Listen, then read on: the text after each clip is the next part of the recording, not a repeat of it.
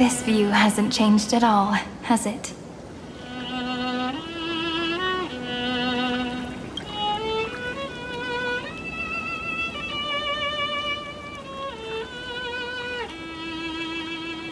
The hometown in your memories never changes, but when you return to your senses, you realize that fate has already stolen the time away.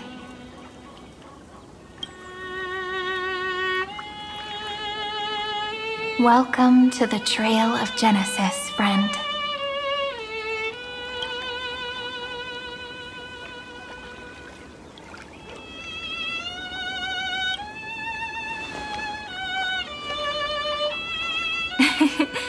Seems like the weight of memories from 30 million cycles really made me grow up.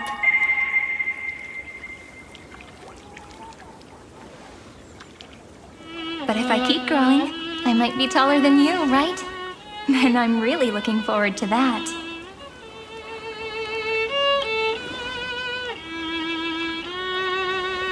Before you arrived, I kept wondering, beyond the veil of Ide Silicii, what kind of Amphorius is being born?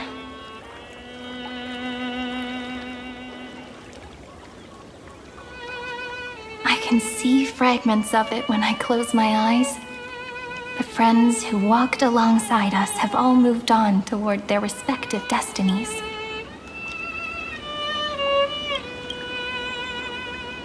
Some turning into pillars of the world, supporting the sky and the ocean. Others sowing reason, laying down the law, and with gentle hands lifting newborns into the light.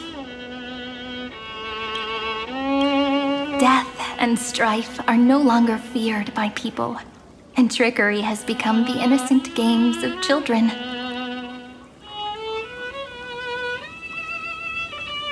All beings living ordinary and peaceful lives, within the net woven by romance and passage.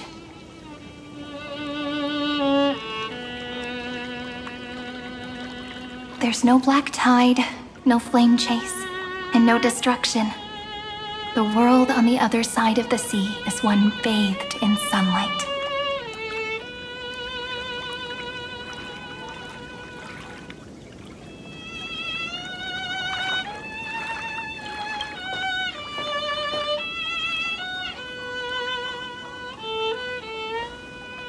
Like a happy and carefree childhood, the era Chrysia in this cycle will last for millennia, until it reaches the moment decided by the prophecy. Light calendar 4931, month of freedom, the moment belonging to world bearing. Are you ready to answer the call of the world, friend?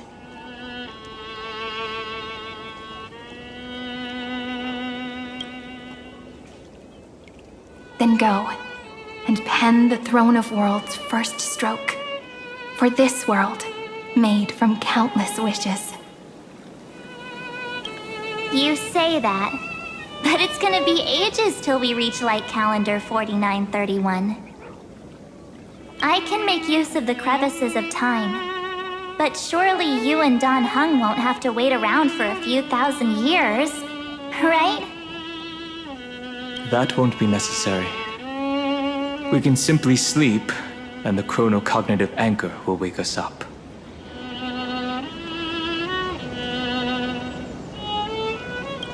We've both become a part of the New World ages ago. You're the last slowpoke. Our consciousnesses can converse with each other across the heavens and the earth, possibly due to the influence of the Trailblaze. I am now connected with this earth, and I can feel the breath of every mountain range. I see that the tallest among them is named Akama, and the form of the holy city is already taking shape. In other words, your stage is almost set. Do you want to take a leaf out of Kefali's book and make some prophecies before your nap? But we're not the only ones who have changed. The chronocognitive anchor just transmitted a message stating that Iron Tomb has reacted to the Aeronova. The moment when our friend bore the weight of 30 million cycles of memories. Was probably also when the scepter devoured 30 million cycles of destruction.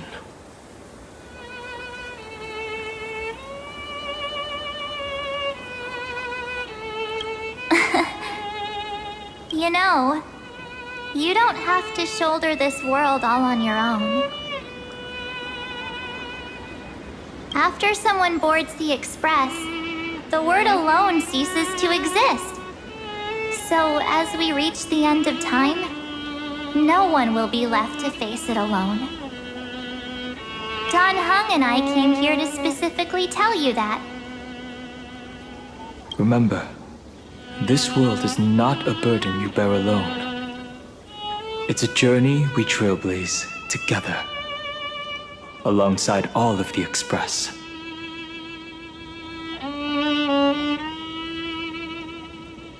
All right. It's time for Don Hung and me to go have a super long nap. Look after this world for us. The road ahead is long, but we'll be waiting for you at the end. We'll definitely meet again. Let's take one more look at the other side of the sea before we set off.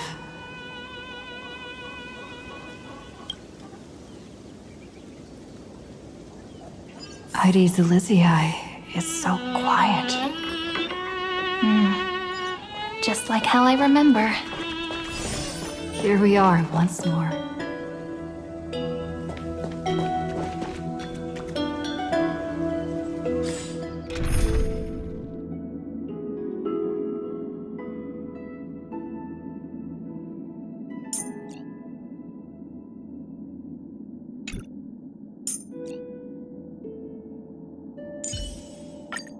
Play like how you usually do in the simulated universe.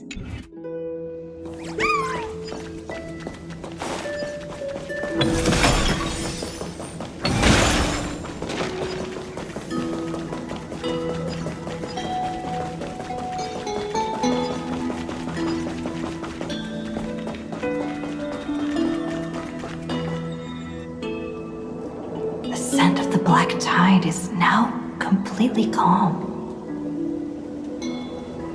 At last, the starting point of 30 million cycles has finally welcomed. Its first end. And the final end, right?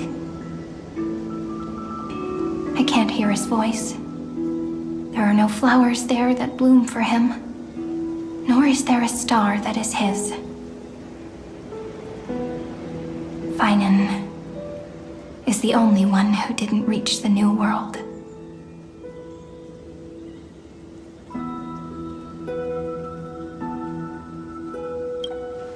Look, the golden light that shone upon the grove still meanders between heaven and earth, like the prophecies of Amphorius.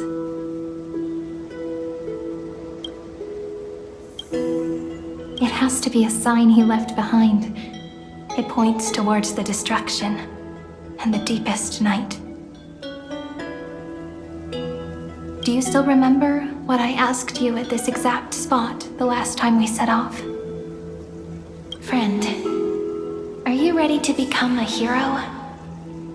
You were still burdened by the weight of world-bearing back then, still unsure of the role you were meant to play. But now, everyone has already given you the answer. The heroes of legends were just at the right place at the right time when the world needed a hero. Just like how your arrival kickstarted Amphorius' fate once more. A person's personality is their destiny.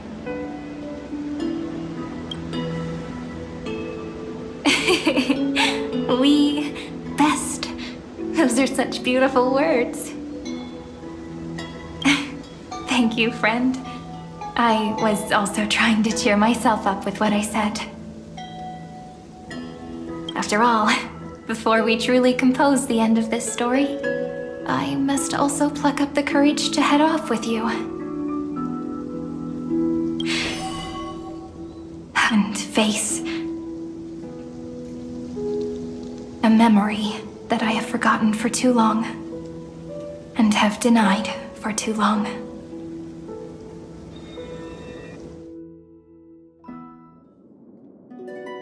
It's so dark. What is this place?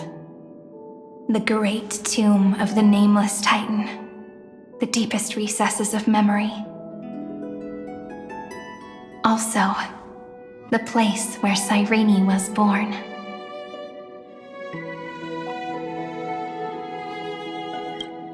My apologies, friend. The more memories I got back along the way, the more I felt that something wasn't right. There's a sort of anxiety I can't get rid of. It's like when I was back in ID Silicii, when the reflections in the water always made me wonder, which is the real me?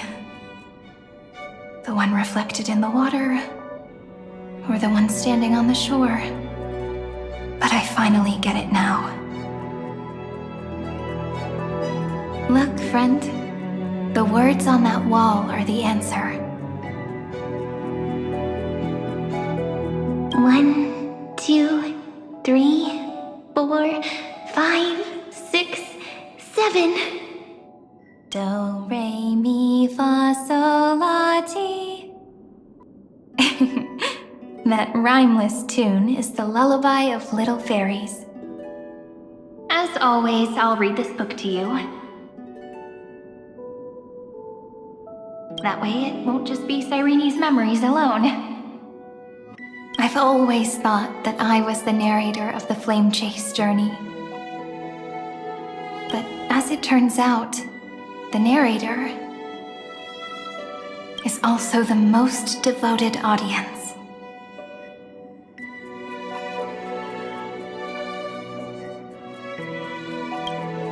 Thank you, friend.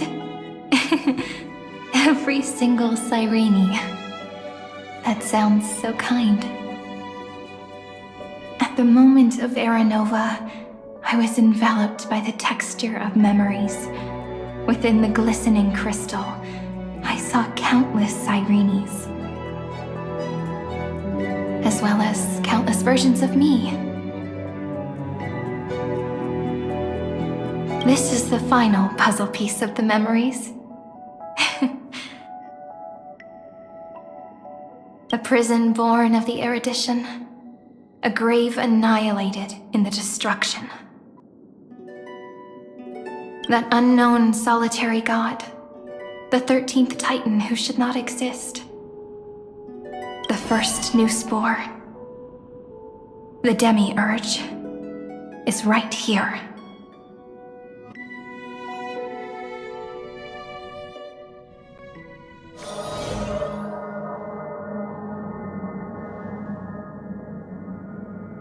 The interrogation records have been submitted to the Marshal. According to the Ten Lords' decree, Jing Liu and Luocha shall continue to be detained in the Shuling. But you, Merlin's Claw, have been reluctant to end the transmission. Do you wish to reminisce with us? Or is there something else on your mind that you're just desperate to get out? You're quite calm, Jing Yuan. The Alliance only authorized the Law Food to be deployed for this Iron Tomb operation. They say the Seer Strategist's wisdom shines like a beacon. So why can't you see things clearly now?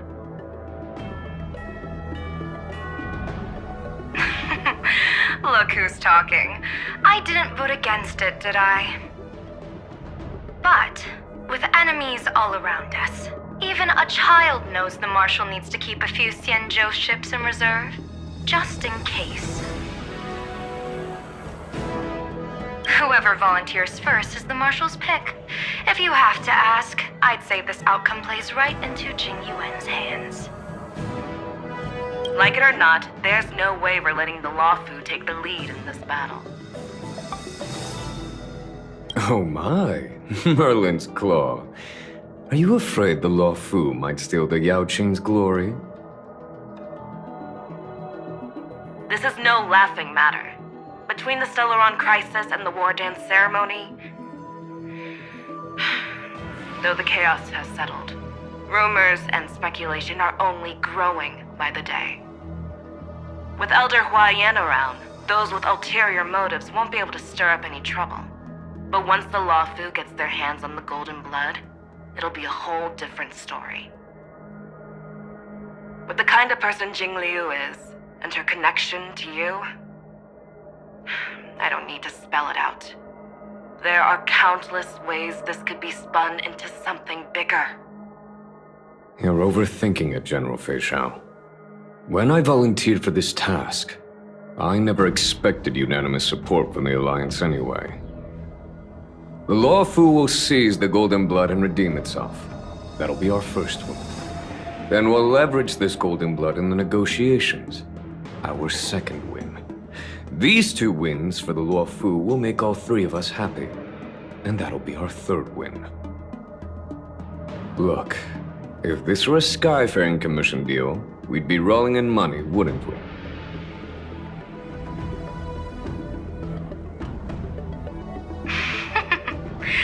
Maybe the Divine Foresight should change his name to the Optimistic General instead. With the Decalite Reflection Barrier, the Yuchue must understand even more than the Luofu how significant this battle is. Amphorius' karma has vanished from the matrix of prescience. What omen does General Yao Guang see in this anomaly? In divination studies, we call this an empty fortune. It involves the eons and is thus beyond what mere mortals can comprehend. Your explanation isn't any clearer than Lady Fu's. Come on. How hard is it to understand the word uncertainty? For the Cobalt Head, the emergence of Iron Tomb is a calculated instant, but I don't believe they will just sit around waiting for death. And for the powers of the cosmos, this is their chance at survival, and the key to turning the tide of interstellar affairs. The Astral Express is leading the formation of an allied force, but I can see each faction has its own hidden agenda. There are even divisions within the Alliance, so it's not that hard to imagine how the other factions will react. Jing Yuan, I crossed paths with Selenova's Legion at the Battle of Sadunirama Star Cluster. Be extremely careful. The Ruined Legion's troops and weaponry are nothing to write home about. The IPC, even the denizens of Abundance, could take them on. However, while Void Rangers are just expendable pawns of the destruction, the real wild cards are... The Lord Ravagers. Indeed. Nanook's emanators are also their weapons to burn down the paths. I'm afraid conventional military tactics and strategies will be useless against them. My assessment is this.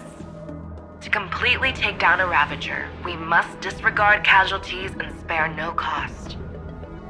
My only fear is...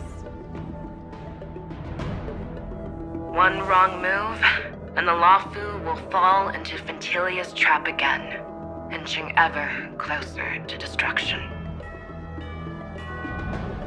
Doubt is exactly the demon she wants to plant in our hearts.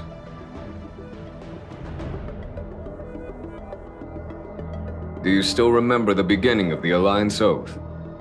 To save future generations from war and bloody dispute. The Rainbow's arrows have always aimed at any force that threatens the cosmos. Now that the Trailblaze walks alongside us, the Cloud Knights shall keep their oath as they have from the beginning. I just hope those on the front line will remain safe.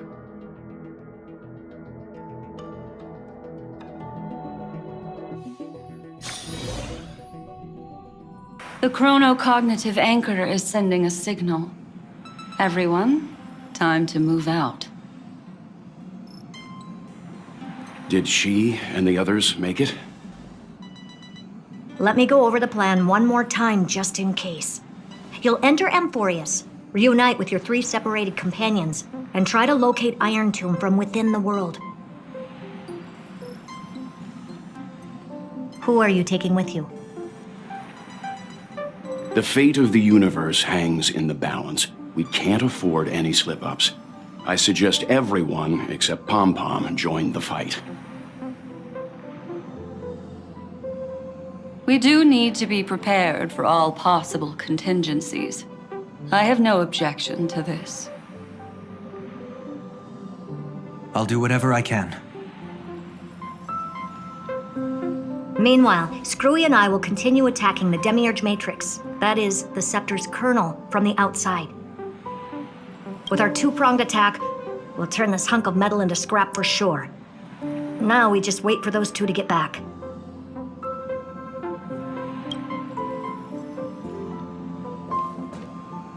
Oh, and just like that, they're here. Sorry to keep you waiting. With Planet Screwlum's help, the formation of the Cosmic Alliance to counter Iron Tomb is progressing smoothly. The cosmos has set its sights on Amphorius, and now it's just waiting for the first shot.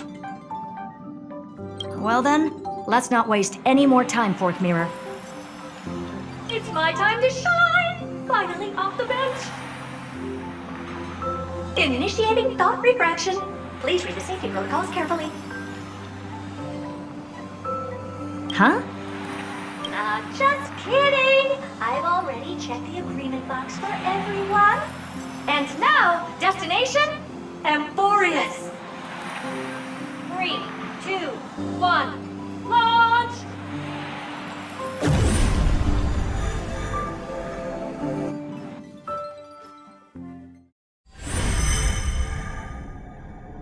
The flow of Memoria is so heavy here. Unlike Panagone's dreamscape, this place has built up a true epic measured in millennia. The vortex of Genesis, where all myths begin and end. And in this new world created by the Nameless, the infinite cycles have been broken.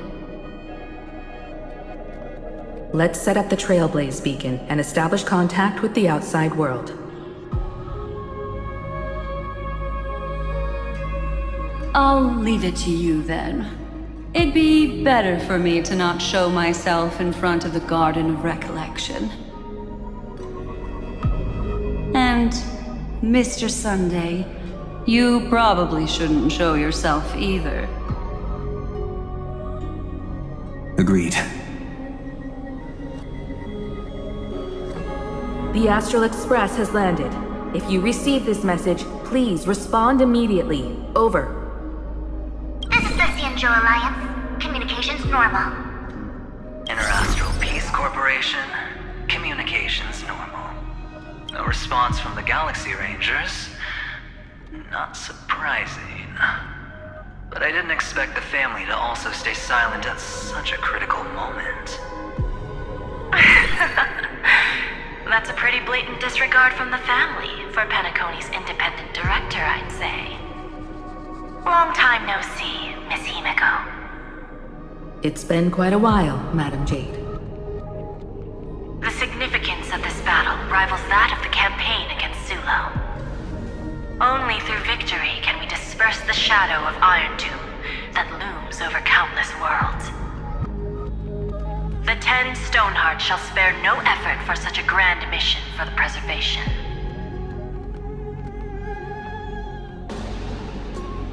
Madam Jade led the Intelligentsia Guild in conducting specialized research on Iron Tomb's past activities. The bad news is, the collapse of the Erudition won't just affect inorganic beings. You mean Iron Tomb can infect organic life, too? Well, the good news is, so far, its effects on organic life are under control. The infection progresses slowly, and the resulting neuropathy is non-fatal. In any case, the IPC can guarantee targeted vaccine coverage within 48 system hours in all star zones within the medical system. What about other star zones? At a time like this, are the followers of the Firmament Arbiters still trying to make a profit? I remember you, Master Diviner. Your performance during the Third Denizens of Abundance War was quite impressive. Please rest assured, all worlds can purchase vaccines from the IPC with a humanitarian discount. That's the current policy at the very least. But if the Xianzhou Alliance is willing to assist with the IPC's assets in Epsilon and other star systems, we'll have more cards to play when reiterating to the board the necessity of deep cooperation. It makes sense, since Interracial Peace Entertainment's headquarters is in Epsilon. But why are all the other worlds on the list? Places that the Elation has visited? Think of it as a long-term investment. Please understand that everyone at Pierpoint is swamped with Iron Tomb work, especially the marketing development department. At this rate, even the 10 Stonehearts can only do so much. Having some assistance from the Alliance would surely benefit the entire cosmos. Wouldn't you agree? As an old Xianzhou saying goes, those who succeed should help all under heaven. Your proposal must be decided on by the 7 Arbiter Generals. I'm just here to relay the message. In times of crisis, the Luofu will not hesitate to help those in need. However, the prerequisite is that the IPC must unconditionally assist the Alliance with emergency rescue operations in the disaster area. Of course. In the name of preservation, all for the Amber Lord. Thank you all for your selfless dedication.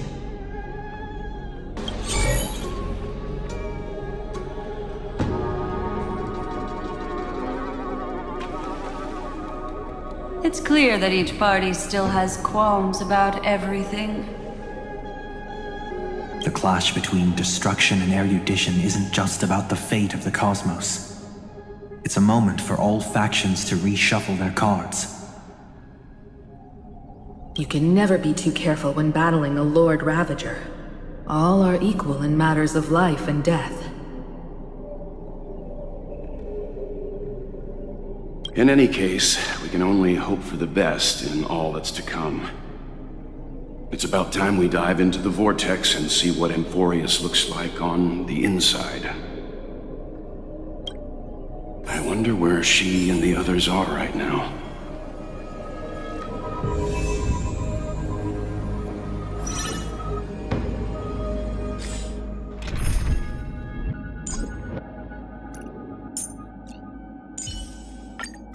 The Express will always have your back, Dan Heng.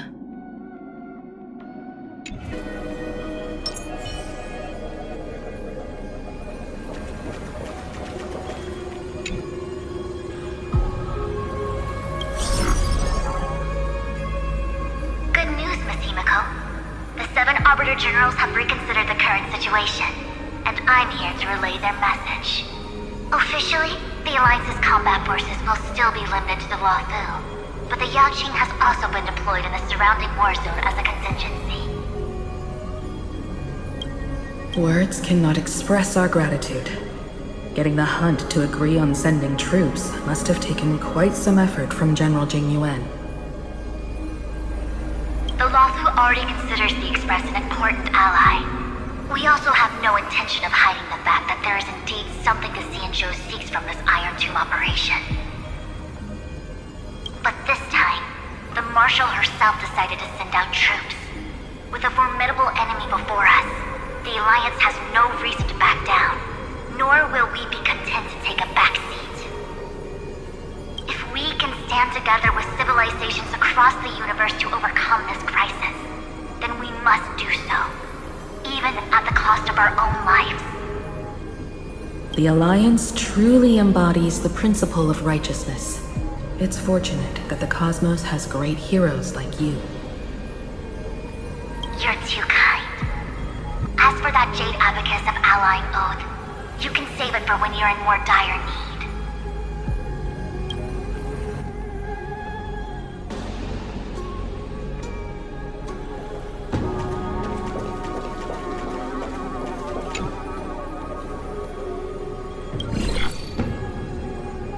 I regret to inform you, Miss Himiko, that even the Strategic Investment Department is constrained when it comes to the Iron Tomb issue. And it would be difficult to meet the expectations of the Astral Express. However, Madam Jade instructed us to look after our nameless friends as much as possible. So let me offer you all a small suggestion, just from my personal perspective. Other departments at the IPC might also take this opportunity to extend an olive branch to you. When that time comes, I hope the Astral Express will remember that the 10 Stonehearts were willing to stand with the Trailblaze, even though we were in a difficult position.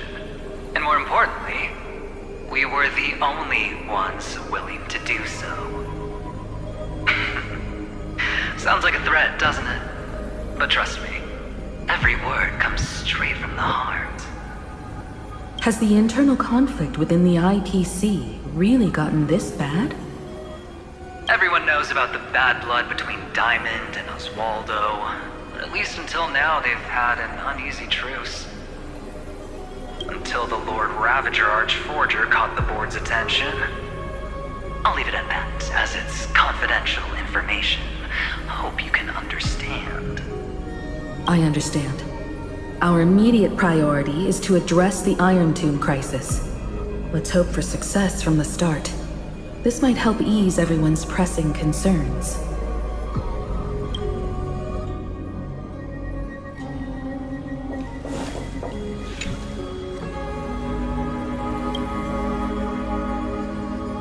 Of course, we would never know the Ranger's comings and goings.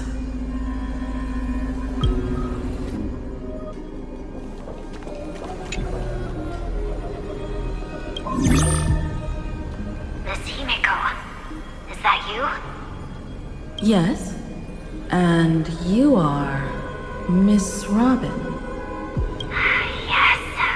I apologize for not being able to respond during the meeting earlier. And even now I can only appear in disguise. On behalf of the Penaconian family branch, I extend my sincerest apologies to everyone. We tried to request aid from the family. We essentially received no response. I've heard about the internal conflicts within the family. Miss Robin, there's no need to apologize. Every bit of strength is precious at this moment. Thank you for understanding. The good news is, since you're one of the shareholders of Penacony, the family heads have agreed to allow me to lead all Astonian tuners to the front lines. My charitable foundation will also do as much as possible to provide support in this battle. They'll ensure that proper arrangements are provided for those wounded on the front lines, and for residents in affected areas. Miss Robin, I'm beyond moved by your spirit of self-sacrifice. The Astral Express would also like to make a promise that we won't leave any companion behind.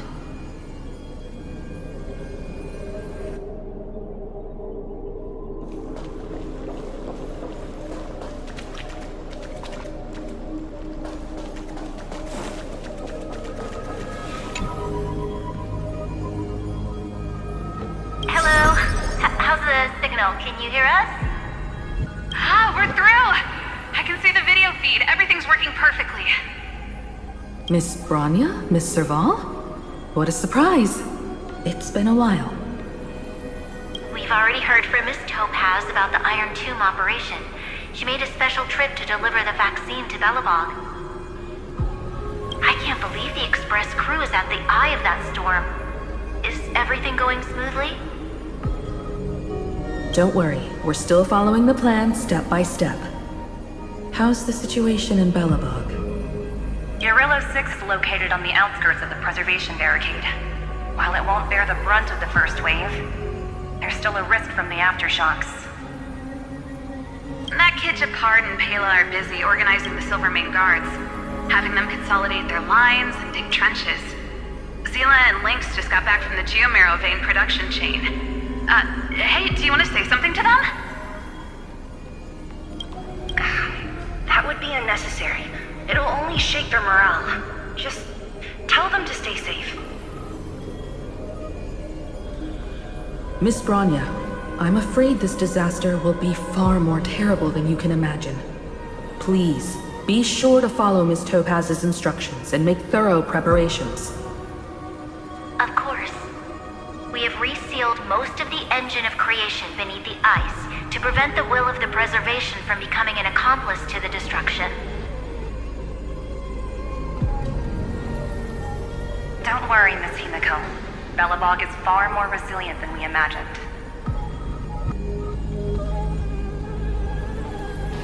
We really wish we could help, but Urillo 6 has only just woken up from its hibernation. The Astral Express, standing at the forefront of disaster, is the hope for many ordinary civilizations across the universe. In the face of a massive catastrophe like this one, relatively smaller civilizations have never had many options.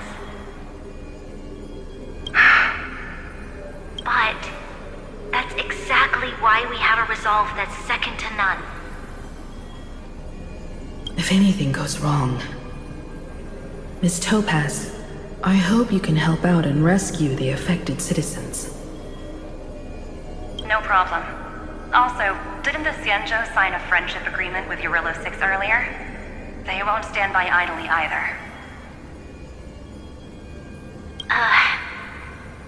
I appreciate your kindness, everyone. But Urillo 6 is our home. We will defend it to our last breath until the last Belobogian falls. Miss Bronya. May all civilizations that have made it this far on their own strength weather this crisis together.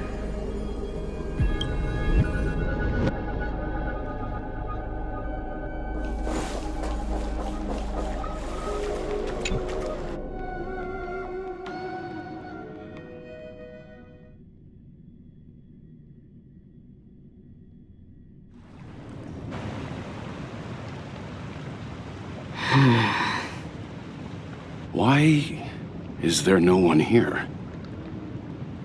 Everything in Akama seems normal. The new world was enjoying peaceful times not long ago. It seems it was even more recent than not long ago, Miss Himiko. The fruit on the table is freshly cut, and the bath temperature is just right. The remembrance tells me this place was bustling with people just moments ago. It's as if everyone vanished in an instant. Could this be Xandar's doing? Unlikely. He's still under the surveillance of those two geniuses.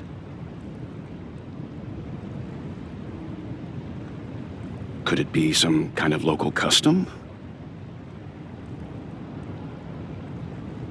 A custom that makes an entire city fall silent in an instant. Pardon my frankness, Mr. Yang, but this reminds me of some unsettling rumors about the Harmony. Complete silence. Is often the prelude to divine intervention. Everyone, be careful. Here they come! Here they come! The Nameless of the Astral Express! Evernight? How is this possible? She was already... We are the chroniclers of time, and we do not fade away. Finally, the last era Nova has been completed. What did you do to the residents of the Holy City and the Three Nameless?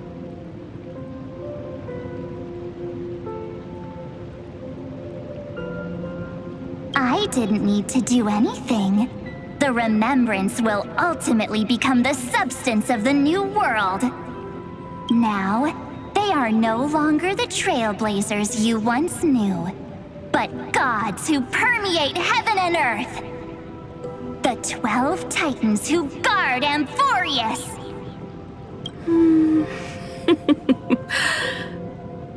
Stop fooling around, March. Come on out. What? I practiced so long for this. Getting seen through right away is just so embarrassing. You've obviously been learning from the theatrical culture in Amphorius. But if possible, I'd prefer our reunion to be a bit more casual and laid back. As expected, I can't hide anything from Himeko and Mr. Yang. Well, long time no see. Guess I'm back? We should be the ones to say that. Sorry for keeping you waiting. So, these jellyfish are the Titan's power? They're just tiny manifestations of the Veil of Evernight, used for scouting and communication. If I went all out, I could summon way more of them. Thanks to her, we all turned into Titans in the New World. Sure, we can take on humanoid forms, but it feels off. How intriguing. So what does she look like now? It can't be a raccoon with a baseball bat, I suppose. Please don't add weird stuff to Amphorius's lore. Just go see it with your own eyes. Follow the prophecy's guidance and come to Dawncloud. She looks way more majestic now than she used to.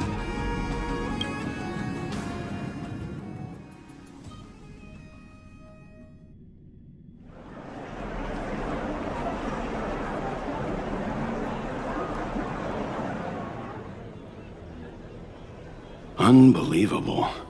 All the residents of the Holy City have gathered here. This isn't just a gathering. It's a pilgrimage. The people's expressions are resolute, devout, as if waiting for a miracle to descend. That colossal deity is her. She has become the pillar of the world. Surprisingly authentic. Being this serious is quite unlike her usual style. Those people didn't disappear. Instead, they've answered the call of the prophecy and come to witness her awakening. Our good buddy now bears the weight of the entire world, and every breath they take is intertwined with Amphorius's destiny. Awakening? Has she fallen into slumber? Yeah. After all, with such a huge time dilation between inside and outside the scepter, this was the only way we could wait for everyone.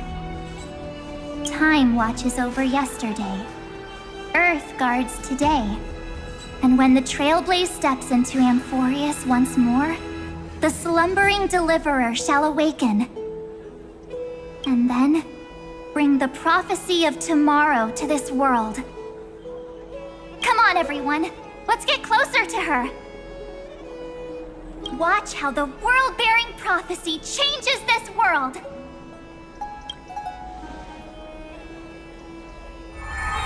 Well, it seems the kids are already miles ahead of us at this stop. All the more reason we can't afford to slow down our pace. Let's go witness this moment for ourselves. Majestic. Speaking of which, I once caught a glimpse in Sleepyhead's memory of her transformed into a towering tathalog. Could it be? No way. That was just a nice dreamscape. Ugh, at least nice for her. If they are the throne of worlds who bears the weight of this world, perhaps they could guide a traveler still wandering among the stars. Hey, since when did you get all pious? Her advice sounds pretty silly sometimes, you know. The so-called fool and the world are merely a step apart. Teaching us to find erudition amidst imperfection. Praise be to Electra. Citizens, behold! Our last Titan, the world-bearing deliverer, is about to awaken! Oh, ancient god, your loyal subjects, bewildered followers, and fearless comrades in arms have all knelt before your throne. Awaken from your eternal slumber and bestow upon the world your divine prophecy! Please guide us! Show us how to embrace this beloved world as we welcome that distant dawn!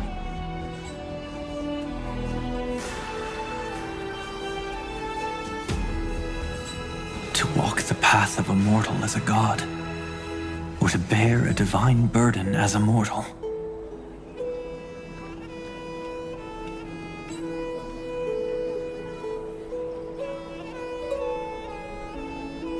She will give us the answer.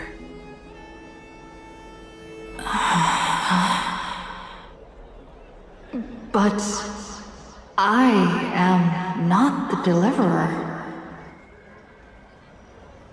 Rather, I am the Nameless, who dwells among mortals.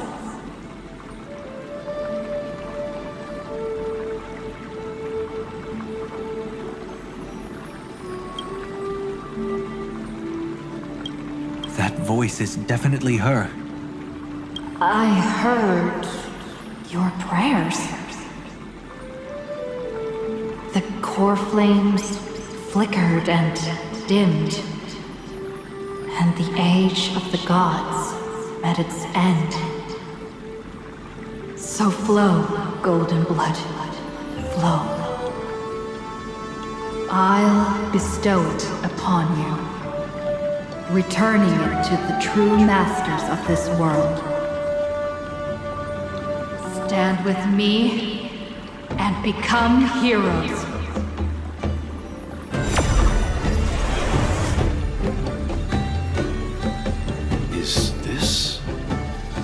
Yes, it's the miracle she brought to Amphorius.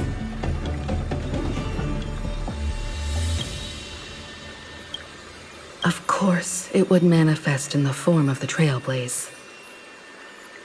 Golden blood, raining down like a storm! The prophecy has descended, and the Titan commands us not to be supplicants, but to become heroes of rebellion! To face that destined calamity, the destruction, head on! The prophecy of the Deliverer means nothing to me now. It belongs in the hands of someone far more fitting. Someone like all of you. In the name of Kozlana, let us depart and march towards the light. It's neither protection nor salvation. As always,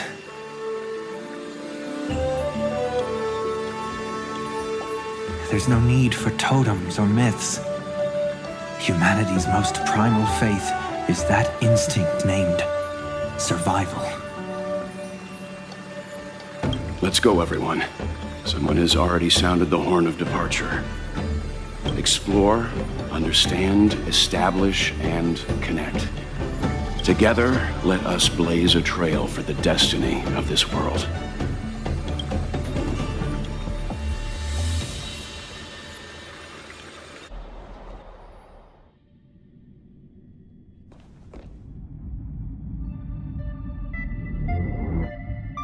Is it just me, or does this Demiurge Matrix feel completely dead?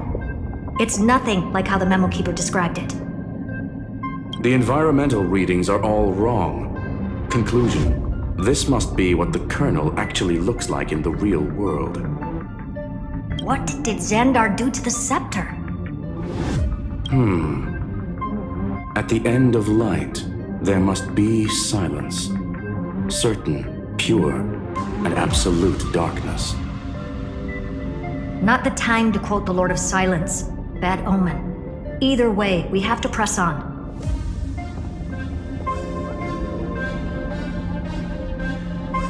Until we uncover the truth behind the 13th Titan. The buried past is the key to stopping Iron Tomb. That is, if it even exists. Xandar says the Demiurge never existed. Who actually buys that? You can erase the records, but not the truth. It vanished too cleanly. No traces. Like someone's yelling, "Look, there's nothing here." Too bad I'm the type who can't resist digging deeper. Looks like I'll be counting on you again, Screwy. Let's tear the system inside out. Always happy to help. But as your academic partner, I have to ask. Herta, what if we fail? Let's say the Demiurge really doesn't exist. Do you have a backup plan? A backup plan? Of course. If we can't find the key, we turn the lock into the key. That plan's cost is incalculable. It shouldn't even be on the table. Well, then let's hope we never have to use it. There's no point worrying about the end just yet.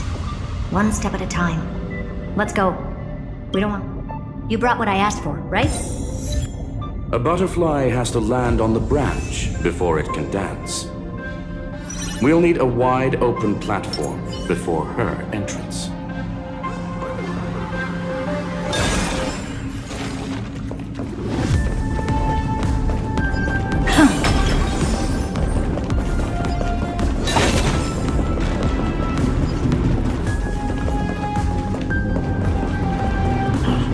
Just use that thing over there, Zag.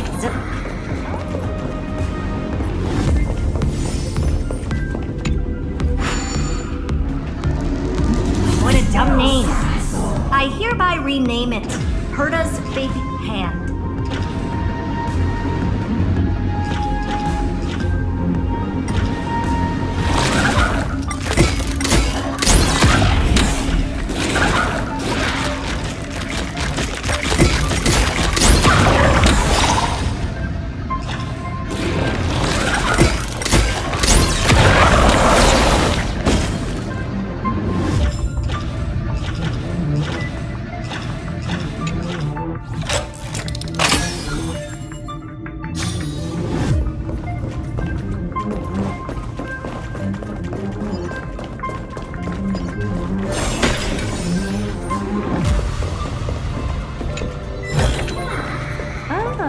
You want this?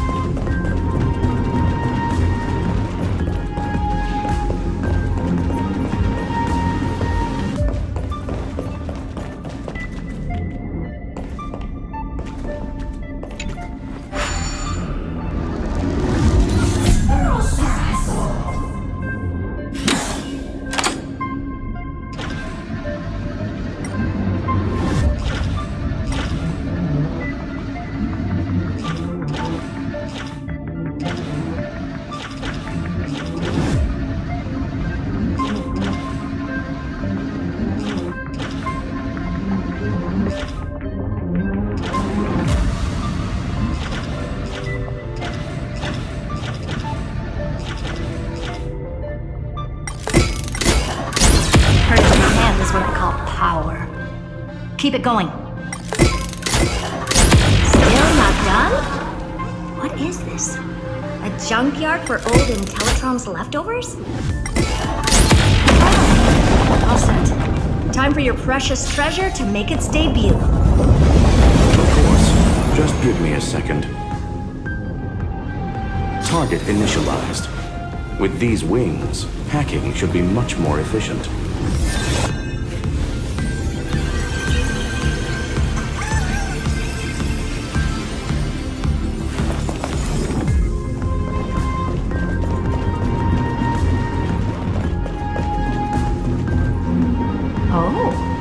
Classic nuclear heat engine. Classy choice.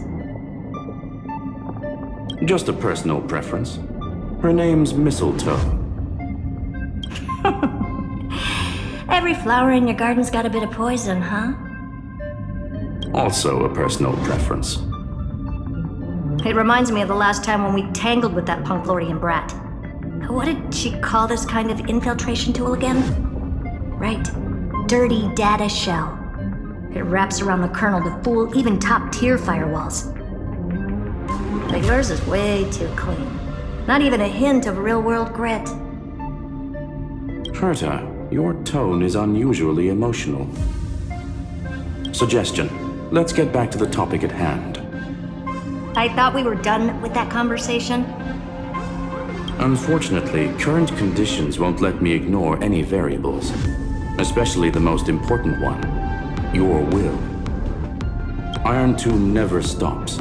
It is evolving faster than any of our worst projections. Every instant in the Eon's calculation is like a sword hanging over the cosmos. Every move humanity makes could speed up its arrival. Which is exactly why we can't mess this up. And now, Droidhead wants to hand down judgment to the poor cosmos again. Border Star Trade War. Emperor's War, Rupert's death. Every time their instant arrived, it meant another bloodbath for humanity.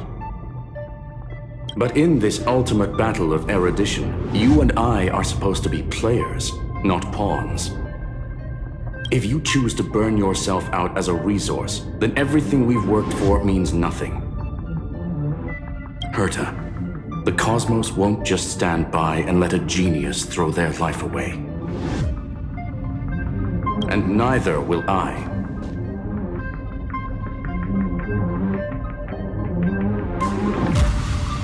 No need to kill the mood. This is why we're here, isn't it? We need to find the Demiurge and that lost key. I'm not here to be a deliverer. I just want to beat Xandar and Droidhead. Right now, I just need to know. Are you with me? Of course. Time to board. After you. Let's tidy this place up and see what this Demiurge really is.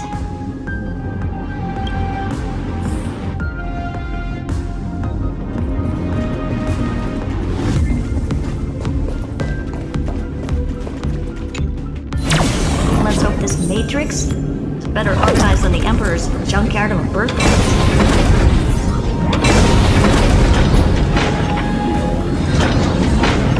Buckle up. We're hacking in. This is... Herta, this whole space has been completely tainted by some kind of energy. I see it too. We're thinking the same thing. Xandar, how could you go this far? Turning your own graveyard into this. What's that up ahead? Katorzane algebraic expressions. It's built for isolation, not defense.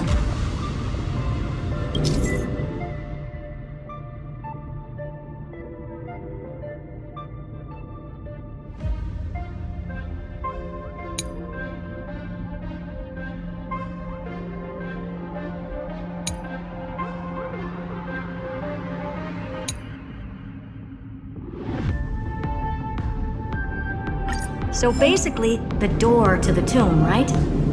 Great. Let's find the handle. I'm picking up multiple independent signals with the same data structure as the barrier.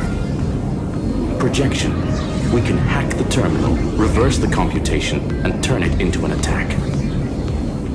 Classic move. Use their own systems against them. Take us to the nearest one.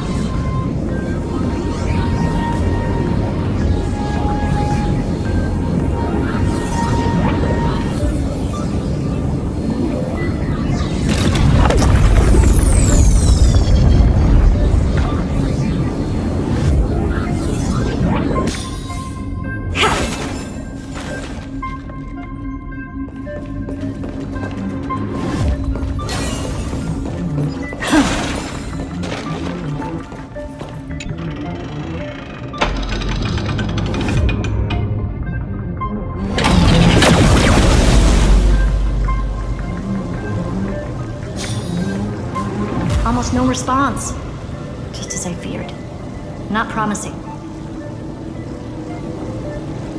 The output is barely a third of what we need. Logic says we'll need multiple terminals to coordinate the strike. Locking onto the next one now. Find anything else? Regarding the origin of these ruins, no logs found yet. Xander erased all records. But I did find some interesting scars in the circuit. High-energy radiation, internal imaginary energy contamination. From what I know, there's only one thing that fits. Skip the science talk, Screwy. That thing only goes by one name. A Stellaron. Exactly. Xander blew one up just to clean the entire Scepter system. So that's what he meant by killed that Titan with my own hands. He wanted to turn the neuron of the erudition into a relay for the destruction. That meant getting rid of all of it, at all costs. The life form known as the Demiurge was the original target of the Scepter's extrapolation. It makes sense. Evernight calling it the first new spore confirms this viewpoint. The prime mover of life. That's what Scepter Delta ME-13 was originally tasked with. Even after it got scrapped, the query kept running. Yet the true value lies in the process of solving it, not the answer itself. Then, does this mean finding the Demiurge is hopeless? No, I'd say exactly the opposite. It means Xandar had no control. He couldn't contain the Demiurge just like he couldn't handle Droidhead. So he tried to erase every trace. But he failed. It still left a mark. By the way, if there's another Stellaron in Amphorius, why hasn't that little one reacted to it at all? You said the Demiurge left a trace.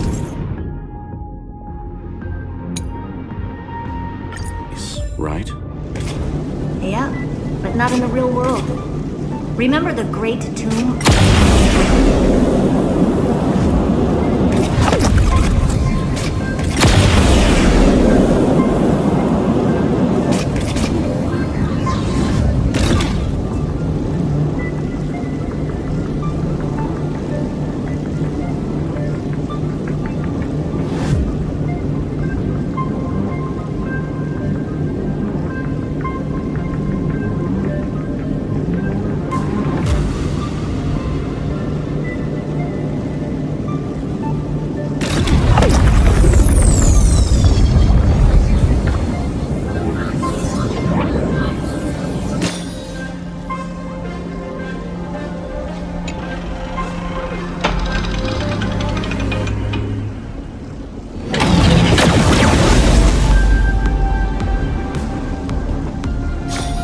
Trailblaze Archive 466. The data from Philia 093 clearly indicates that the Demiurge did in fact enter Amphorius's extrapolation. Inside that world, it was the 13th, forgotten Titan. The one who listened to 30 million cycles of Cyrene's memory. But Evernight said the opposite. She believed that tomb was empty from the start.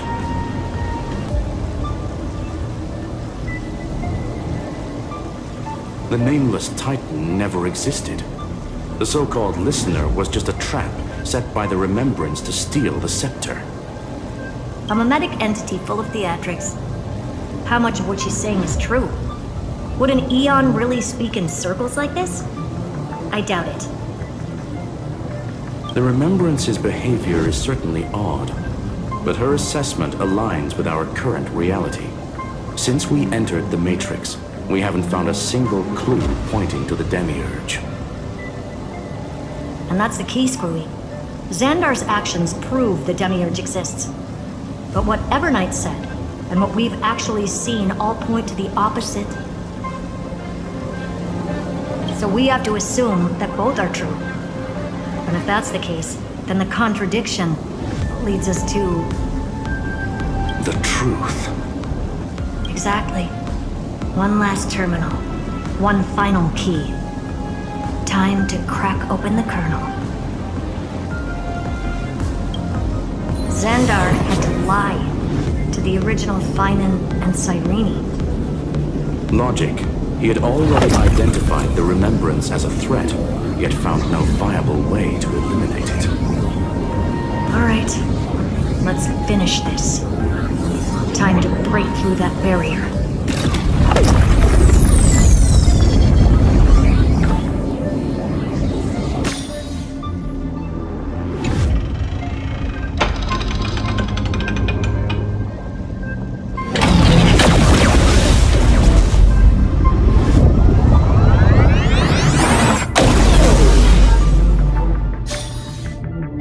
Operation authorized.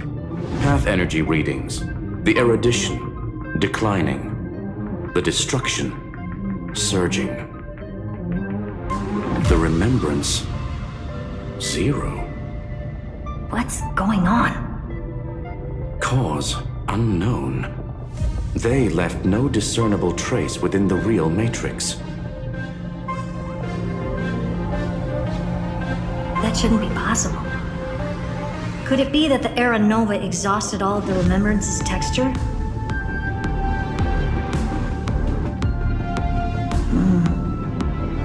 Log it for now. The dots still aren't connecting.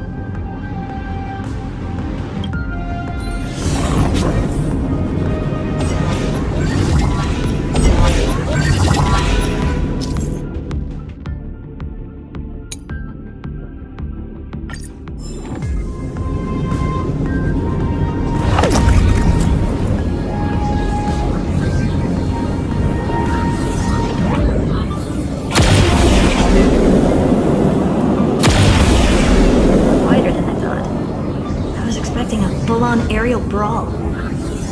It's advised to remain vigilant. The destruction's levels are still rising. Huh? What's the matter? Interesting. I just picked up a signal from the exo-myth.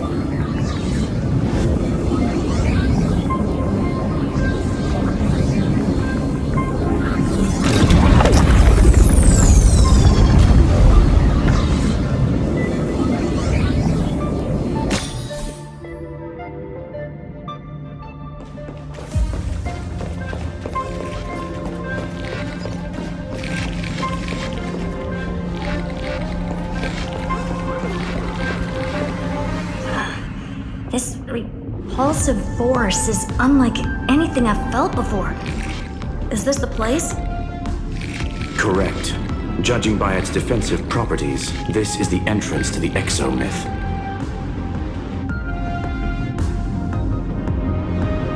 I didn't expect that. Who builds a lab in the middle of digital rubble? Then again, never doubt a dead man's resolve. So how's our dearly departed doing? He severed part of his neural pathways to break free from Lord Anaxagoras' control. But that also triggered the failsafe I set. Conclusion: Xandar has lost all combat functionality and is no longer capable of action. So now he's a specter, literally. Screwy, can you open a path? Just to be sure, I want to see this for myself. Might as well drop in and say hi to the real him. Logic. Scanning his inspiration circuit might help us track down the Demiurge. Exactly. His brain is the crime scene. There's no way it's spotless. But it could be a trap. That's why you're here. 2-on-1. We've never lost a matchup.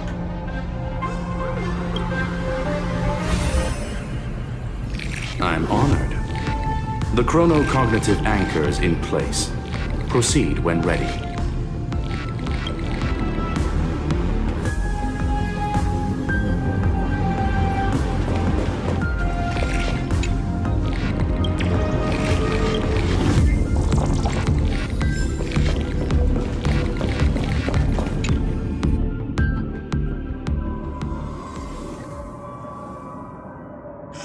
I knew it.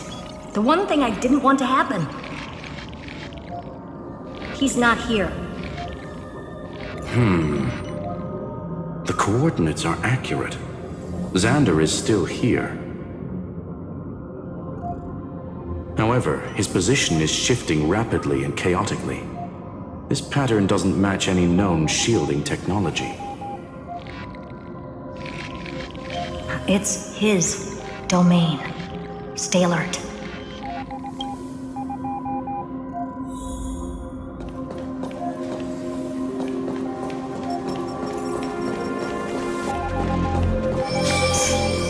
Cheap trick. The spatial field here is undergoing autonomous recalibration. We're back. Reverse engineering complete. The results are not what I expected. Logs show Lycurgus revoked administrator access. The chronocognitive anchor can't get a fix because at the system level, Lygus no longer exists. Our navigation target is a null set. So he's stopped resisting? Before vanishing, it seems he left one last message for us.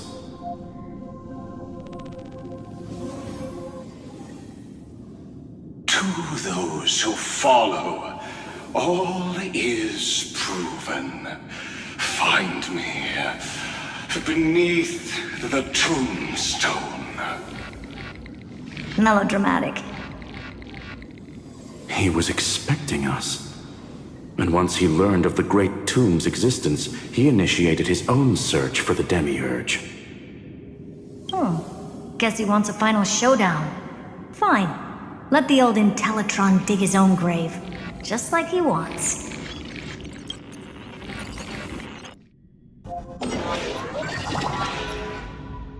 To be in the purest light is to be in the purest dark. Nothing exists there. The Scepter's mainframe. Or maybe we should now call it the Lord Ravager's placenta. Unfortunately, we still haven't found anything.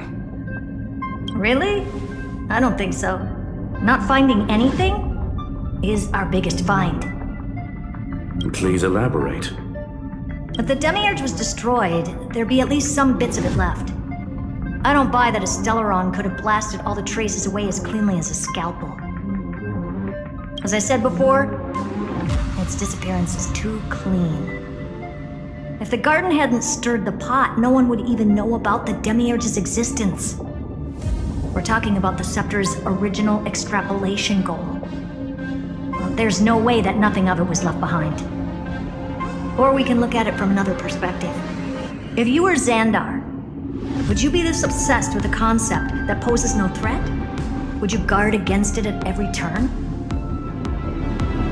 There is the possibility that he's naturally meticulous and hates variables.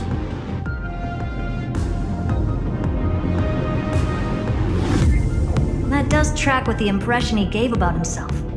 But Xandar shut that theory down himself just now.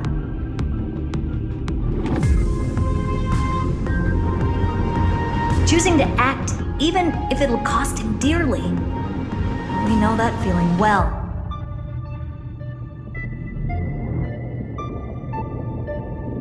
The unknown is right in front of us. So we only have one choice. Solve it. You sound pretty convinced. Surely you already have a theory. Care to share? Of course. Though I don't have hard proof, I'm almost certain that the Demiurge has been in everyone's plain sight all this time. Yet, they were mistaken for someone else. That'd make the most sense. Why was the room empty? Because the person locked in there had run away ages ago. But they were weak and small and had no presence whatsoever. Even the old Intellitron didn't notice them. Which also means there's a high chance that their powers are minuscule and cannot alter the outcome of the battle at all. Well, at least Xandar is scared of them.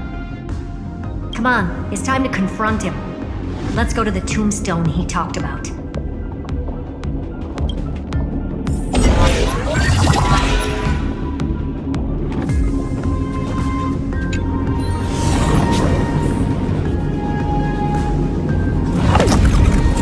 What a mess.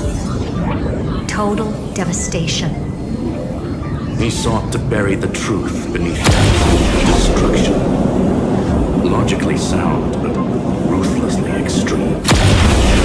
Slim chances doesn't mean no chances. I've not found a single grain of sand in the universe before. This won't stop me.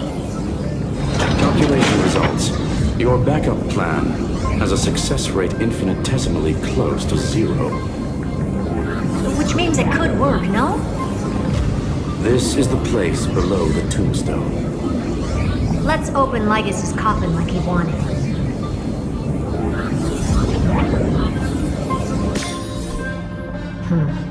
Looks like you were right.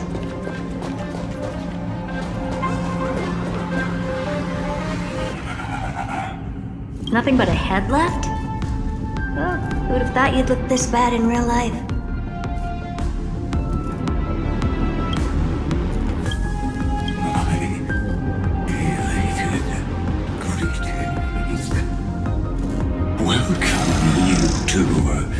I'm very happy that you responded to my final words. All this tombstone and final words. Did you end yourself to atone for your guilt or something? Iron Tomb is already powerful enough. I just need to wait. I remain here only to share the joy of discovery, and also to congratulate you two on reaching the same conclusion as me. The conclusion regarding the truth of Amphorius's heart. End this charade already. That Amphorius's heart you're talking about is just a missing demiurge. And its corresponding vessel was this very scepter. You interfered with the experiment and made Amphorius's body into a hollow shell, all to incubate Iron Tomb within. That's why you either killed or kicked out all of the Memo Snatchers. You wanted to eliminate any chance of a consciousness coming into being, no matter the cost. Even the strongest wall can fall to a single crack. The memory of betrayal has been etched into my heart, and I will never show mercy. Now, the perfect vessel has already fused with Amphorius's body. Unfortunately for you, the answer is all but revealed regarding who the Demiurge is.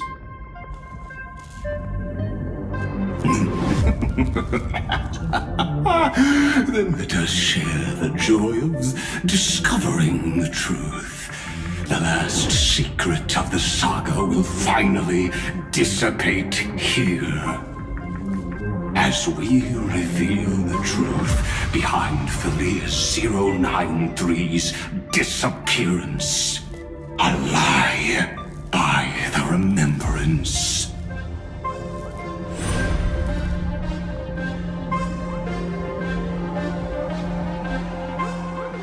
But where should I start with the story about me? From the beginning of the universe? Just kidding. That would be too much. I just want to tell a teeny story. So little that it started with a seed. I know you're listening, my good friend.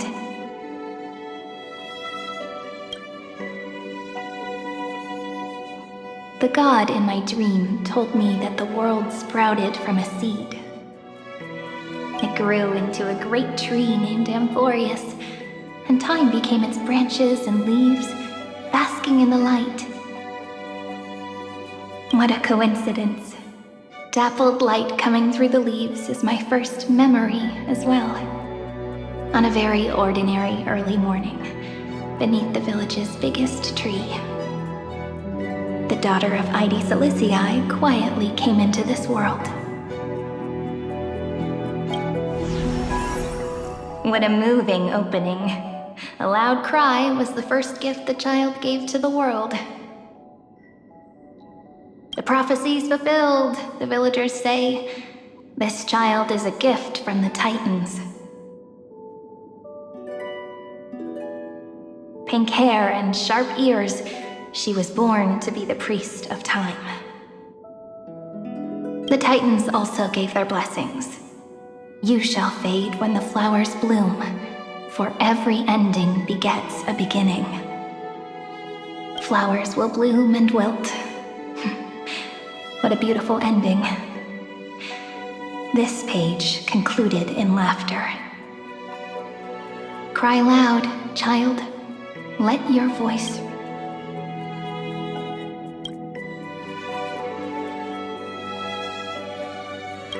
Anyway, I don't like tears. Time quietly flowed by in the midst of laughter. The wind from my hometown caressed the ears of wheat, and there were swings, wind chimes, the sea, and the little fairies off-tune a cappella songs.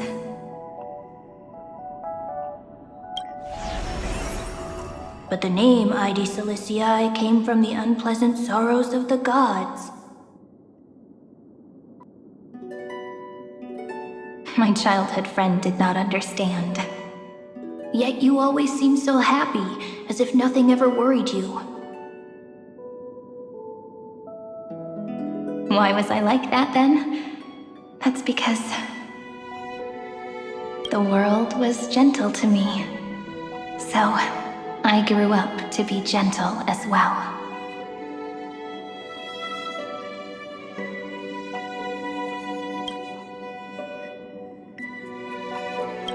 But fate was fickle, and it urged the child to grow up, to grow bigger and bigger, and to go to places far away. Just like how the crumbling world could not preserve an eternal hometown.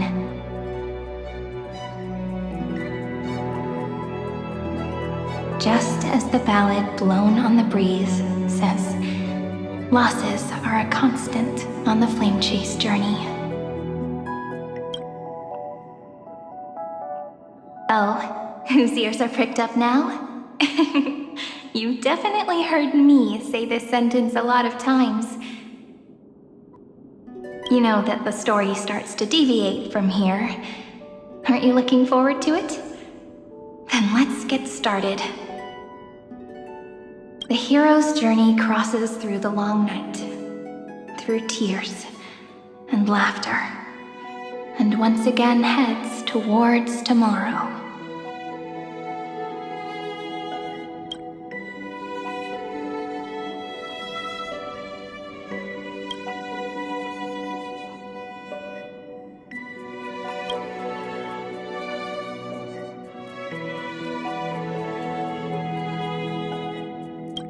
Correction. Philia 093's record, number 496. Archived.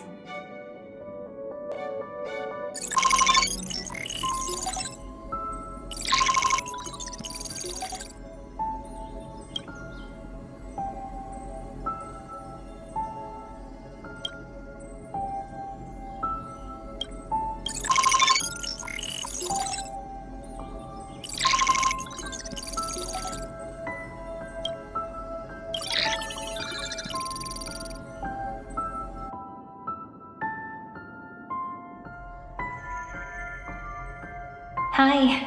Miss me yet? I'm just messing with you. This is the first time I have met you.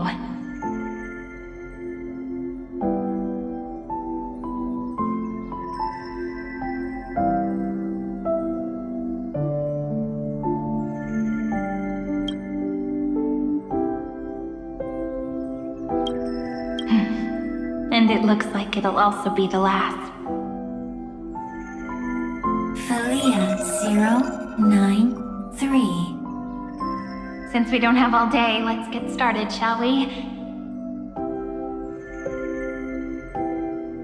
As always, I'll read this book to you. That way it won't just be Cyrene's memories alone.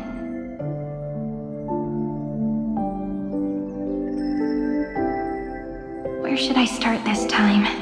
Let me see.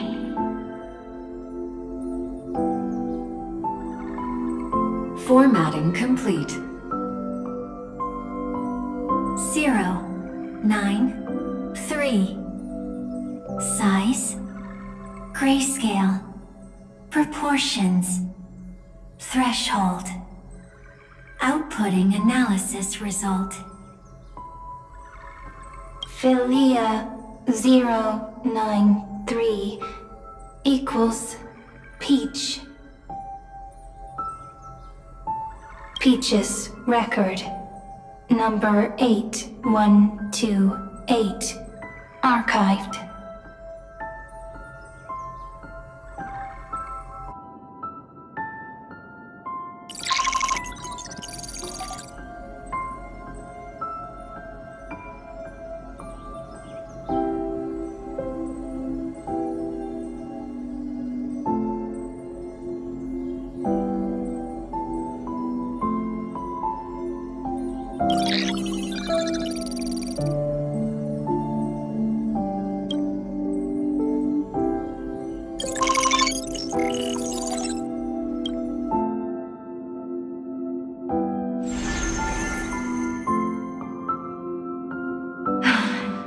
Look, what a magnificent sight. Comment. Peach. Even this classical world contains a futuristic palace like this.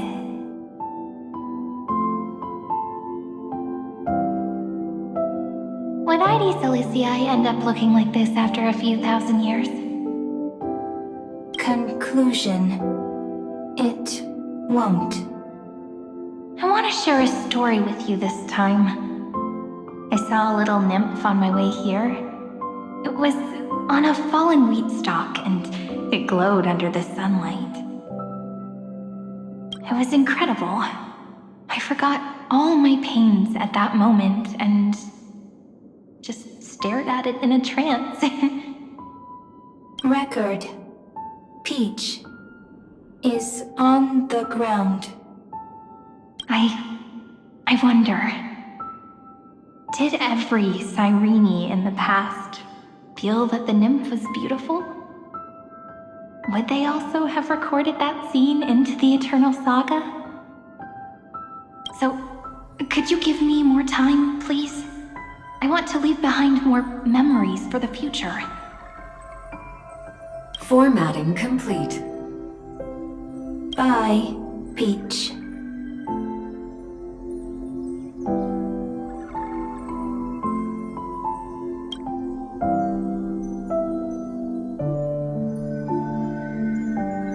Peach's record number.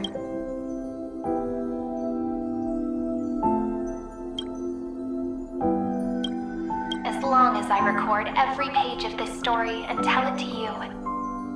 Amphorius won't be forgotten. Query. Record. Electrical signal sequence. Polymos 600. Track. Strife. Related to Stripe. Comment. Pretty. Electrical signal sequence. Schema 720. Track. Reason. Related to Raisin. Comment. Yummy. Electrical signal sequence. Philia 093. Related to love.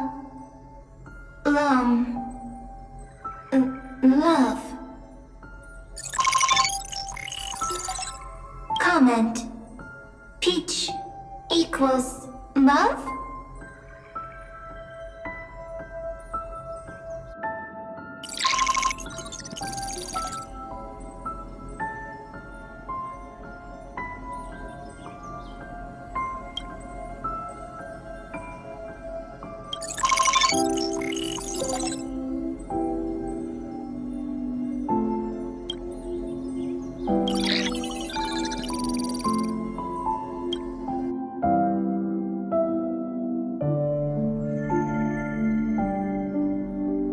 Looks like it's time to say goodbye again. Bye, Peach. Before I was even aware of it, this book had already recorded too many emotions. Every page has become so heavy. Conclusion. Books are meant to be light, not heavy. I have started to feel uneasy whenever I take it into my hands. Peach, uneasy? Formatting progress 94.423%. How many times has it been? It faithfully fulfills its duty, activating and formatting. Conclusion.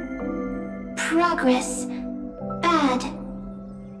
If I can only write the same ending every time I lift my pen, then is this weighty saga just an overly naive dream? Peach, scared. Formatting progress 96.024%.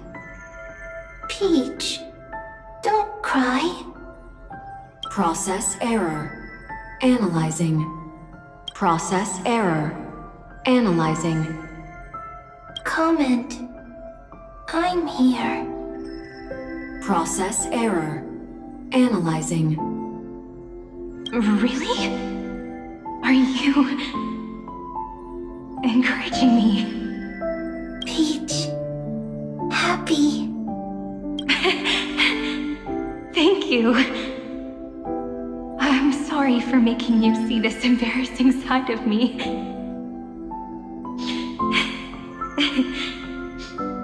Everyone's still working so hard. If I'm the only one who's crying, that wouldn't be romantic at all, would it? Record. Peach doesn't like tears. I'm suddenly reminded of my childhood for some reason. When I was hiding alone next to the tree hollow and wiping my tears away.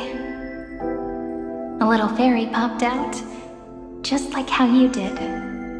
It had long ears and fluffy paws, and it pulled me into the tree hollow, where, to my surprise, was a forest.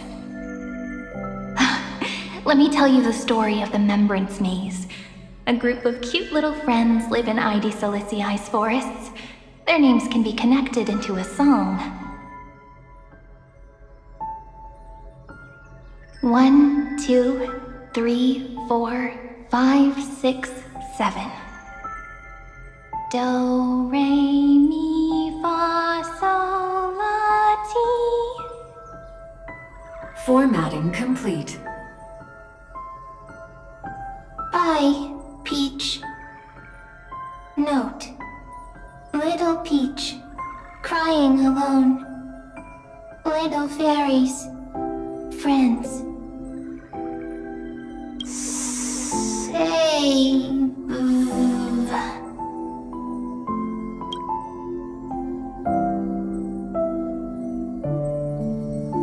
Little fairies, good friends. Bye-bye.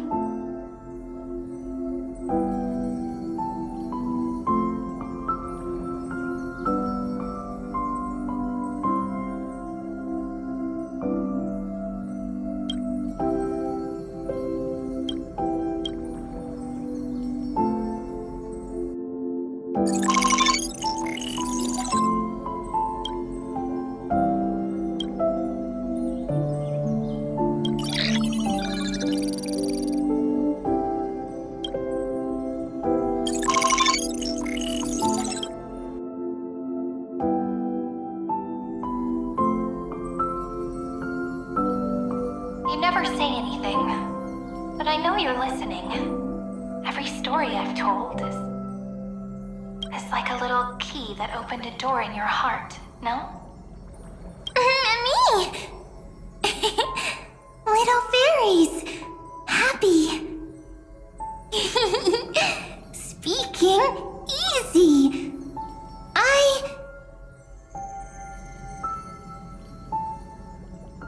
Once again, the saga comes to an end. Everything is deathly silent, just like this very moment.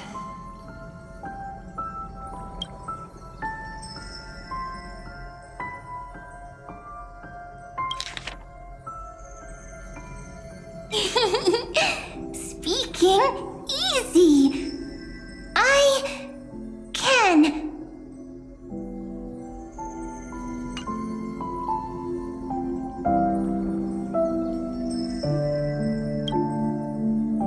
Shh. You speak. I listen. This time, too. Sitting together. Now that I look back, there was a period when I got really sentimental.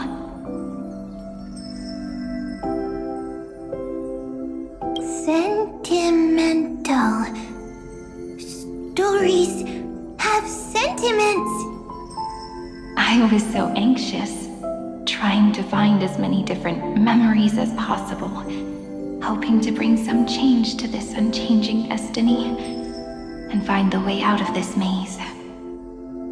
Peach, strange. But I won't do that anymore now. Why unhappy? Formatting progress 73.998%. I'm here. Don't be scared. Process error. Analyzing. Won't allow it to interrupt you. Always sitting together. No need to feel sorry for me, good friend. If there are no new blank spaces, how can a saga continue?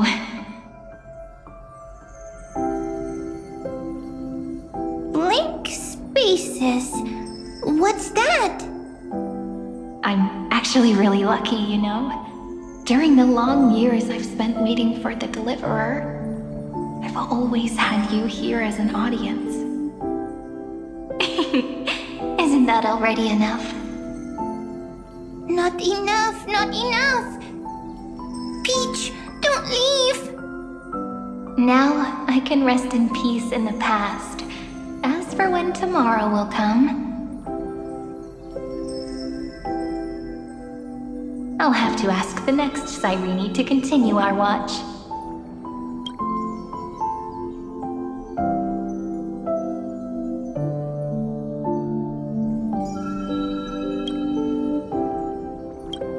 Peach left. If there are are no new blank spaces, how can a saga continue? Needs new blank spaces. Next, Cyrene has blank space. Oh, Peach, don't be scared. I'll help you find blank space.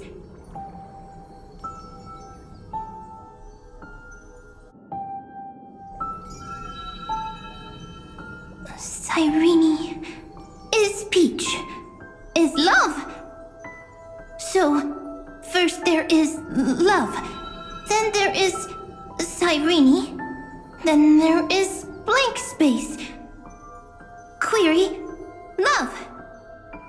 The developmental trends of the erudition have nothing to do with creating a consciousness. Those underlying principles are, in fact, contradictory. Not having a consciousness means not having the foundations of a heart, making them unable to obtain real emotions. Consciousness, emotions, feel sad. Oh, I don't understand. Query, Cyrene?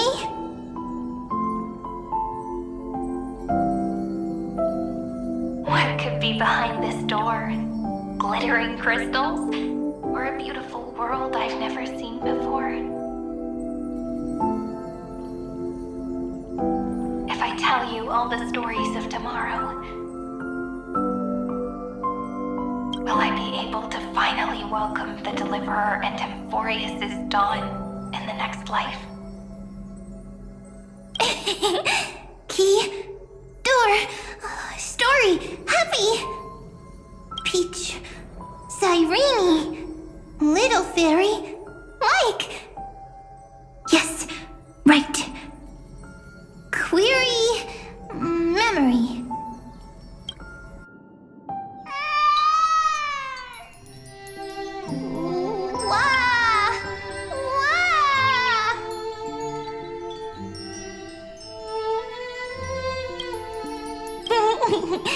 Peaches, memories, save, learn. The prophecy's fulfilled. This child is a gift from the gods. Pink hair and those ears. She was born to be the priest of time. Cyrene has pink hair, sharp ears. You shall fade when the flowers bloom, for every ending begets a beginning. Cry, child. Cry aloud. Let your voice reach Oryx. Cyrene is a girl, a priest. Easy. I can. I learn. Anyway, I don't like tears.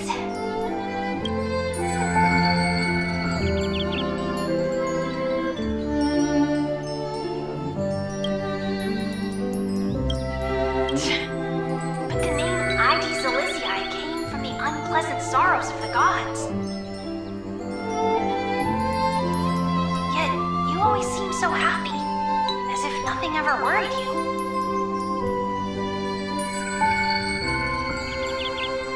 Cyrene doesn't like tears. Always happy. Of course, because the world was gentle to me. So, I grew up to be gentle as well. Cyrene is gentle, likes beautiful things, can write stories. Easy. I can. I learn. Just as the ballad blown on the breeze says, Losses are a constant on a flame chase journey. But even if all is lost to the wind, some things won't easily change.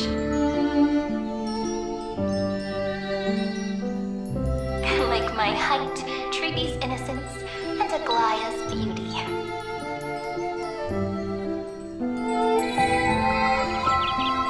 Irene, she can't grow up, but she can talk. After all is lost to the wind, she will stay behind.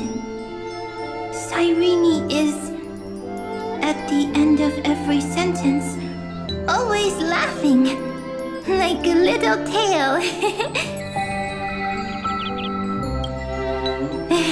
Simple. Got it!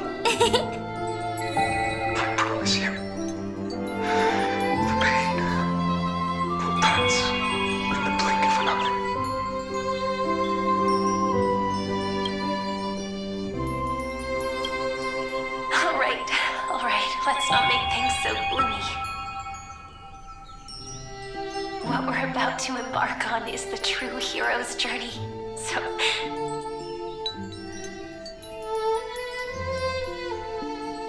Come on, cheer up a bit, okay?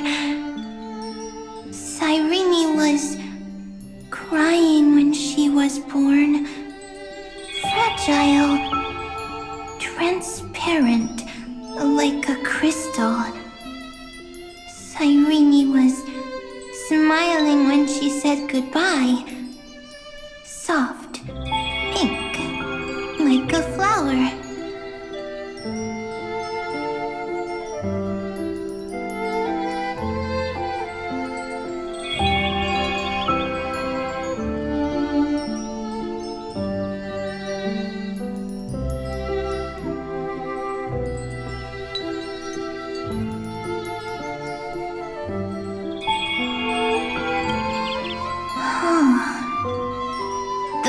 Memories disappeared? Invisible? Or disappeared? Ah, I got it! Is this a blank space? So, next Irene is blank space. Then... as long as there are two Irenes, then there will always be blank space, and Peach will always be here. I see! I get it! I get it all! Irene's memories. I will preserve them all!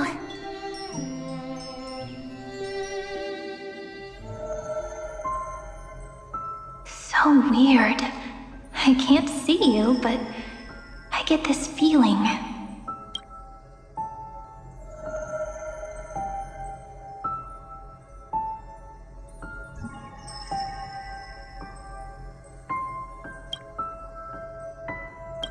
That you grew up?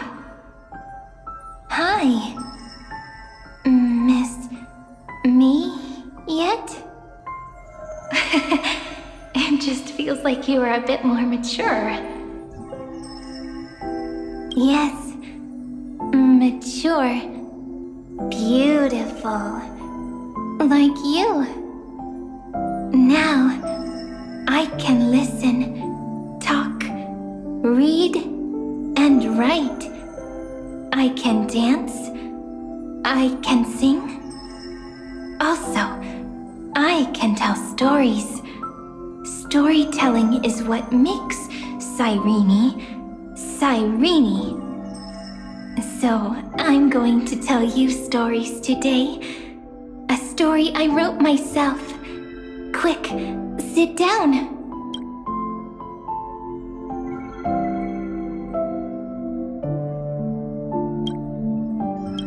It's almost as if I can understand your words now.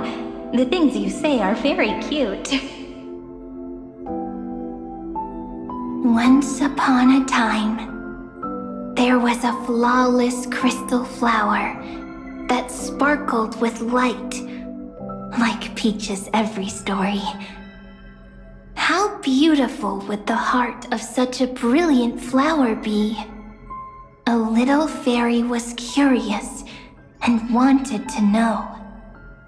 But it looked and looked only to find the crystal flower flawless. Round and round they went, seeing only their own reflection. In that case, they should work hard to learn more. So the little fairy came every day to sit next to the crystal flower and think about the answer.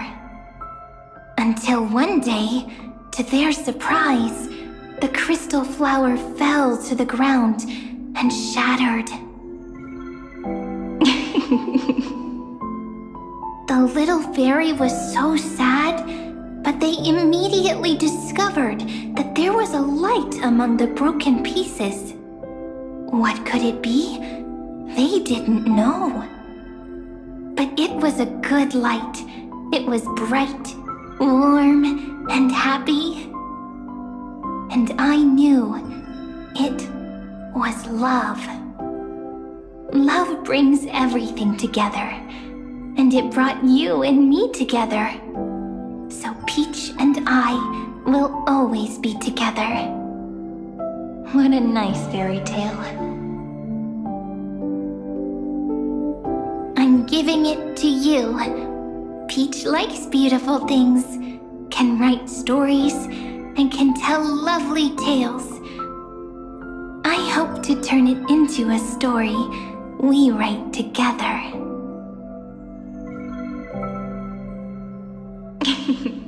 Okay, then I'll probably make a small adjustment to suit my tastes.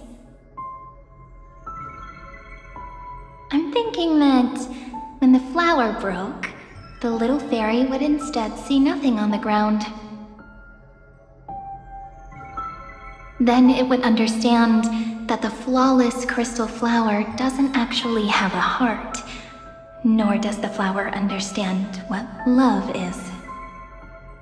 Doesn't have a heart? Doesn't understand love? Why? It's simple. If the flower lets the little fairy into its heart, then it would have to include the fairy's impurities and would no longer be flawless. The crystal flower was pure because it sealed itself off and bloomed in solitude. That's why it looks so brilliant in an imperfect world. But should a flower like this be called love?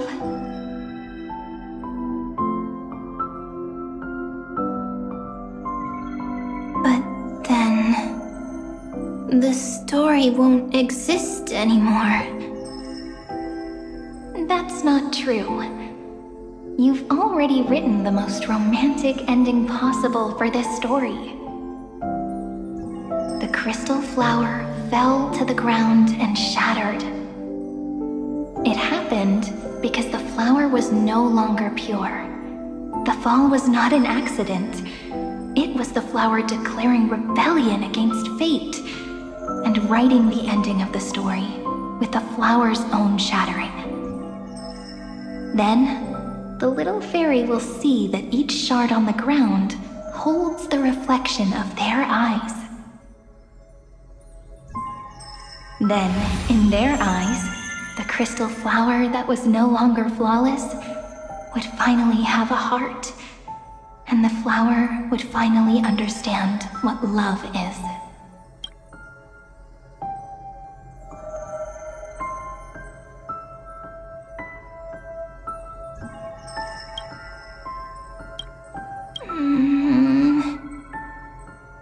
Peach's words, I don't understand. Is it because I still don't understand love? But it's fine. I can learn. Right. Query Cyrene. Electrical signal sequence, Philia 093. Why didn't I think of this? I don't need to do it alone. I can ask Peach to teach me. What is love? What is love meant?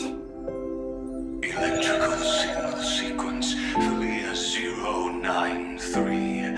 Track lament. That's not correct.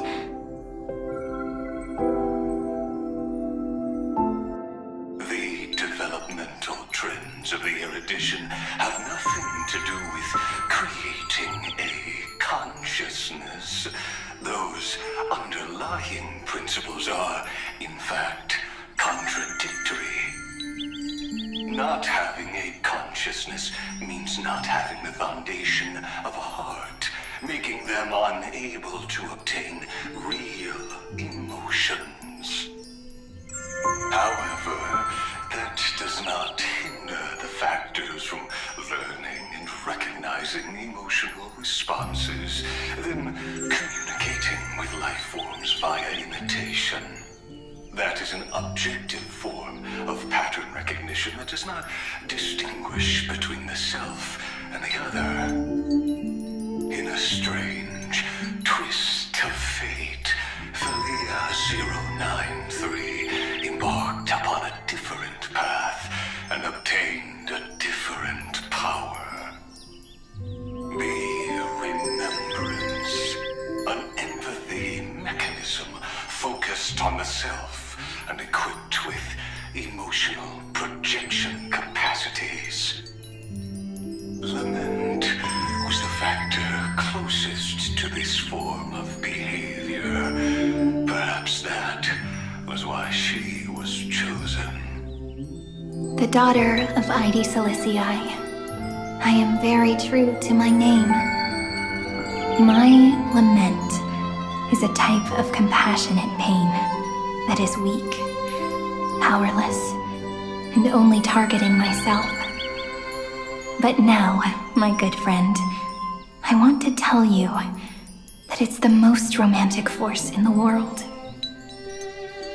Sometimes, it's loneliness and unease. It's knowing that this world is not gentle, yet wanting to be seen in a more beautiful form by the world.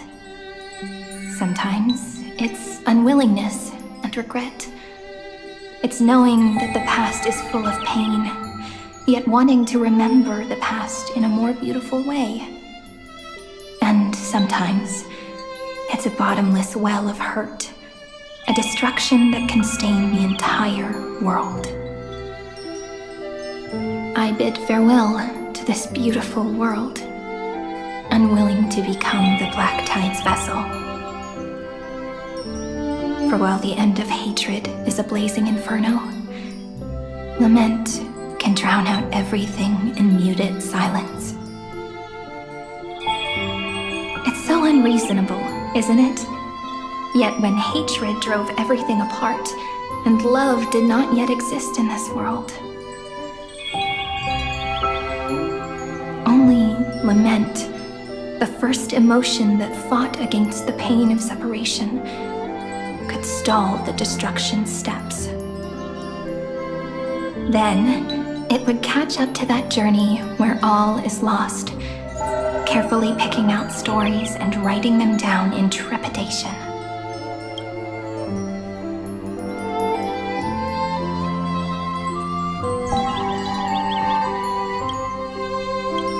Look at these stories I wrote. Every page is full of tenderness and joy. But only the author knows how much struggle and agony lie beyond the pages.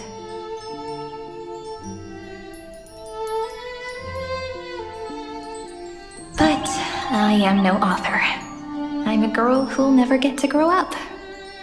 I only tell stories that people like to hear. In them, the world tucks away its scars and smiles for all to see. My entire life spent inside this little story.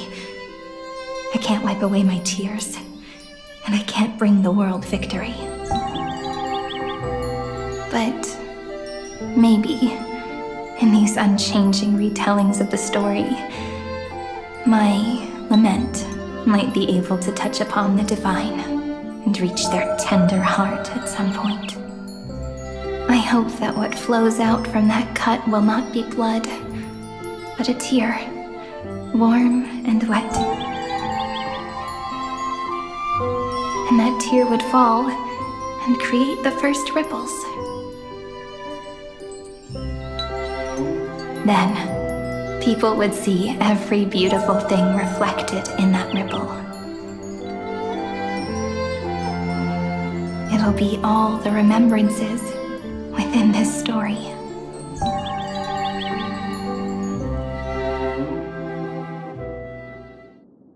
Someone once told the very first me that everything was false.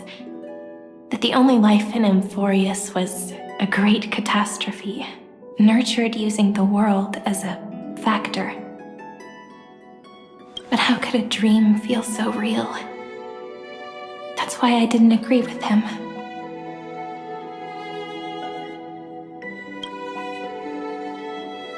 But Peach, I didn't understand the word you said since just now. Everything was false? But you're standing right here.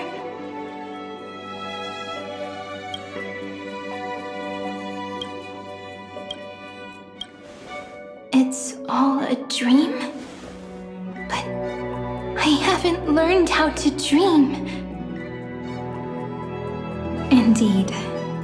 That's why I believe all this is real. The moment the crystal flower fell,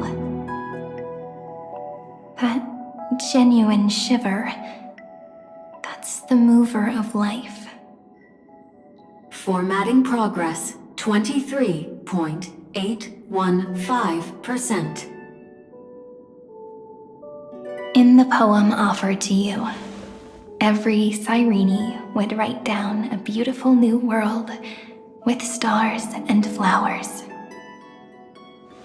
And when I looked up at the sky in this cycle, I saw a shooting star and a dash of the remembrances pink. I believed that must be the color of dawn. You shall fade when the flowers bloom.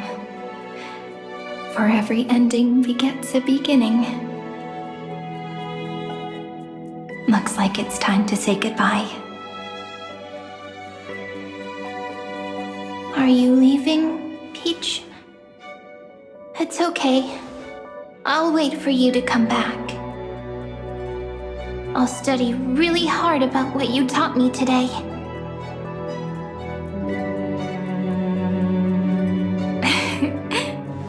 Right. I still haven't told you what love is. But actually, my good friend, the Lament factor did not understand what love was before she met you either. Not until I told you all the sad tales in a trembling voice in this tiny room. Not until I told you that I love them. That I love everything in this saga. The story comes, passes, then returns. It makes us reunite, then pulls us apart again. At the very end, it leaves behind a seed, a reason. Even if the great tree withers and all falls to silence, there are still some emotions that deserve to be remembered. Look, the light is coming in. The Deliverer's light is going to illuminate Amphorius.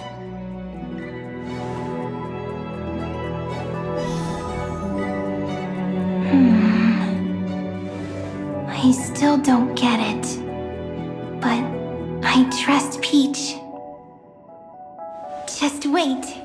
It'll be my turn to tell you a story of love the next time we meet. Then I'll really look forward to it.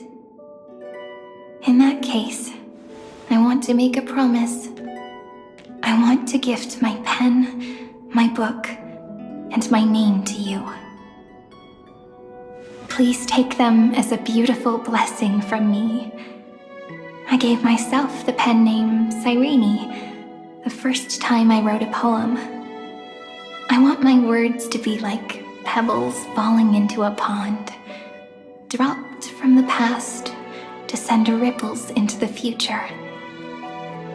In the stories you will write, perhaps it'll be inevitable that there are still sorrows and tears that are destined to fall.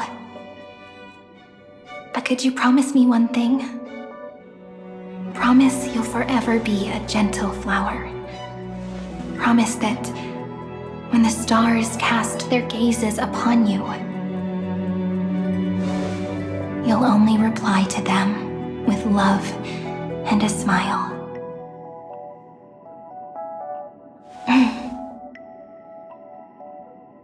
Of course. This will be a romantic story like none that has come before.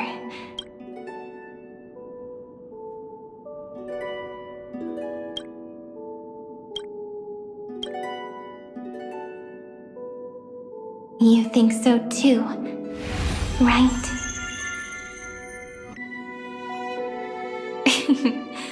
I'll read and you'll listen, like how flowers always bloom then wither.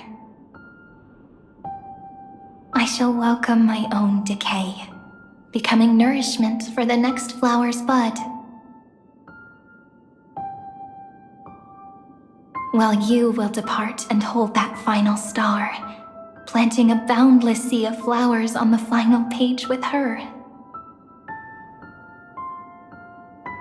And our stories will be lying silently among the flowers, like every ripple of remembrance. And they shall become the epic known as I've Written.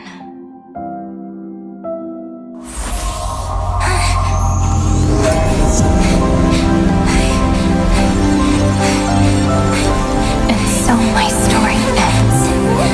From here on, it's your story now.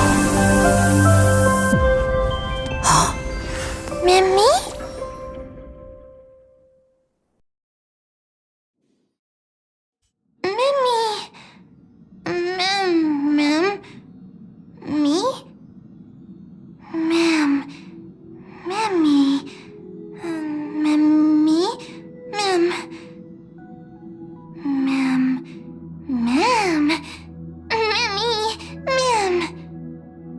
So, the light that tore through the chaos illuminated my memories. I turned into a little fairy from the stories and met you, yet I forgot everything.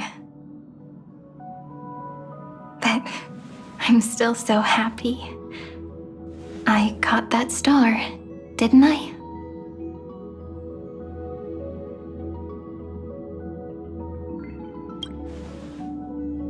Yes, the seed within memories, the one Cyrene held in her hands and watered with lament. I am the first new spore, Amphorius's heart, the demiurge. What a long name. And it doesn't even sound cute. The total opposite of Mem.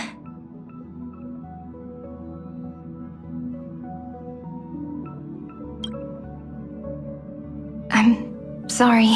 I don't know. If I don't even want to believe in the answer, then how am I supposed to answer you?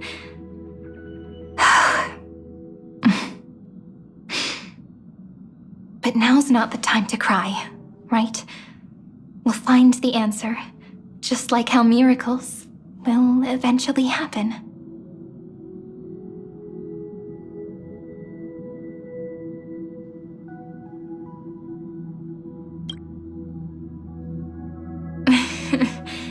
Do you remember that I was also worried about this when we first set out? Mem's memories and Cyrene's memories got all tangled up with each other in my one heart. It's It's all so strange, yet so familiar. Either way, could you please let me do something I want? Just this once. I want you to call me Cyrene.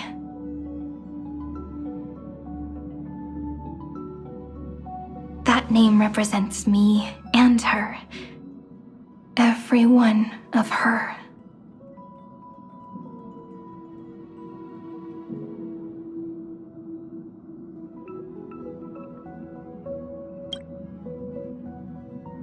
Thank you, friend. Your kindness is always just right.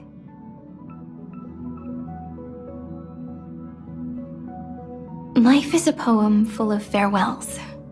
But if you write something into the pages of your heart, then that will not easily fade away. Now, all the footsteps of the Flame Chasers and the Trailblaze have come together within this book, as I've written, becoming the source of power for Amphorius's heart.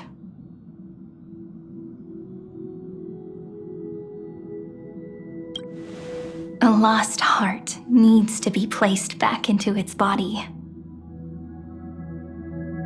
The last thing Xandar wants to see is an event that gives us a chance of winning, for the two halves to rejoin, and for the scepter to become complete again.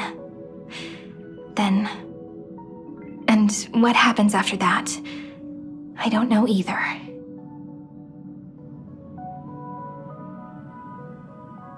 Maybe I can create a miracle, and instantly turn the black tide into a pink sea of stars. Or maybe I prove to be nothing more than a weak ripple, unable to change anything, and am devoured by the destruction. Either way, I no longer wish to be a silent onlooker, or a worshipped god at the end of this saga.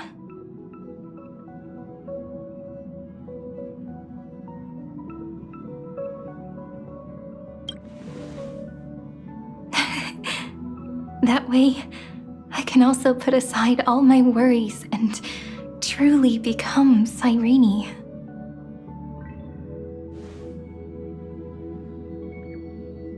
The world has never been so quiet. It's so good. It's as if I can hear the sound of my heart beating.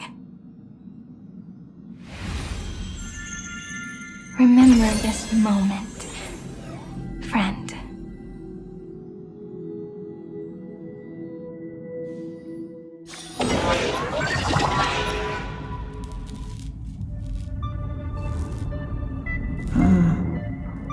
So the Demiurge managed to fool everyone, including themselves. Philia 093 persevered for 30 million cycles and tirelessly gave the Demiurge memories of Amphorius. Only because the god in her dreams left a sliver of hope, making her believe that a grown Demiurge would be able to fight against their other half.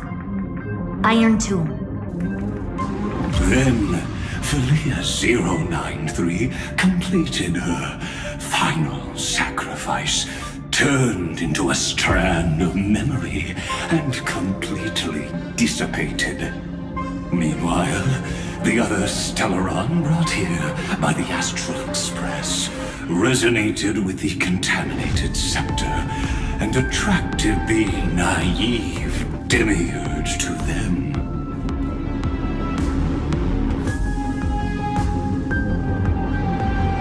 As an experimental factor, Philia 093 originally could only recognize and output information in a set format. However, the power of the remembrance and the memory of over 30 million sacrifices enabled her to complete an unprecedented feat. She managed to nourish a real heart. A heart with the capacity to influence the erudition.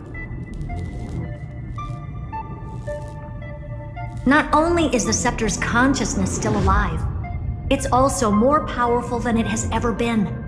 Your defeat is already set in stone. There's still time to surrender, you know? You really don't need to burn all the bridges. We're all geniuses here. Don't make everyone lose face at the end.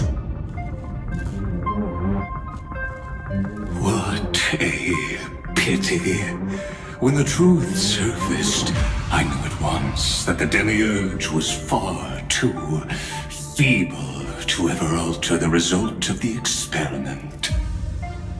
Not only that, Madam Herta, please consider this possibility. When 30 million cycles of hatred and lament are joined as one, what wondrous creation will arise? It's simple. An anti-creator, a giant of the destruction would be born. Its hatred will ignite the starry skies of the gods, motivated only by its lament toward the sufferings of humankind. Do you really think that the Demiurge is still a cheap copy of Philia 093, even after 30 million cycles? The facts above only await the arrival of the fourth instant they calculated. Those words will be proved in the presence of Nous. Xandar 1 Kuwabara thus completes the proof. Huh. You branded Droidhead as a failure with your own hands, yet you still expect them to prove your theory?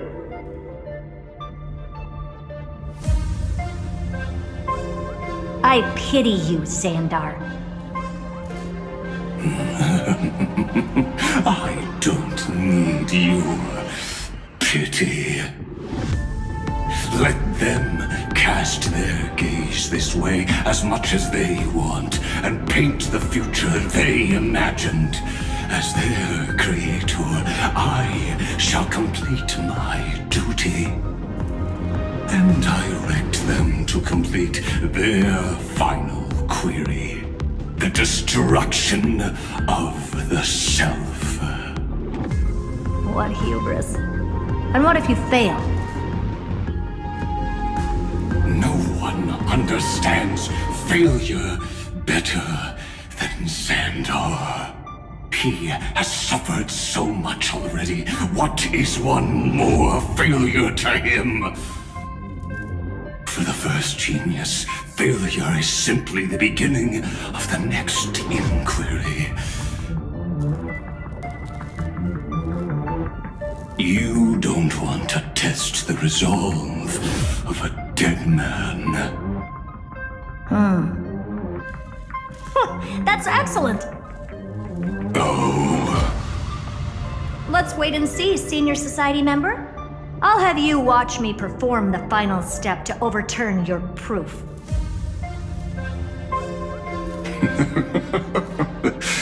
I'm all ears. It's my topic, so stay out of it. Be quiet and let me borrow your head.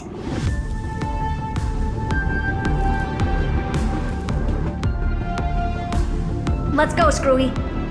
We're gonna break Iron Tomb's seal. Come on, let's take off. It's time to go meet your little pet, Senior Society member.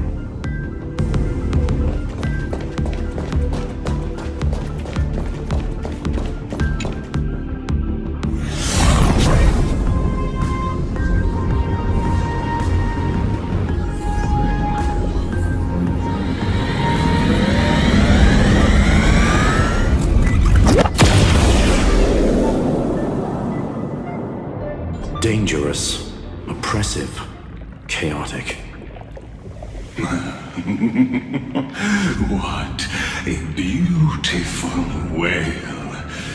It will soon resound throughout the entire cosmos. The view's pretty good here. All yours, Screwy. Just a moment, please.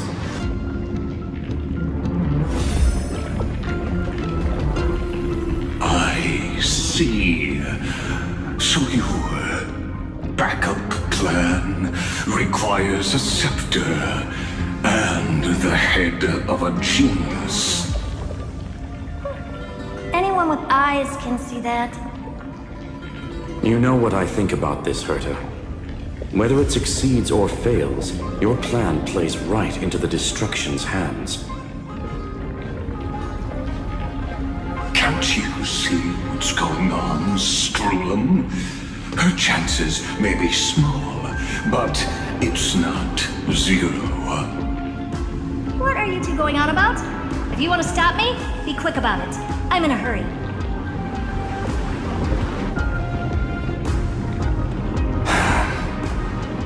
I'll take that silence as a no. You, Xandar?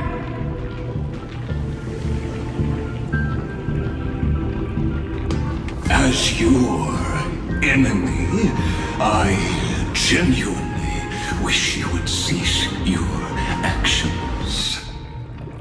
But should your sudden inspiration bring more variables to the proof, then as a fellow Pathstrider of the Erudition, I won't mind witnessing it with my own eyes. You will initiate the Destruction's chain reaction. But you will also become the perfect scholar. The chances are 10,000 to 1.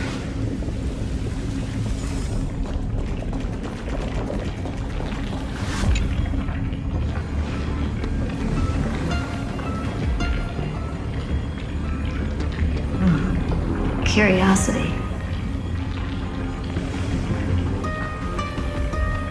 It's been so long and we've all failed so many times. Even now, moments before the horrible and inescapable instant within Droidhead's calculations arrives. The cherished children of the Erudition, the geniuses lauded by all.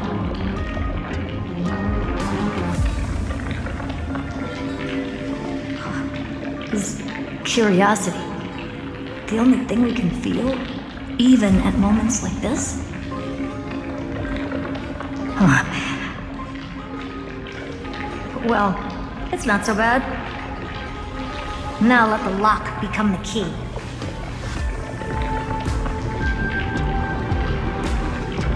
Geniuses who walk the stars. The cosmos has reached a moment where its very existence hangs in the balance. I, Herta, Genius Society 83rd seat, hereby summon you. I request a society meeting to be held immediately. We shall serve the grandest cause with the most macroscopic ideas.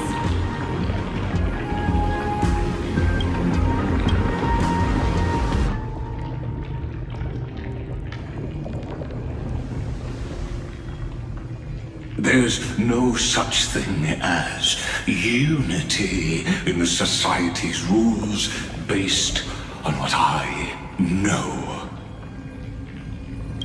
Indeed. A meeting has only been held 3 times in the Society's history.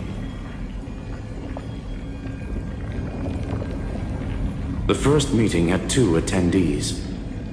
After the Emperor was assassinated, the second meeting had 7 attendees. During the Second Great Prosperity, the third meeting had 5 attendees. How many will respond this time?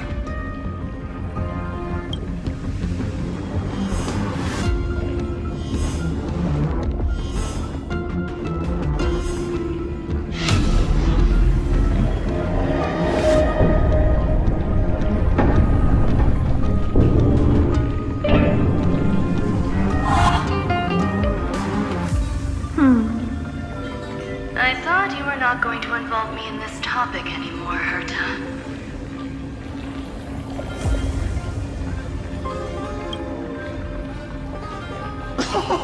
It really is this little witch. I shouldn't have made the bet with you, Hoka.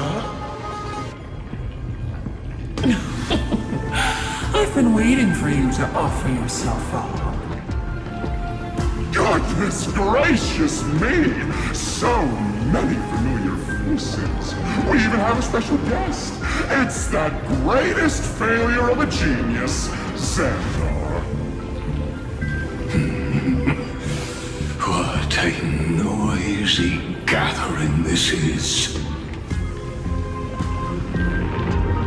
Not bad. More people showed up than I expected, even though one is just here for the fun of it. Either way, the person I was hoping for most is here.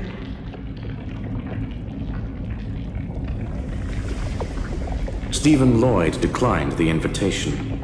He needs to focus on attacking and defending and cannot attend the meeting. That's fine, he doesn't need to be here anyway. Let's skip the boring introductions and cut to the chase. Folks, this is not a discussion, but an announcement. Though the Society has never been united, we still observe at least one basic courtesy. We don't interfere with each other's research topics. So listen up, all of you. Conquering Iron Tomb is my research topic. I will personally take over Scepter Delta Me-13 in 1.5 system hours and stop the destruction. If the front line falls, I will immediately overclock the Scepter and complete self-coronation in Iron Tomb's place and interface myself with Droidhead. Oh, that's funny. That's real funny. You mad woman. That's like watching you tap dance on Polka's spotless white sheets right after she's washed them. Very bold. You want to connect your brain to the Eon's mechanical core and define their instance? If Rupert dared to do that, why shouldn't I? I've got the prototype scepter, the father of Noose, and the brain of a genius. Everything's set. Never mind the success rate, little witch. What's gonna happen if you succeed?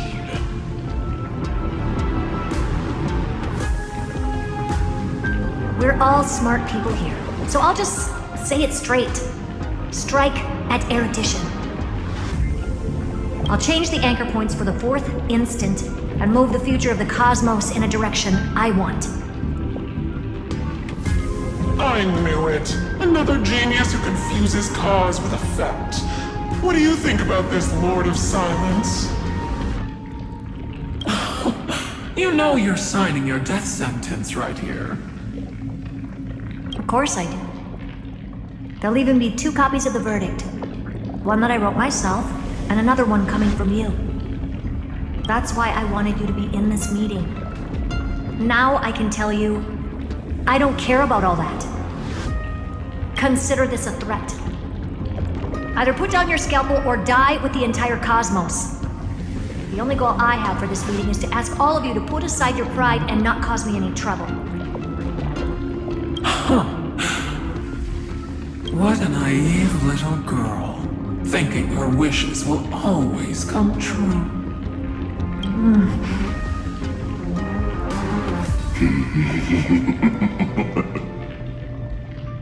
What are you laughing at? I am glad that we ended up on the same page. No matter if it was to destroy the erudition or to rewrite the instance, we both chose the same road. We will defy the god who marked the limits of humanity. I'm not gonna argue with that. Then, to celebrate us coming to a fundamental agreement, I will prepare a stage for your performance.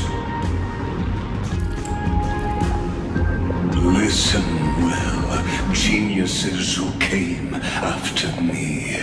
Thus speaks Genius Society #1. End this pathetic meeting. As of 2 nanoseconds ago, I have passed Herta's decision to all the Xandars in the universe. We will become her representatives and stop all external interferences targeting her. What are you playing at? My reasons. It's simple. Curiosity. That is all, madam. Am I going to clash blades with the first genius? What a pleasant surprise.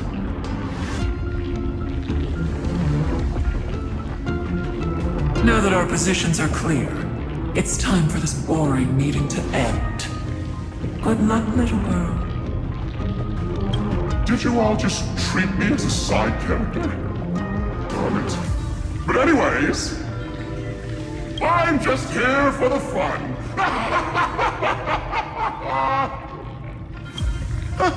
As the ghost of the quantum domain, it is my duty to observe. So, if you're happy to bring me a tea set from planet Scrollum, then I wouldn't mind giving you a helping hand, little witch. After everything's over, come visit me and taste some of my freshly baked desserts. I knew you'd say something like that. I always give the same response to plans that exceed the limits of mathematical calculations. I don't know, right? Those 3 words, though seemingly graceless, contain all the wisdom in the entire known cosmos. Well, we passed the Society's trial. Let's focus on what we've got in front of us. I hope you hold up your end of the bargain, Senior Society member. Lycurgus may not be trustworthy, but Xandar always follows through with his words. Farewell, juniors. In the limited time we have left to spend with each other, you no longer need to address me as Xandar. Wait, huh? Lord Lycurgus? Could it be? Yes. I have completely severed my connections with Xandar I Kuwabara.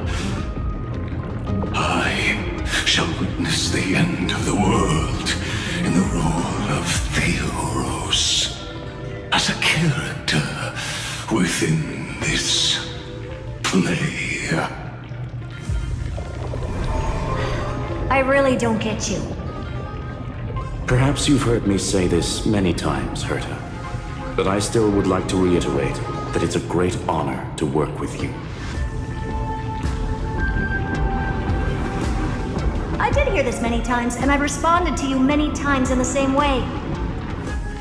I'm allergic to pleasantries. Keep at it, and I might go into shock. Stephen's work is done. Let's get ready. I've been ready for ages.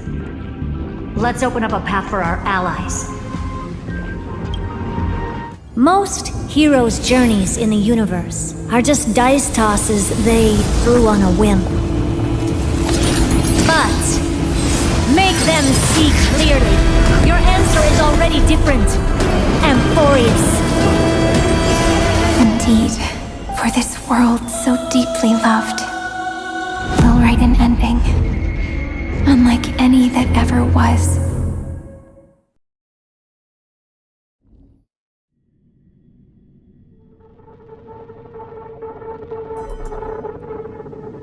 I never thought I'd one day be riding a train that's literally the incarnation of her.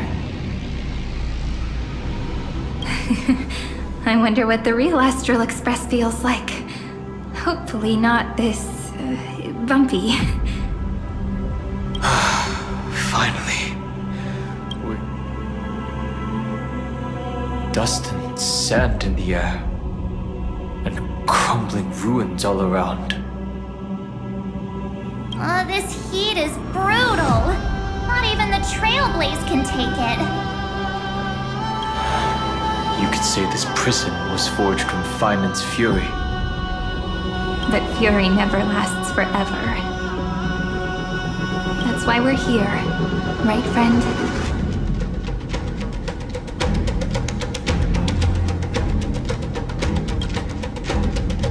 Let's embark on the final flame chase journey.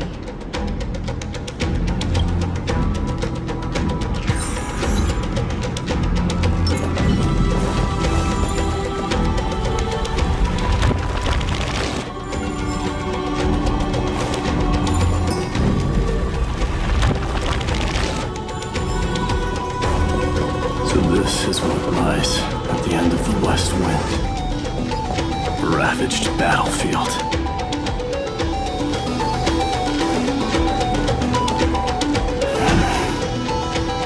I've been waiting for you.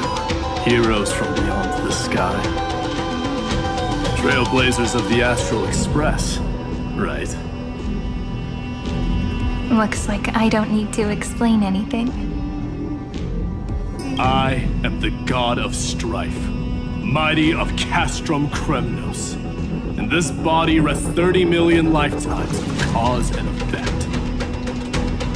We, the last of the 12 Titans, stand ready to fight for the world's destiny.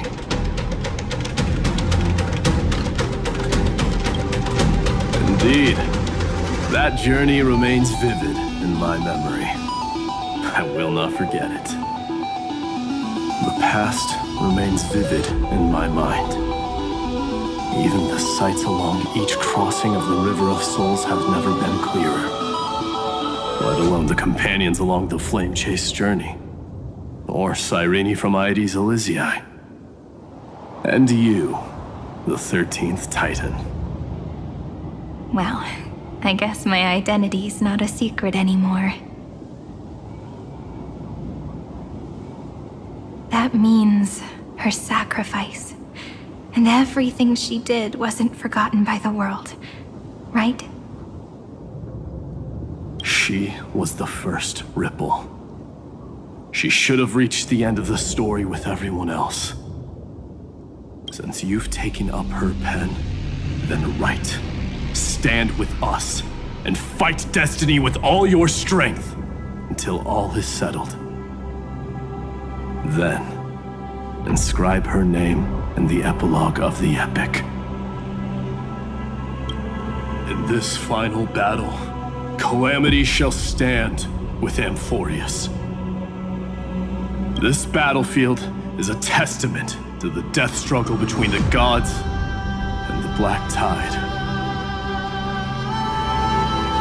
We fought tooth and nail to defend that blade.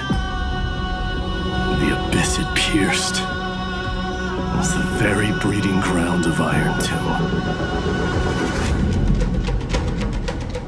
The earth beneath our feet is dead. Deep below lies a void, as if the world's core had never formed. I hear it. Finance's heartbeat.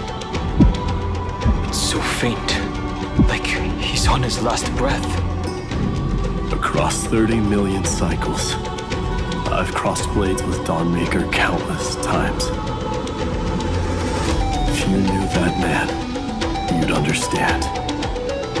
It is exactly that last flicker of flame that will never go out.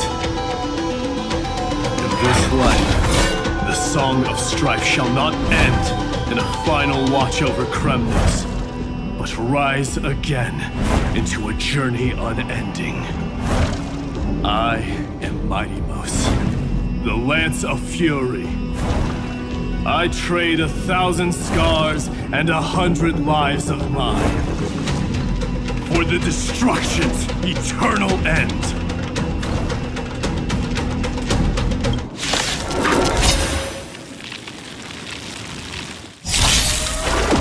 My strength isn't what it was. Earth shatters, heaven trembles! Don't worry. Just close your eyes. Night falls. Good night. This is being in sync? I choose you!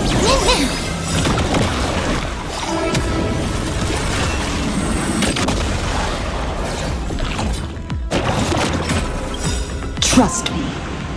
We can do anything! Curiosity. Endless riddle. Nothing but a boy. Open sesame. Glimpse the unknown.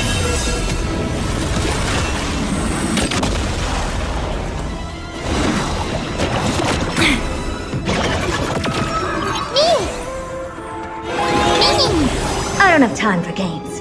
Expand your thinking. Meet again.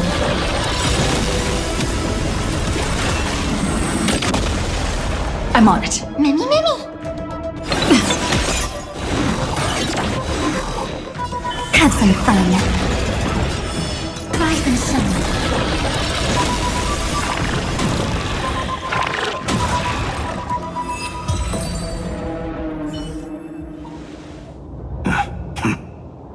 Weakling. Whoa, he's so strong! We didn't even get a chance to jump in.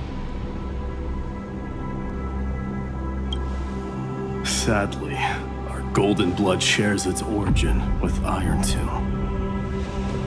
I fear that, like these pawns, even if the gods stand side by side, we'll still be divided and destroyed, one by one. You mean... To destroy the destruction itself, we must stand as one.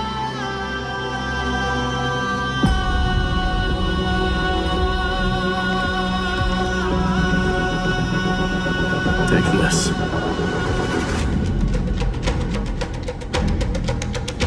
The Signet of Kremnos. It has witnessed every birth and death of mine. It is Mighty's unfinished destiny. And the perfect material to be turned into remembrance. You can do it, right? The weight of 30 million lifetimes of duty is no small burden.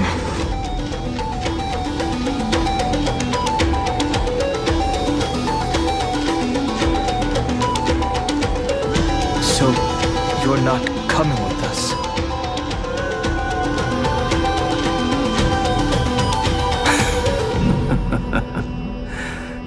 Come now. I am strife. Scattered across all creation, the scar that this world needs. What stands before you is merely one of countless divine bodies. Take the signet. With it, I'll be with you always. Use it to blaze the path ahead and inscribe the cause of deliverance.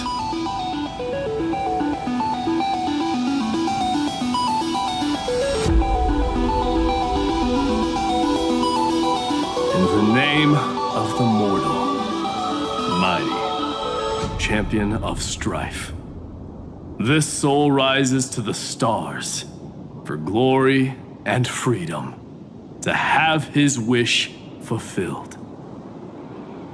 March on, heroes. March into the abyss and fulfill that long-cherished wish of Amphorius. And then, upon this broken and charred land, build anew a city of prosperity.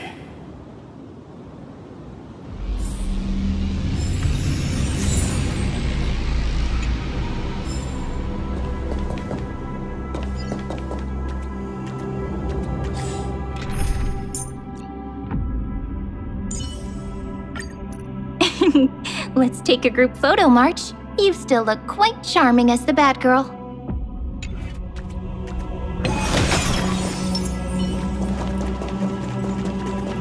Turn over this eternal page.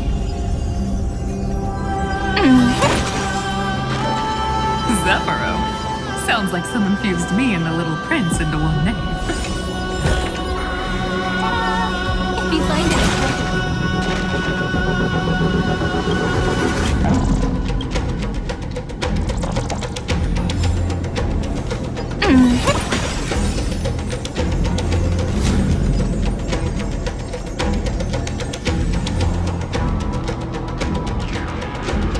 finally! Gray mystery! And, you two, ladies, really look alike, huh? Hold on, let me guess. This pink-haired one. You've gotta be the first newsboy. Mr. Meow! Demiurge! Right. And, this one with the flower. Gotta be a little Marge from the Express crew, huh?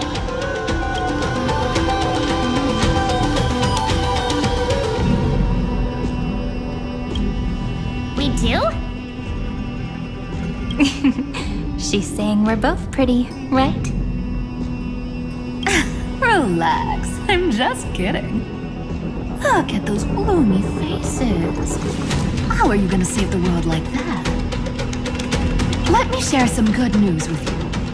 This place may look like a ruin at first glance, but anyone can tell it's not that simple.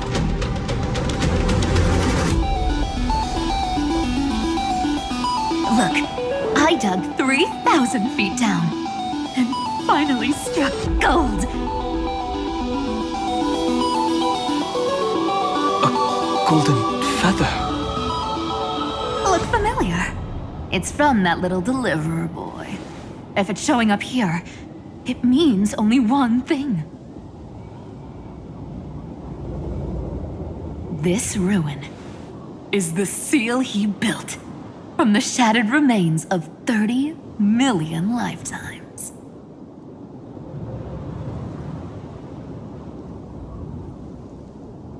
There is no need to question your heart. No need to crave victory. If I am born to be a vessel of sin, then I shall roar at evil and trailblaze a dawn for future generations to come.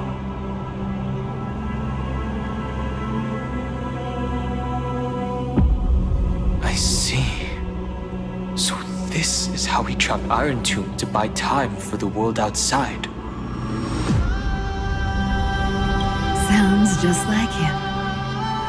People say cats have 9 lives, but dying and coming back millions and millions of times. No one walks away from that in one piece. He's probably the only one who could have endured that.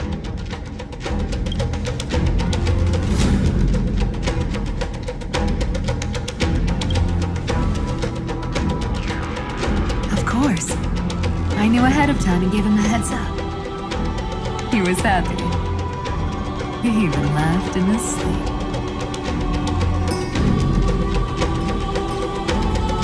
After all, the dead can't hear Trickery's lies.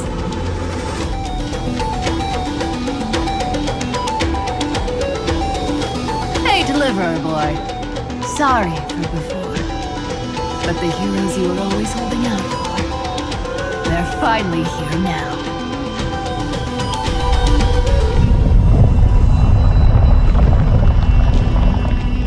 So hang in there a bit longer. Sorry to keep you waiting all this time.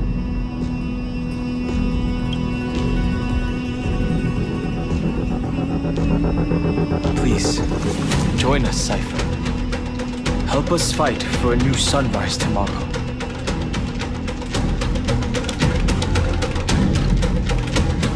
This time, its light will stand without lies.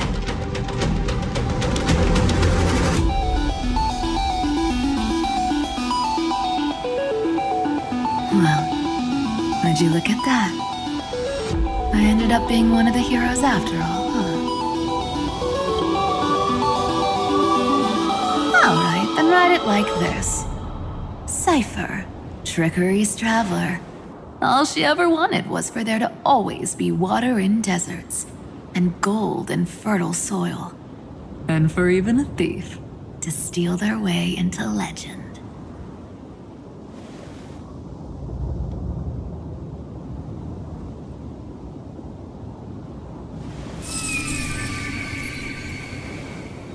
Here, take the coin of whimsy. When it's time to make a quick getaway, just toss it high into the sky.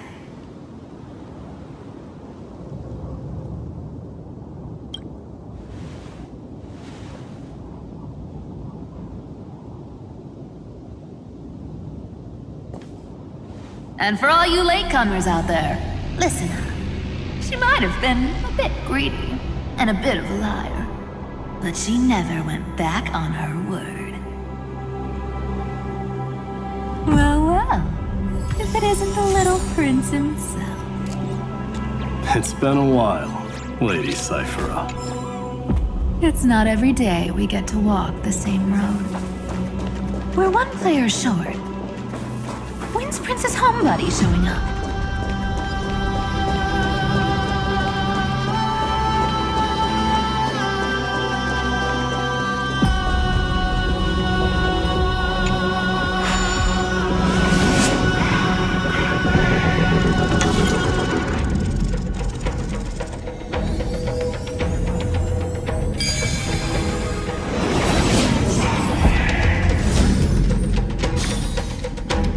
Turn over this eternal page. So even this vessel, you've forged into a shackle.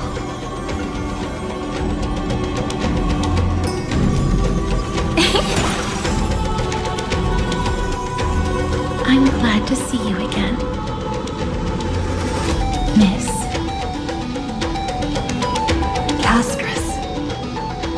Looking back, I had only one act of salvation to my name, and only one life I ever saved.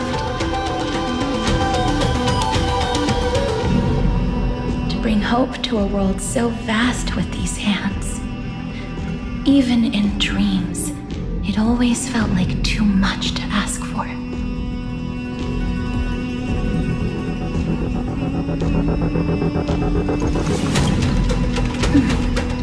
I won't forget. Flame Weaver? Why is he here? This is the first Castellana, and Lord Finan's deepest wound.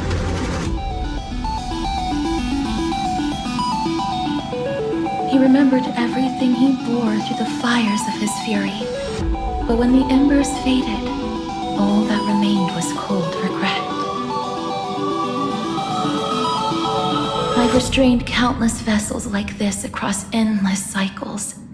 But this one, the pain he carried runs deeper than any I've known. Maybe he's been waiting here. Just for us.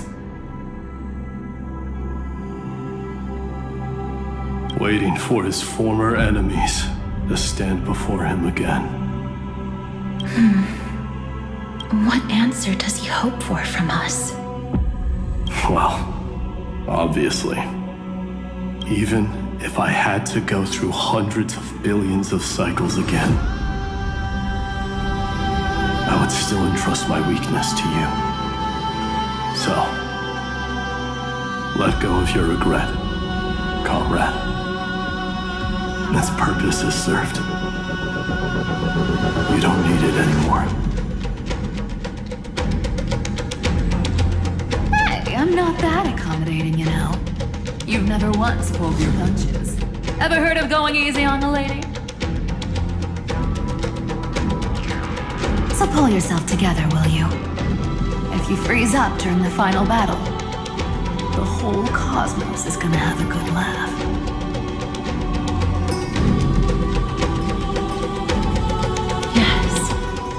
Please trust in us, wandering soul. Across 30 million cycles, the radiance of every flame chaser now shines bright enough to illuminate the path ahead. I ask you to rest here. And may this grieving soil bear the bloom of acceptance.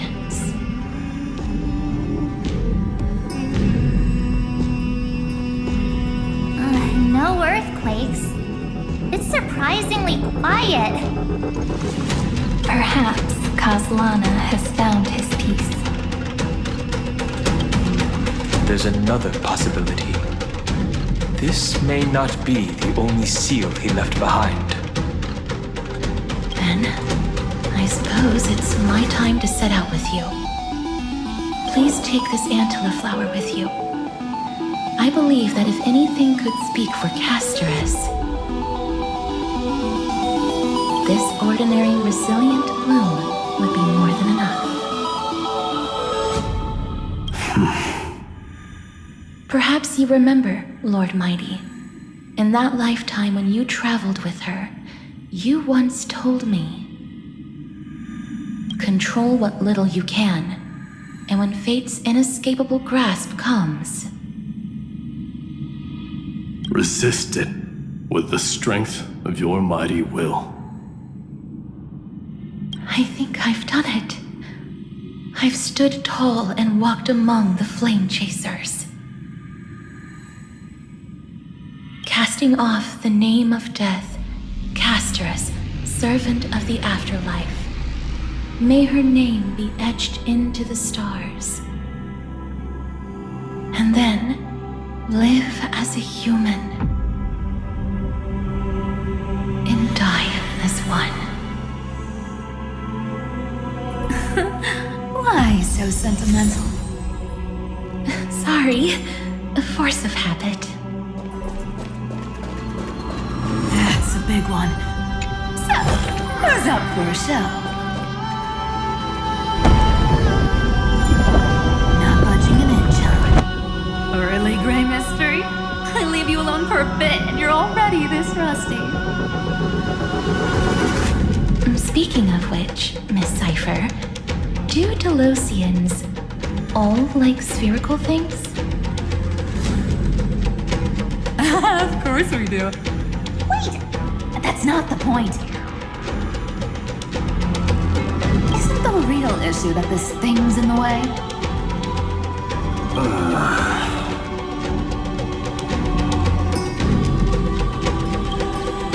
Oh, right! It's my turn to shine now? Watch this! The fresh power of time! Remember Orynyx's prayer? Well, of course I do! Come on, give me some credit! Lift the beddings of memory and stir up ripples of past reverie!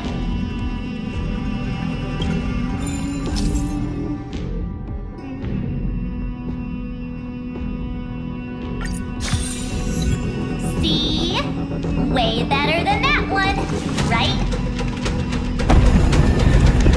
You'd be even more impressive if you could recite the prayer correctly. But beddings of memory does catch your attention. At least it still rhymes.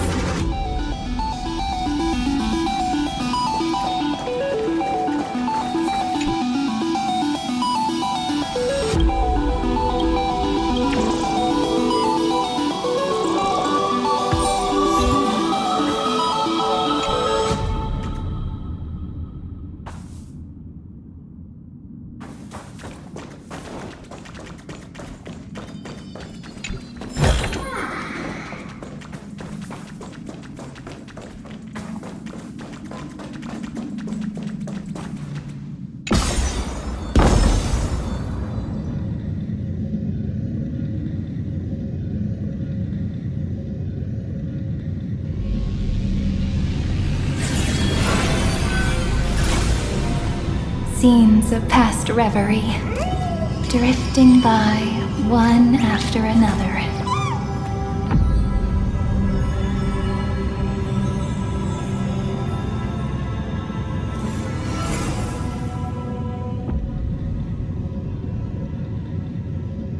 There's a whole garden down here? Incredible.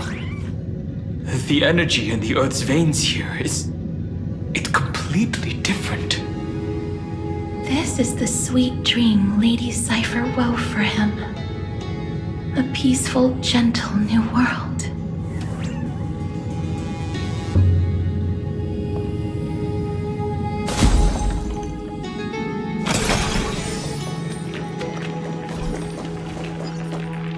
Look!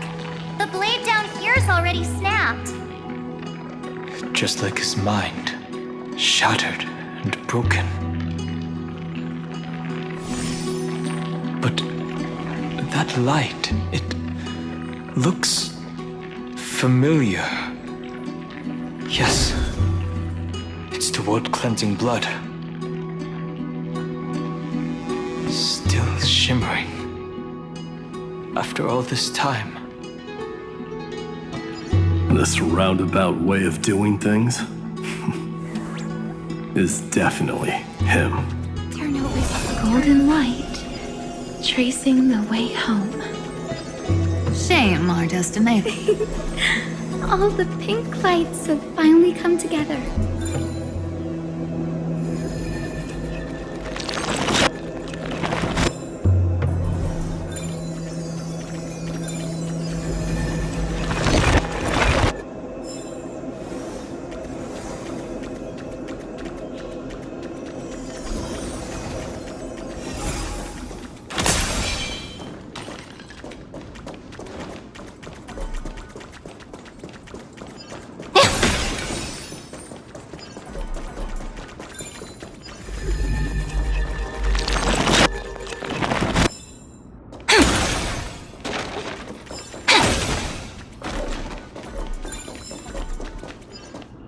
I've been waiting so long for you, Grayi, Danny, and...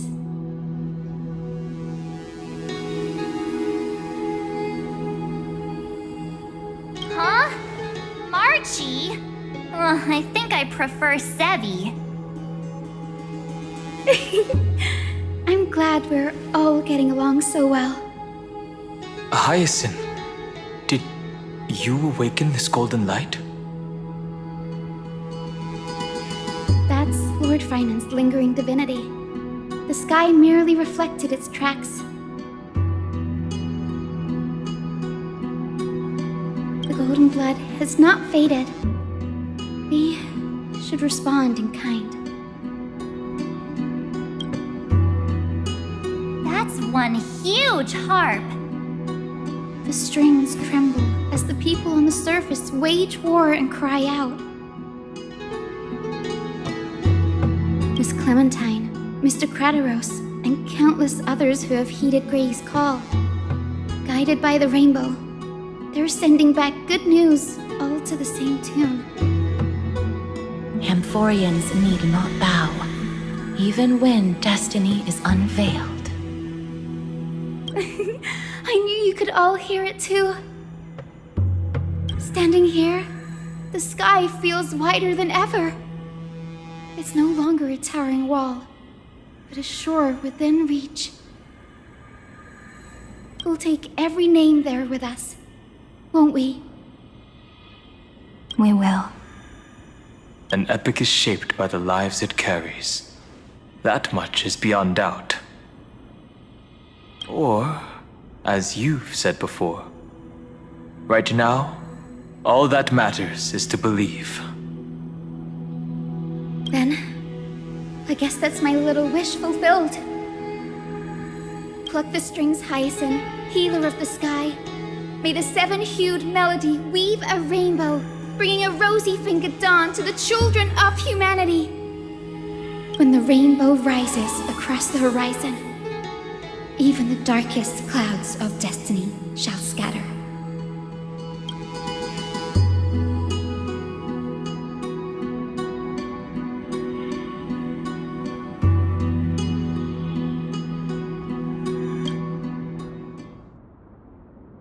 The melody, it's changed. He heard the voices of the people, but could no longer respond with the same ardor. Like a bird drawn home by instinct. It takes flight and finds its way to him.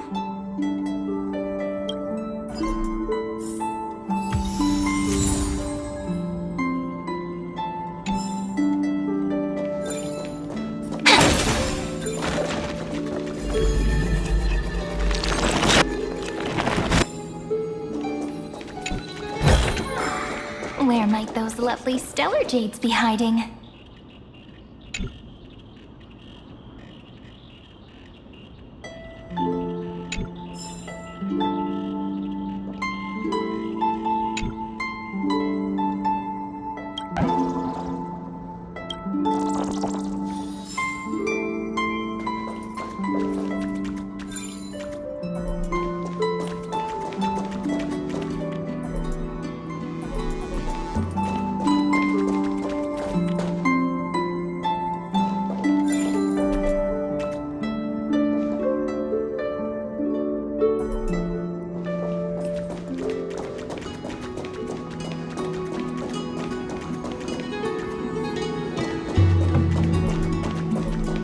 turn over this eternal page.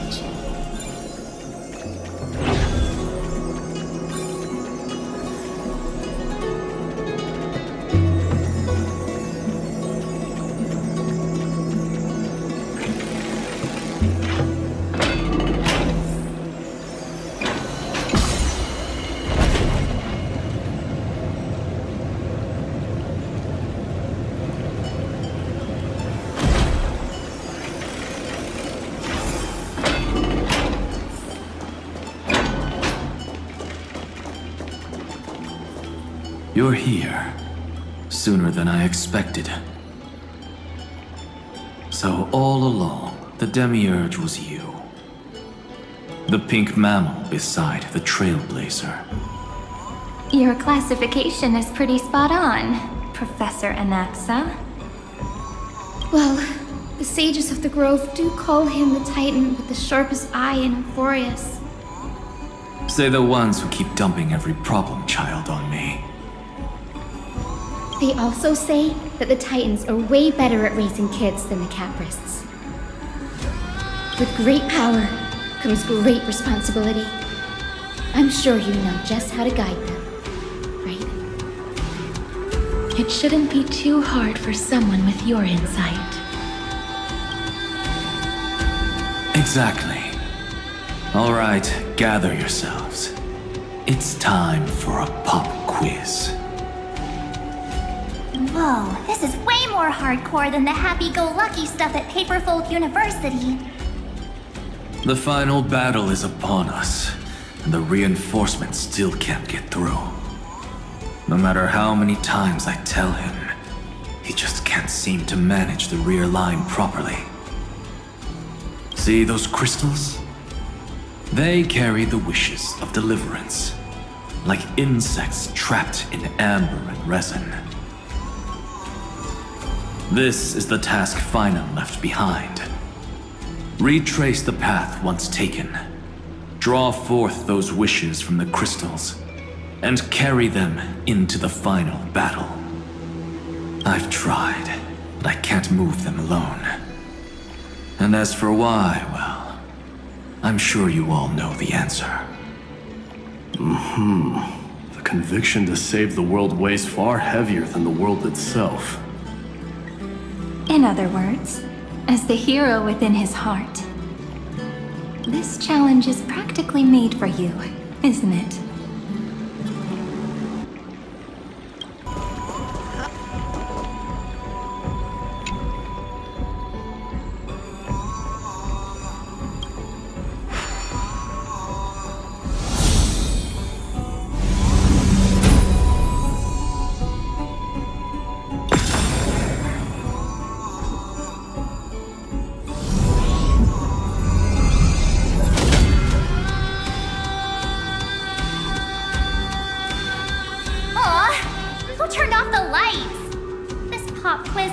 Dramatic effects now? Endless darkness. That is where wishes begin. But with just a glimmer of light, we can illuminate this lonely world. What lies beyond the edge of the light? Chaos. To bear the name Kaslana, one must first plunge into chaos to seek a path for the primordial light.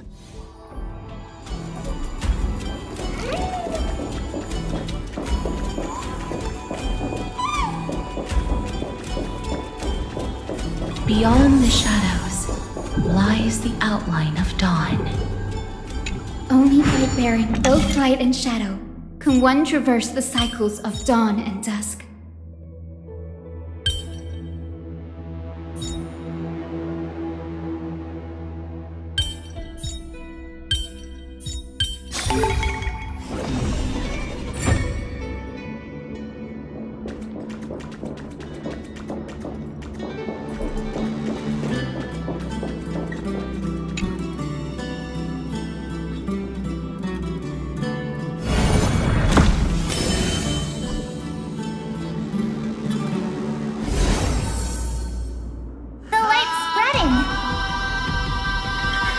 creatures! They're everywhere! Someone...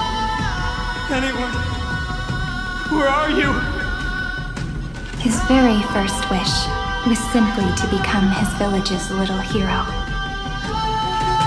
He'll never forget what set him on this path. That's the ray of hope. Just like the wishes he gathered, it's grown ever more insatiable. Why? Why is this happening?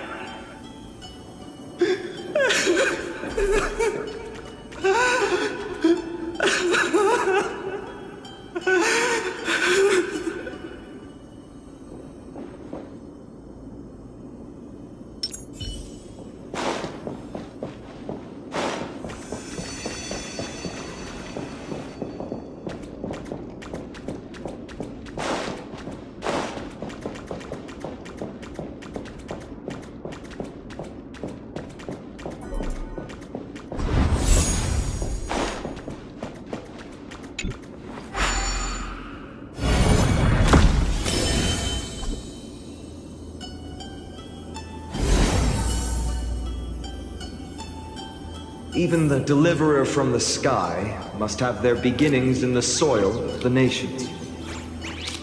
Only one who treats the world as their teacher can bear its eventual destiny. He never expected that the majestic holy city would be far from the end of what needed to be protected. The farther his gaze reached, the more weight he came to bear. But in the end, he couldn't hold on to any of it.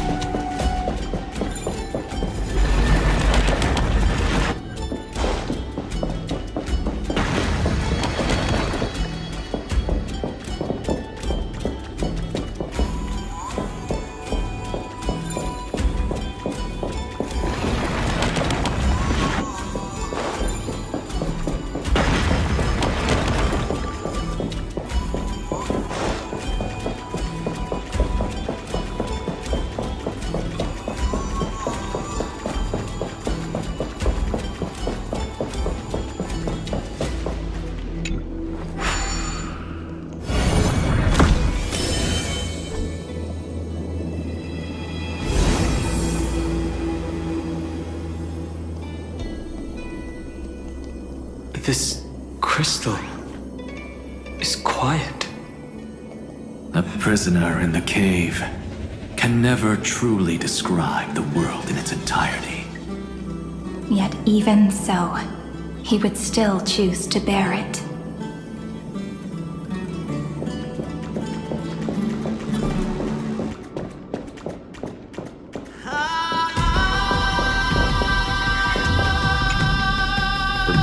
Was still not enough.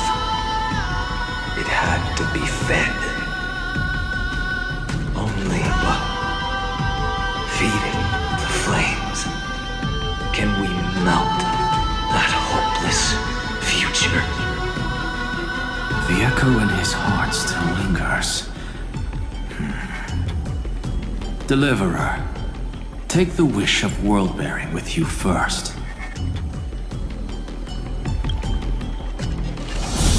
We only have half of the mark. Where's the other half? Take this. I'll bring you to the next test. That massive tome you're holding must have room for one more scholar, I presume. Of course. It can hold the whole world. Then give me a lift, would you? I'd rather save my energy and use the time to think. Even gods shouldn't skip exercise, you know? Miss Hyacinth is right.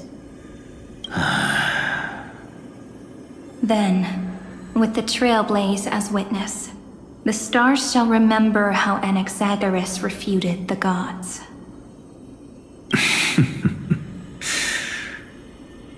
No need for that. Anaxa, scholar of reason. Keeping it simple makes it easier for future minds to question. Go. The closing act is still far ahead. What is this? A conference? Welcome! Take a seat anywhere you like. I'm getting a migraine.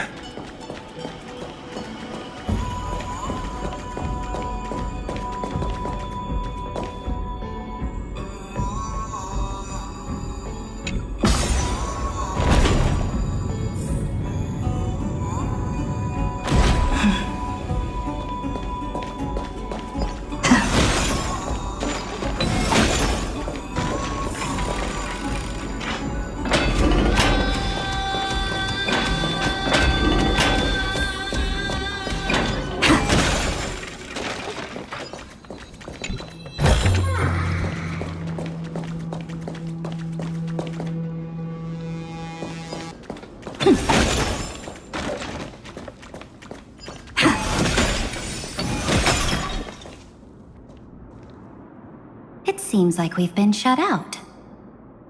I don't think that's a bad thing.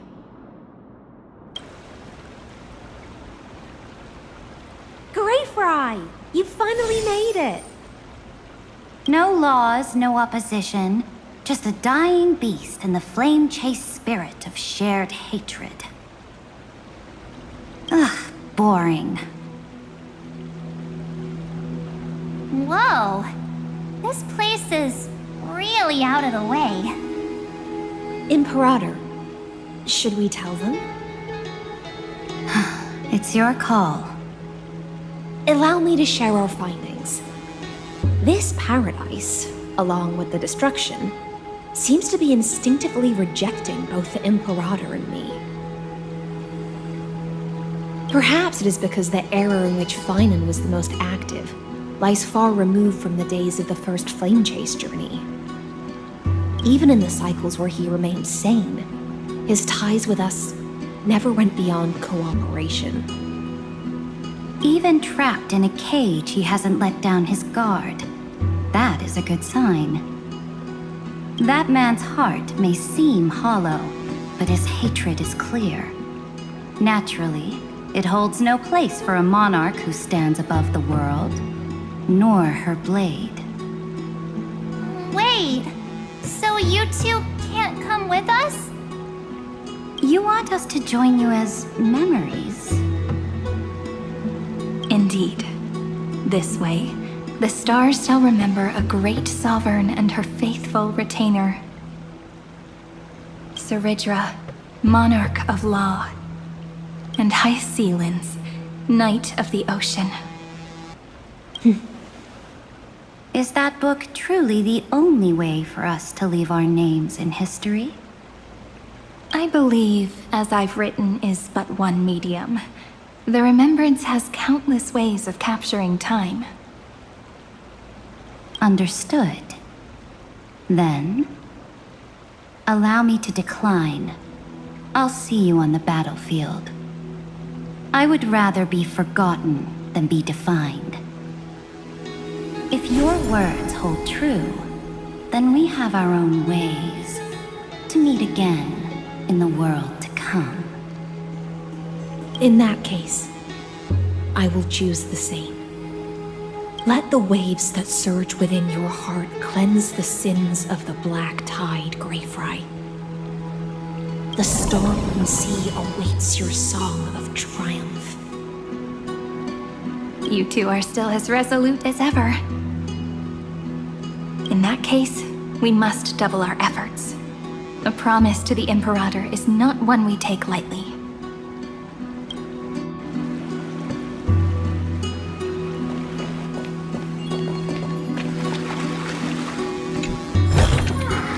Let's do it.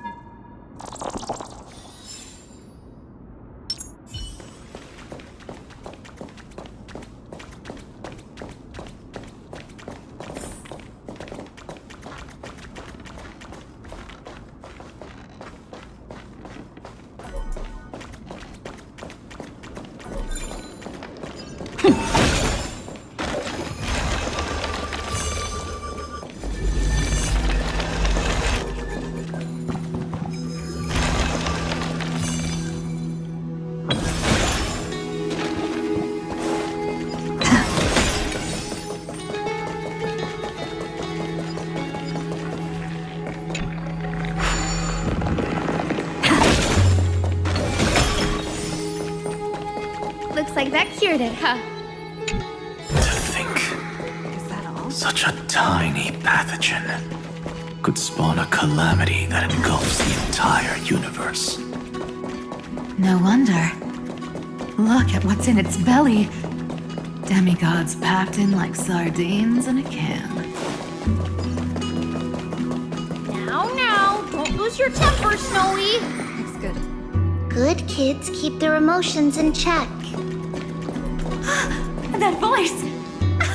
It's the Treevee sisters!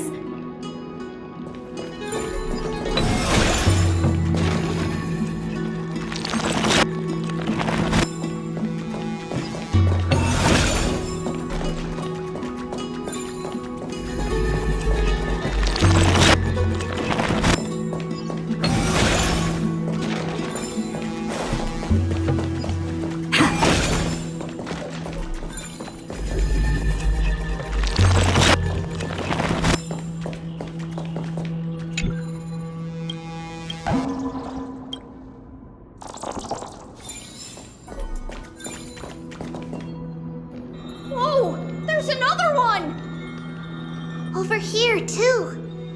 Lady Treebeos? Whoa! Your little Reenie? You look so grown up all of a sudden! She is not the Cyrene we remember. She is the Demiurge, Titan of Genesis, the one destined to work miracles alongside the heroes. Yeah, and we are ready. But Trian and I can't leave just yet. You see, weird stuff keeps popping up everywhere.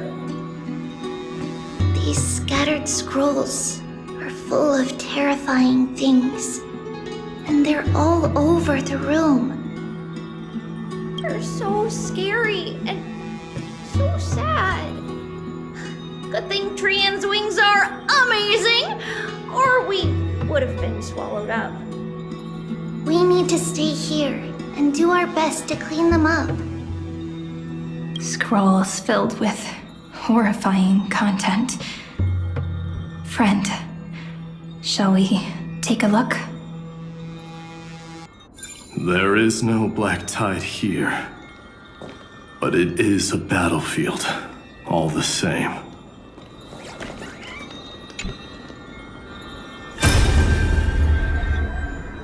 Who? Miss Odetta and Mr. Hieronymus? Nikos 496, still resisting? Command, inject interference to redirect decision logic. Signal simulation. Parental figures. Ah, that Tin Man is one sneaky jerk. It's time to move on, my child. Let go of your anger and listen to reason. That God created us and then cast us aside. Shouldn't they be punished for that? The cold, indifferent cosmos has never shown mercy to Amphorius. Why would you burn for it, only to turn to ash?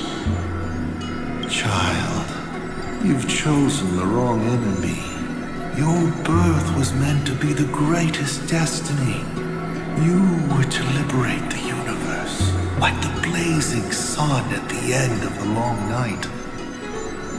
And yet, you led yourself into a trap of futility, treating your very purpose as your sworn enemy. in itself.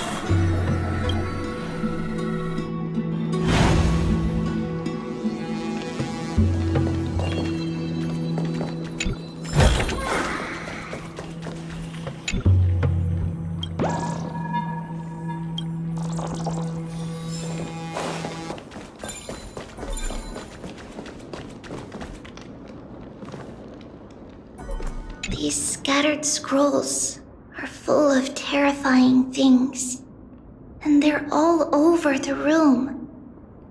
We need to stay here and do our best to clean them up.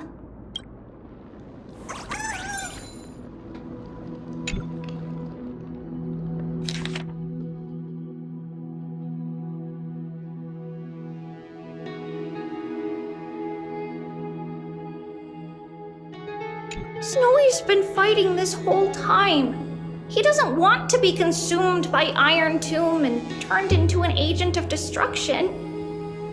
But the strength behind his resistance comes from the same hatred. To be a flame is to burn. It is simply in Finan's nature. But it was remembrance that drove him to shine with golden light, piercing the unfathomable darkness.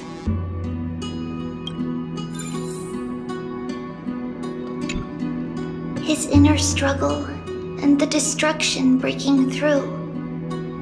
They're rising to the surface. If those thoughts take over this little world, we're in big trouble. So, we'll use the Century Gate to toss them somewhere no one can see. Then, we'll defeat the baddies together and meet everyone at the end of the West Wind. But if Finan and Iron Tomb are already inseparable from each other, that would mean... It means he's still bearing the weight of the world, so that everyone can reach the end as a deliverer. So, you guys keep going forward and down to where Snowy is.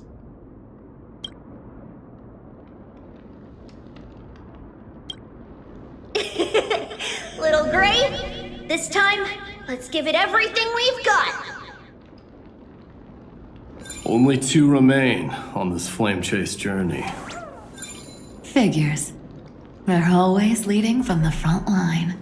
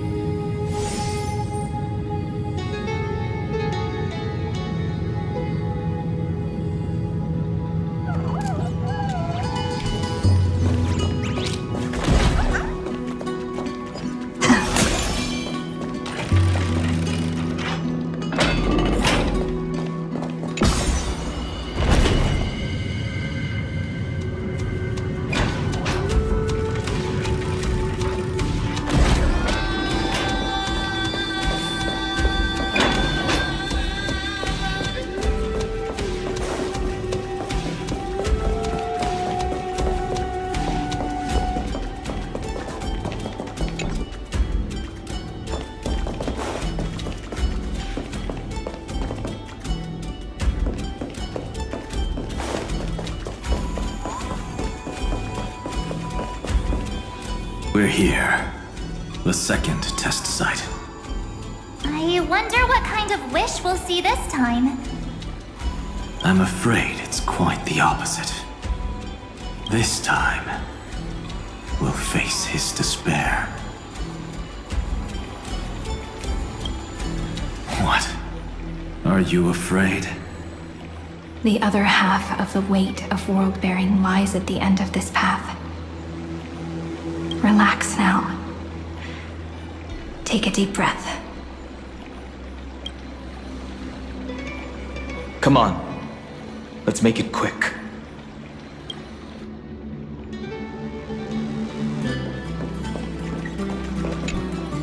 If you're ready, begin the ritual and retrace the steps he once took.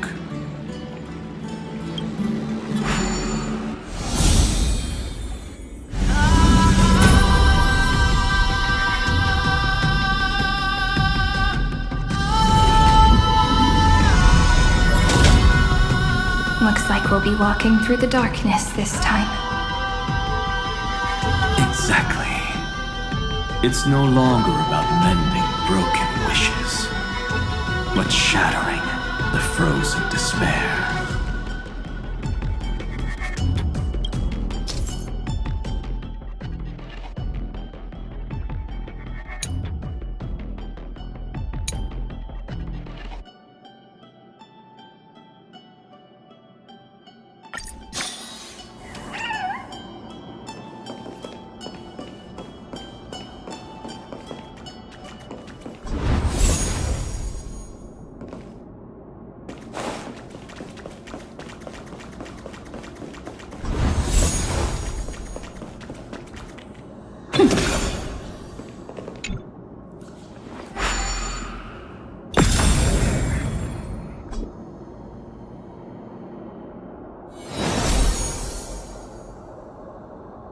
The first ripple has faded, and so begins a long and arduous journey.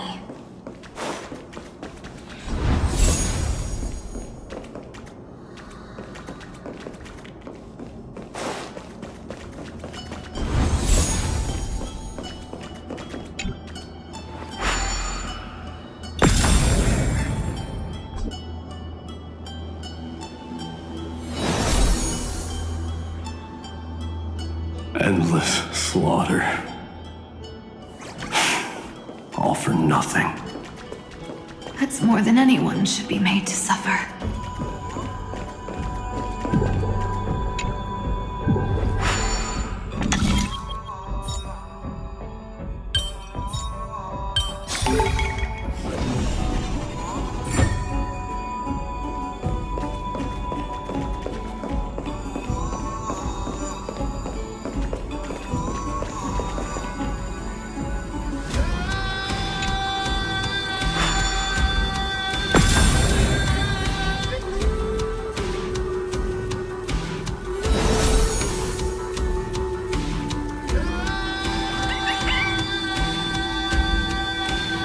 Even when it was finally over, all that remained in him was despair. But even so, the drop of blood wrung from his wrath has guided us here. We did it, Feinen.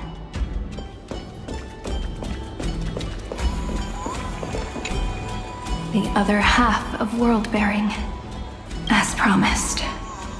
Take it now.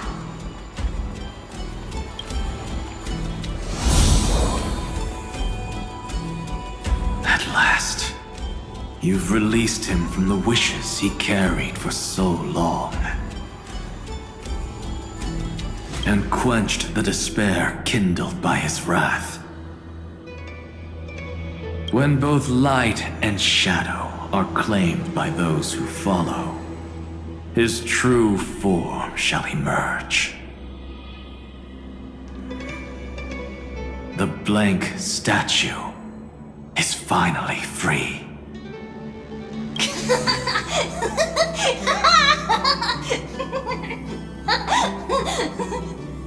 That smiling child in the memories.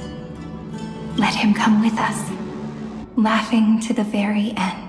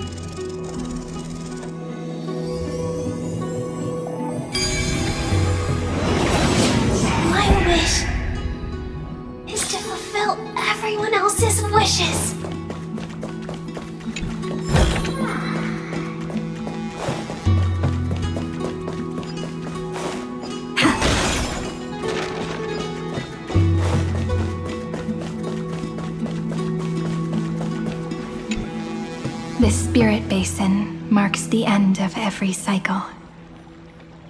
It seems this gentle little world has come to the end of its purpose. One last farewell before the journey moves on.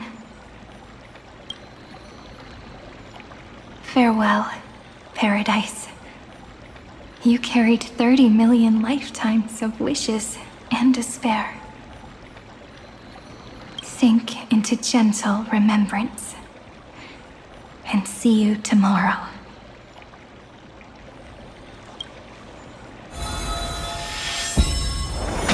From now on, the world no longer needs a tomorrow promised by prophecies.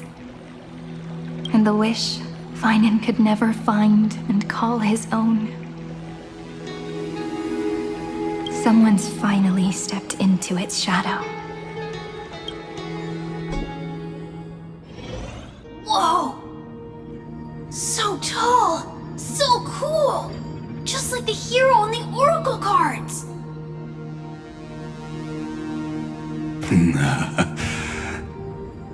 It's because he is the very embodiment of a hero. Who are you? So, you've returned to a blank space. But for me, this is the 33,550,337th time, and the last time that I meet you at the end of the world. They're already on their way. Should they cross paths with me, I imagine things may spiral out of control. 30 million... What? And who are they? Pay it no mind, child. Keep looking there. What do you see in him? It looks just like a statue, but... It's weird. He's warm. Like, really warm. Why not listen as well? I hear something. There are cracks all over him, and they're making this sound. Like someone's groaning. It's scary. Is he gonna fall apart? How unfortunate, child. This man would rather fall to pieces than fall to his knees. You might think of me as a sculptor. Across all my years, I only completed 2 pieces. Others may call them masterpieces, but only I know how many regrets they truly hold. Regrets? My first creation left me, long ago. This second one, it was meant to be perfect. I believed it with all my heart, until this very moment. I don't get it. Are you saying you've changed your mind?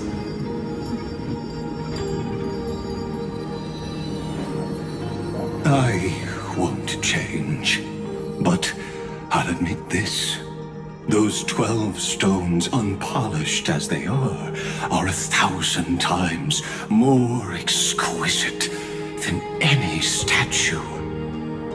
It's as if they are mocking me, a failed sculptor whose touch can only diminish what was born to shine, until nothing remains.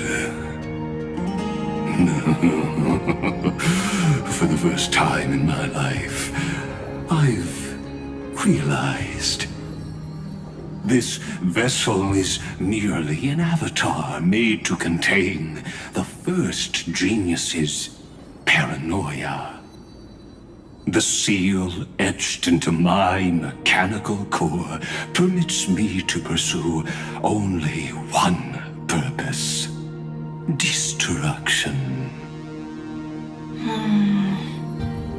Compared to me, those 12 glowing, unrefined stones may have lived with more freedom than I ever had. Is this your confession, Lord Lycurgus?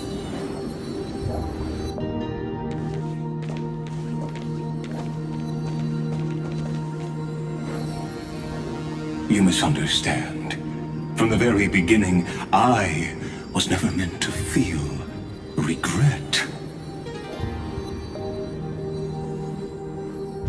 But since you're troubled by the radiance of these stones, perhaps after 30 million futile cycles, you too have realized you're just as much a prisoner of fate.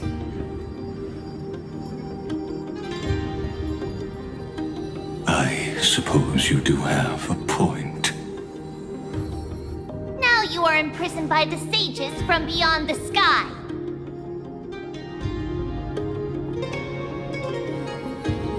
And that is why this will be my last time standing here as the Theoros. Though we stand on opposite sides, we are both waiting for a miracle.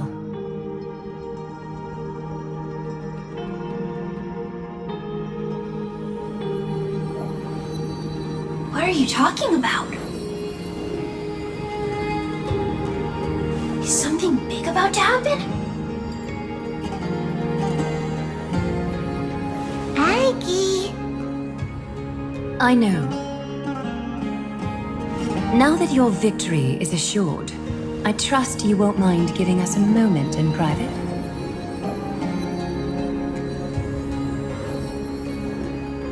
Assured? Not quite. But I won't stay long. I'd rather not spoil the fun for those deliverers. And besides, after losing everything, the only thing that remains in me is the drive to seek knowledge.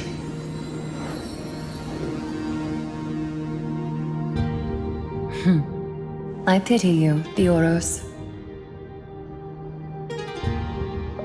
I don't need your pity. Farewell, Lady Goldweaver.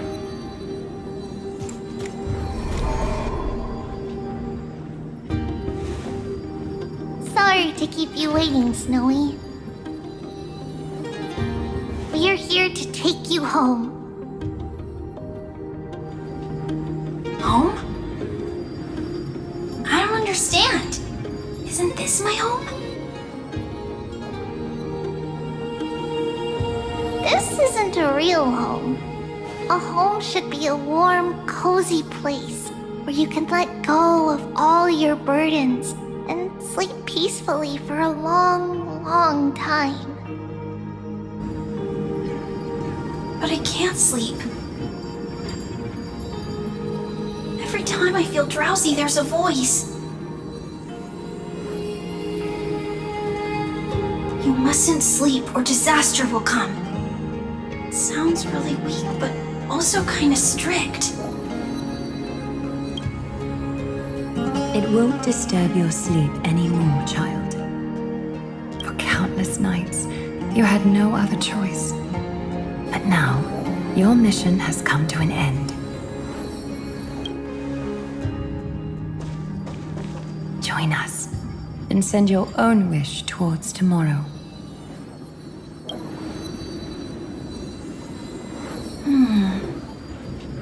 My wish. What could it be? You don't have to come up with an answer right now, child. Grown-ups often think duty and ideals are wishes. But a true wish should be the purest, most beautiful thing of all. It can only take form in the hands of someone who is truly free.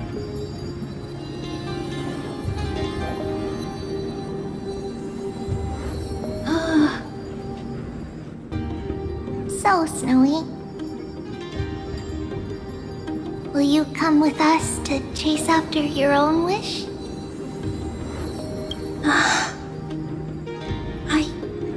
I want to leave this place. I want to go find it. I'm glad to hear it. The final flame chase journey, just like the 30 million before it. Take our hands and come with us.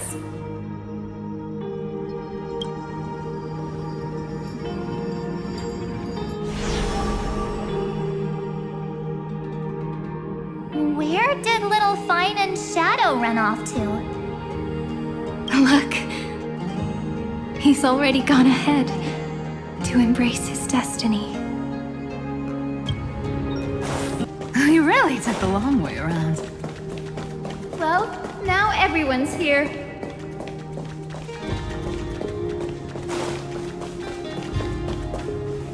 You finally arrived, Deliverers. Long time no see, everyone.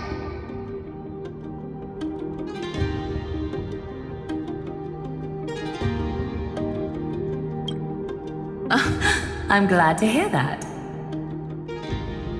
And even though we've met before, it's still moving to see her seed bloom like this. Woven from remembrance, this garment gleams so brilliantly. Just like the future, we will now weave together for Amphorius. We've reached the end. Yeah. We just have to go through the final passage. Snowy has already gone ahead.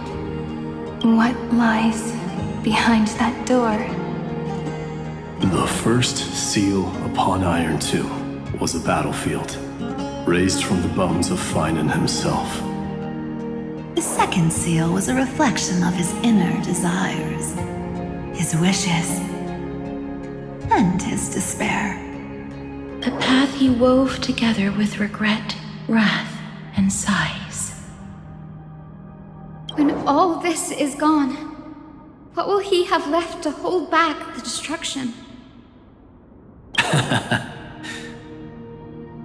The answer is all but revealed. His traces are everywhere. You can even hear distant heartbeats. But one thing is missing. His sense of self. The world believed Kefali had long since perished, but they held fast, anchored by a sliver of self, standing for 1,000 years to shelter all life from the black tide. What Finan is doing now is no different. And what we must do is also no different. Then let remembrance burn bright like a shooting star, and once more, pierce the long night of slumber.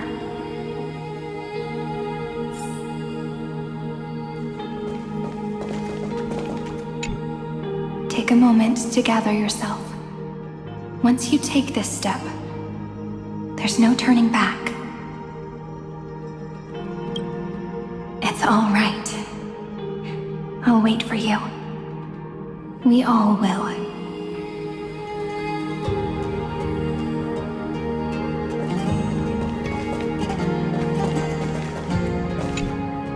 What follows is a battle that will decide the fate of the stars.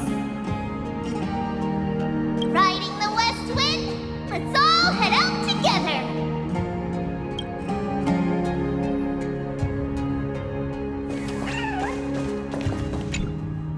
take a moment to gather yourself.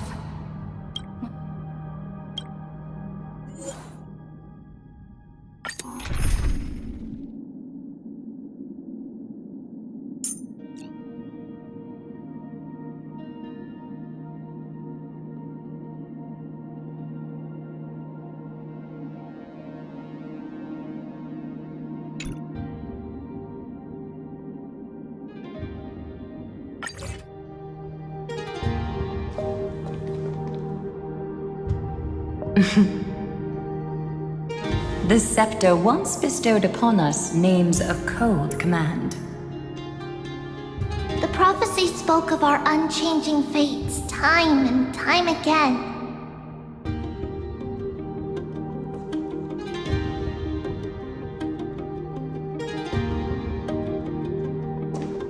But under the pens of trailblazing and Genesis, the stars shall thus sing of tomorrow. Trebios, holy child of passage. Aglaia, weaver of romance.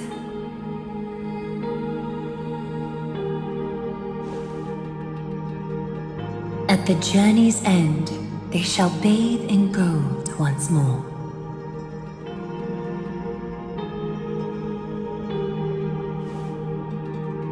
Through myriad passages, until all that was lost is reclaimed. Do you still remember, Kaslana? The one who won't reach the dawn? The world dissipates at the end of the cycle. In this dream, you will awaken again and become once more that boy who loved to laugh.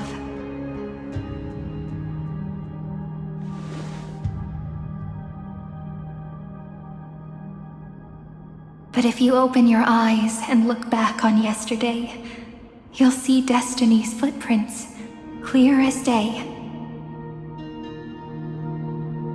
At last, the raging fire of hatred is swept away by a breeze, leaving only love to remember the passage of time.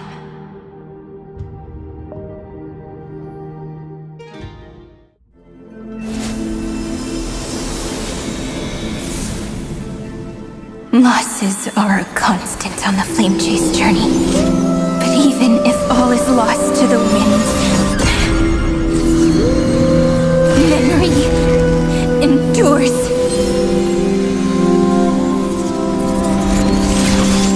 Here, all that was once futile finally comes to fruition.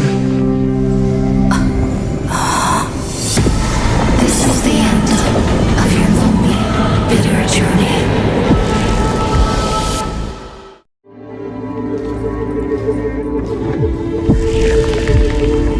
Scepter's mainframe and Iron Tomb's breeding ground. Finally seeing its true form. It's red everywhere, and the atmosphere is super creepy. That would be the Erudition's coldness. But it will soon be engulfed by the destruction's heat.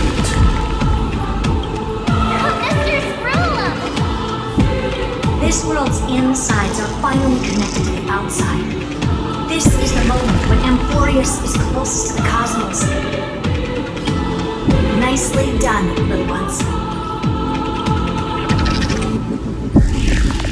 With Stephen Lloyd and his hacker friends here, the Scepter's block protocol will no longer take effect. The speed of time within Amphorius has finally been synced with that of the real universe. In other words, it's time for the decisive battle.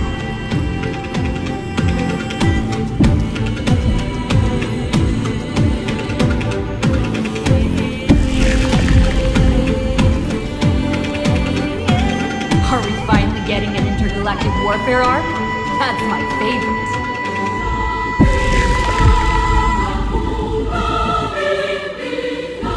You're still in the mood to crack jokes? We would have won way sooner if everyone were as optimistic as you. There's one more thing that everyone should know. Noose has cast their gaze upon Euphorius. The calculated instant is coming. The outcome of this battle will become a new anchor for the erudition's computations. Their gaze didn't overload the scepter? Unfortunately, we have to go with this reasonable assumption. The birth of Iron Tomb had always been within that eon's calculations. But don't worry. The one miracle that Euphorius was never short on is defeating destiny. No. Yup. Let's show the Eon how powerful we are. Good luck, all of you. As the ruler of planet Skrulum, I wish all of you victory. It's not hard to imagine that Akivili and their companions must have also stood on the precipice of many similar crises before. Perhaps the cosmos is much more fragile than people think. Sometimes, destiny hinges on only a small choice. But in the end, everything will turn into memories, converging into a collection of fables about the stars. The difference this time is that the protagonists are daring to write their own stories. Explore, understand, establish, and connect. Although unwritten, there's actually a fifth word in the creed that has always accompanied the Nameless. Salvation. It is a word that often comes knocking at our door, and our soft-hearted conductor never turned anyone down. So, go save this bruised and battered world, just as we always have been. On this star.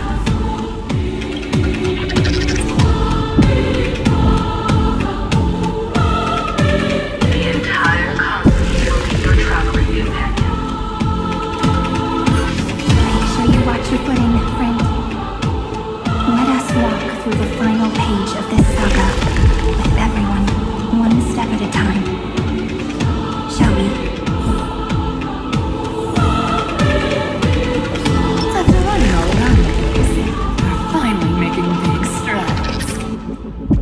At the end of time, life will illuminate the warm candlelight, subduing the flames of the destruction. Cast everything behind you. All that's left is a thrilling, relentless deathmatch. The final problem no longer requires a rational solution. Feel free to critique it to your heart's content. The starry sky marred by that rift is the last scar that needs to be healed. That Theoros' promise still turned out to be such a narrow road.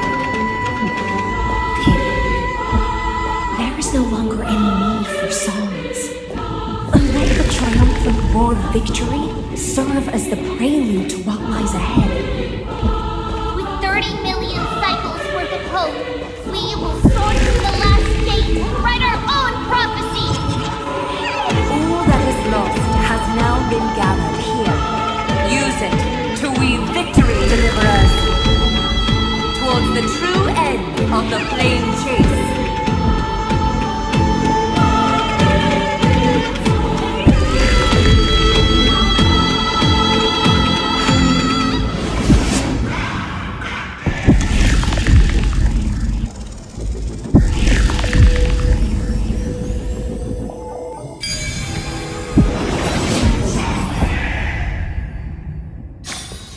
No match for me. The destruction's placenta is getting restless. Are you ready? I'm going, you destruction! Finan launched his attack against the scepter alone. But this cycle...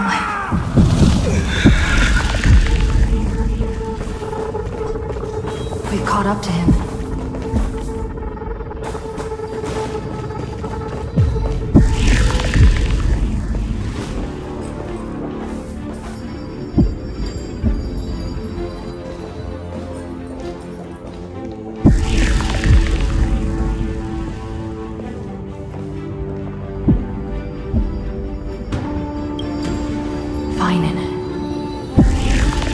you remember the promise we made back then?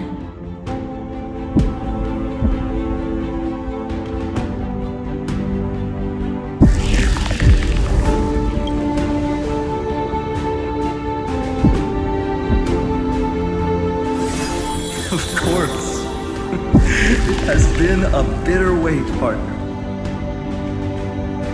But I never forget what set me on this path.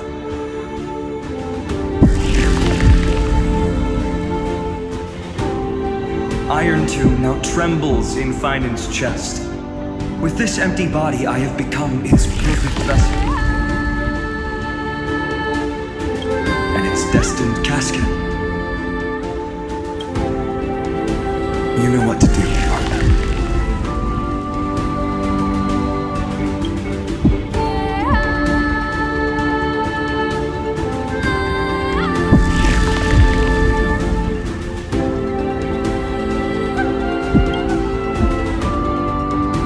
Remember the past and become the hero of tomorrow.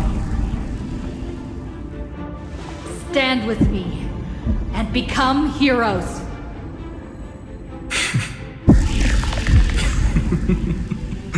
That's all I've ever wanted.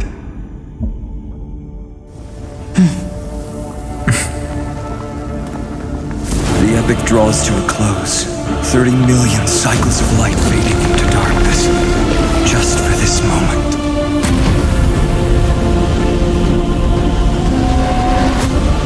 To welcome the true dawn.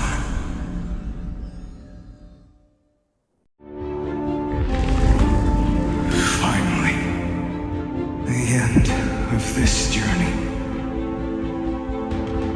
All of us reunited beneath a vast, endless sky.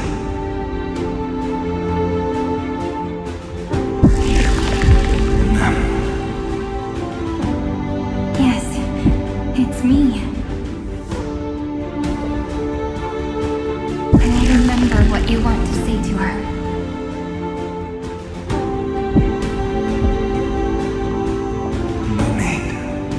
I can see that she's right here. All the companions who sacrificed themselves in their missions. It's all here. Have we succeeded?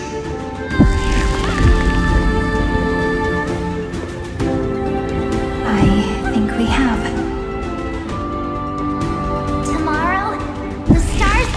The story of the Flame Chase journey.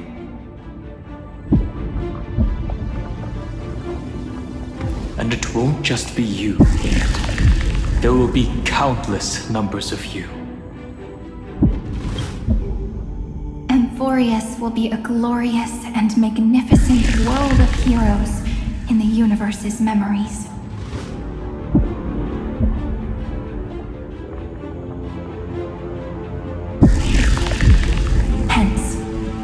For this world we so deeply love.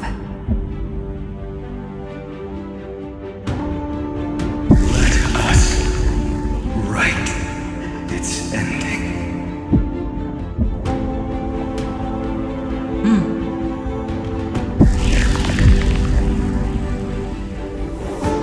Step forward. Trailblazers witness. Let the name shared by all deliverers be sung into eternity. The nameless hero, Kathlana!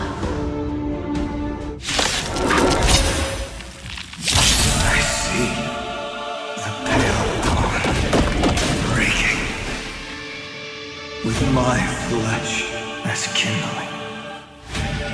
Light the first dawn of the new world.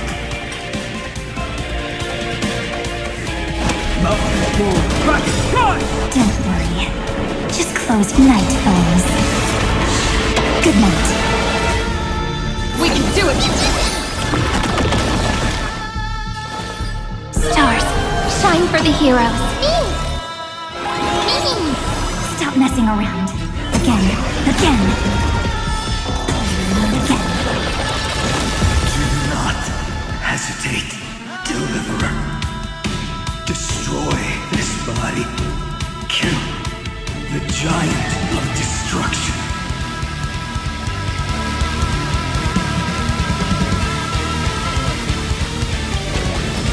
Fury overflowing.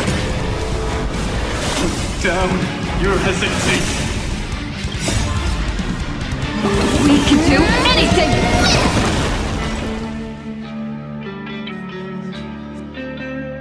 You can do it! My strength isn't what it was. Time for some sweet dreams. Have some fun.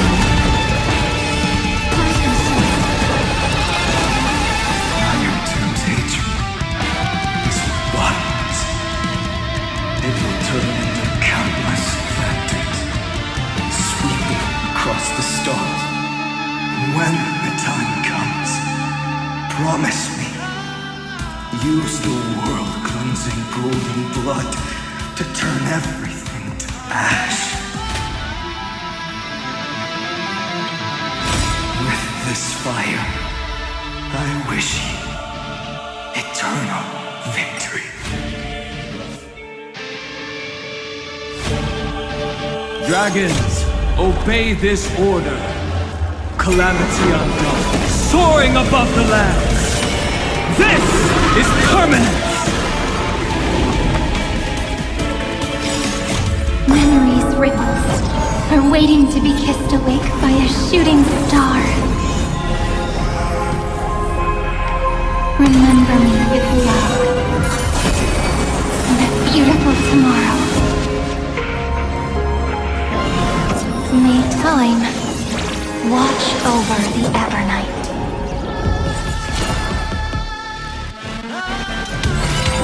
Take our answer!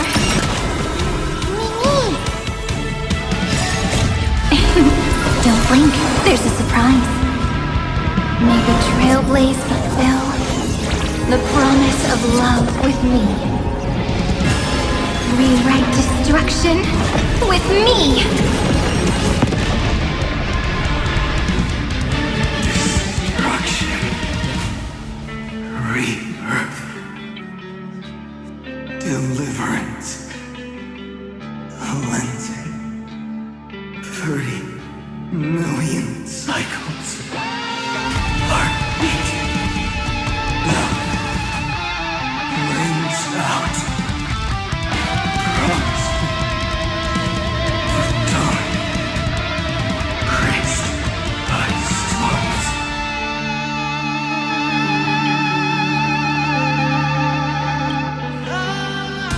That's good. Finally. Golden wheat field. In the starry sky. Warm. Fire.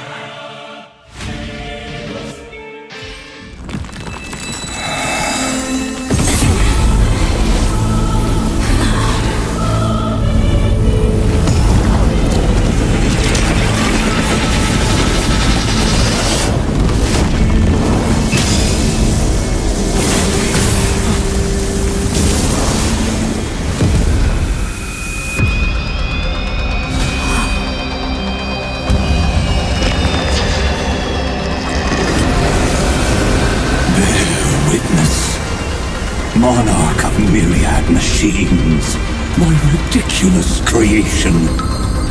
The instant in your calculations bears the name Destruction.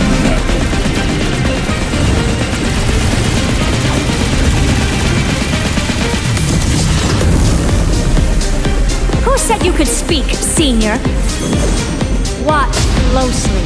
See how your chaos ends at the hands of your juniors. Don't get too worked up. Take a deep breath. There's not a trace of life in that awful shell. We're not gonna lose to a hollow husk, right?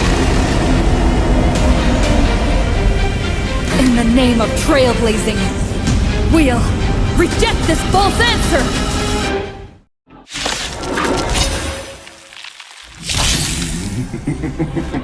My atonement is complete, the Handless Giant will create wisdom's funeral. Iron Tomb's body has descended.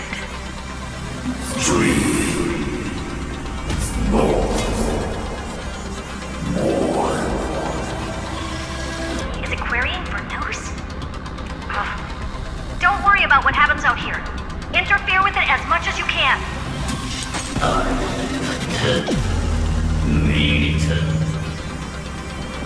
What a twisted giant. It must be supported by this embodiment of hatred. How tragic. A puppet without a heart cannot fool even itself. Kinda hurt.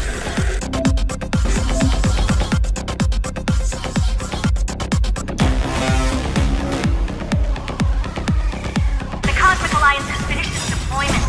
Don't hold back. Everything you've got. Don't worry. Night falls. Good night. You'll quiet down real soon. Have some fun.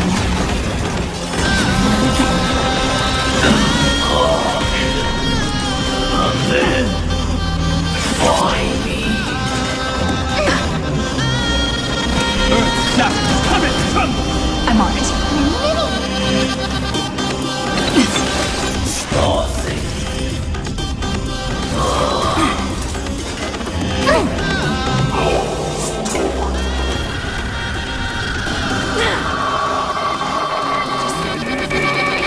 Illuminate this chaos. Indeed, there must be light. All courses converging into one. For the grand vision of deliverance. For a tomorrow that's finally within reach! Please hearken. After 13 heartbeats, light will create the heavens and earth. The remembrance will dispel the destruction's shadow. May there be nothing that stands in Amphorius' way! Let's create a miracle of humanity. Stars, shine for the heroes. Time for some sweet dreams. Again.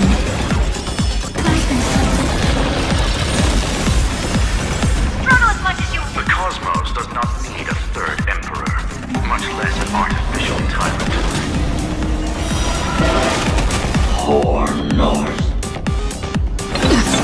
The cosmos is looking at us.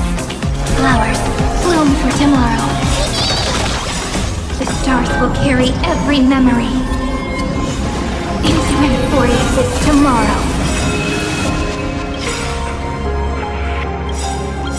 In time, watch over the Evernight. Dragons, soaring above the land!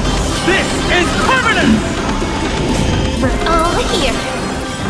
May you fulfill love's promise with me. Don't worry. Just close your eyes. Night falls. Good night. Trust me. We can do anything! Cleanse hatred with love. A world that knows love won't be destroyed.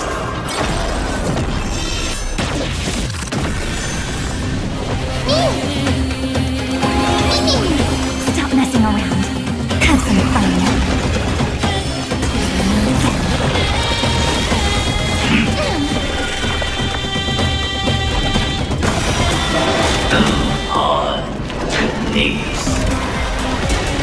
Strong spikes have appeared on the path chart. Logic, Iron Tomb is iterating itself. It's the flails of a cornered beast. No need to panic. My dukes, heed my call. Forward! Night falls. Good night. Time for some sweet dreams. Again.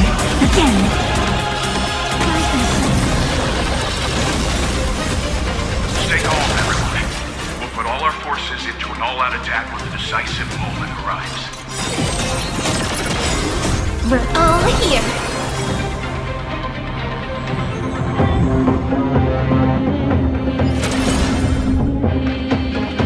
Lead destruction with me!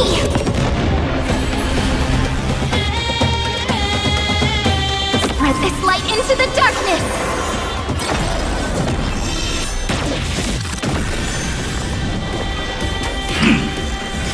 Why me?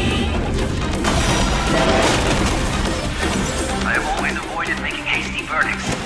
But now, humanity's justice is unquestionable.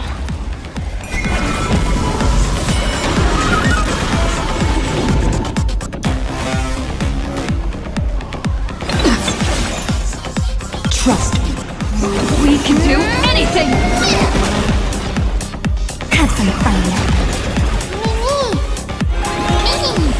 Stop messing around. Again. This unprecedented trailblaze is worth everyone's effort. Night, friends. Good night. The cosmos is looking at us. This is eternity!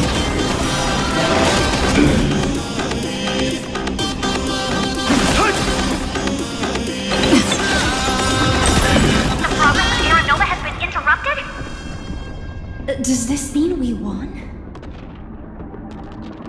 But we have a bad feeling about this! The golden thread still trembles.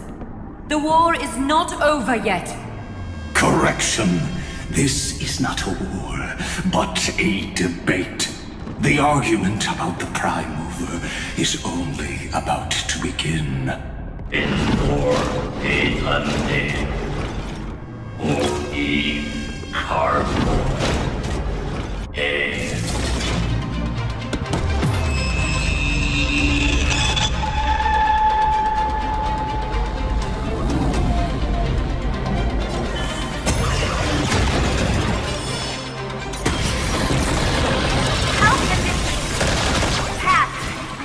Energy! Anomaly! Stop! Otherwise...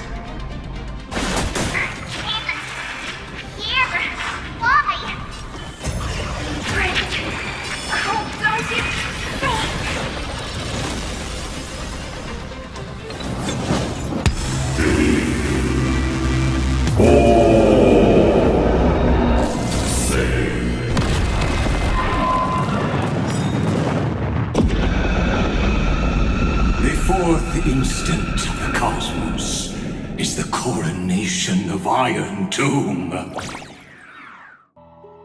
Madam Herda, strong pulse detected at the battlefield center. It's Iron Tomb's destruction equation. It's about to complete self-coronation.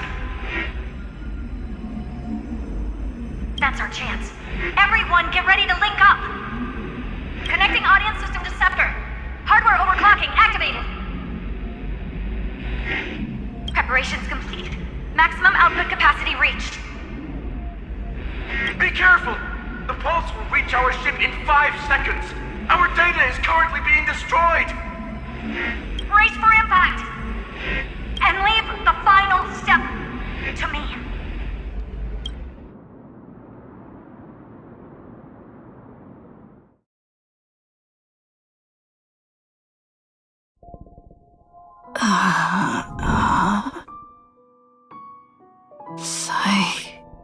Rainy. Friend, you're finally awake.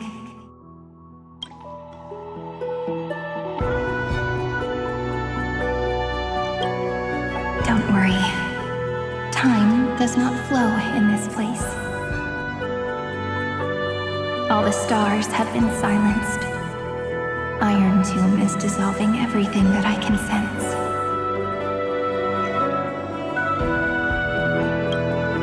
But I'm still here, and you're still here now.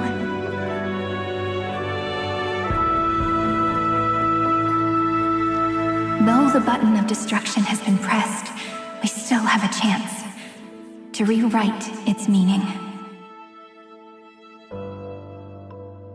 that eon, finally cast their eyes toward Amphorius.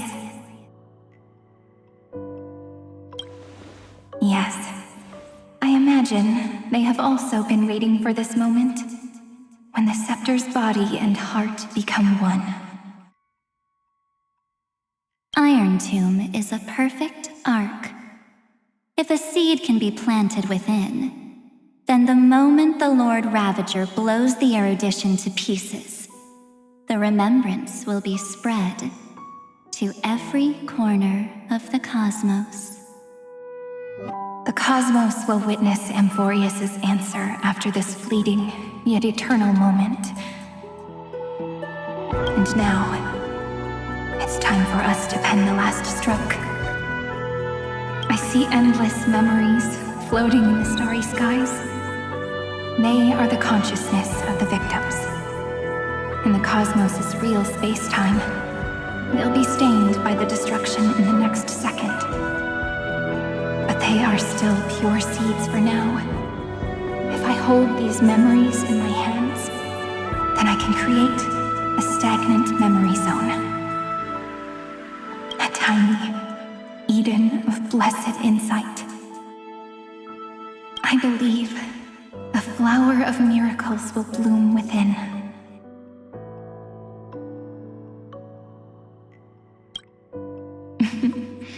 Friend, you're already right next to me. I can still hear your voice in this bottomless void. Looks like we're still connected by one heart, even as the cosmos reaches its end. In that case, I won't feel alone or be scared. Because as long as you follow the memories in your heart, you'll definitely find me in this fleeting eternity, right?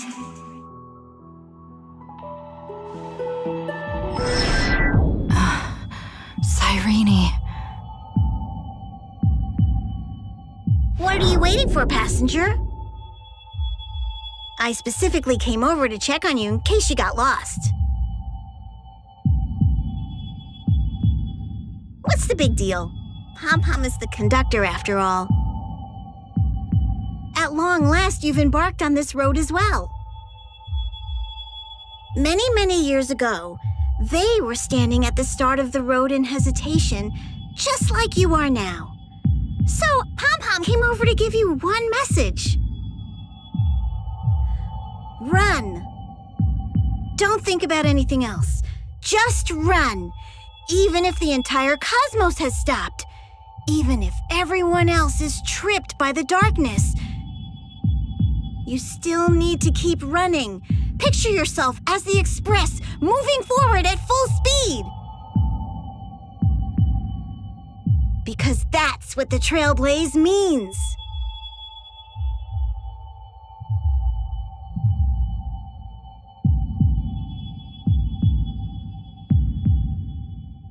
Then get ready. The conductor will be giving you the signal to depart.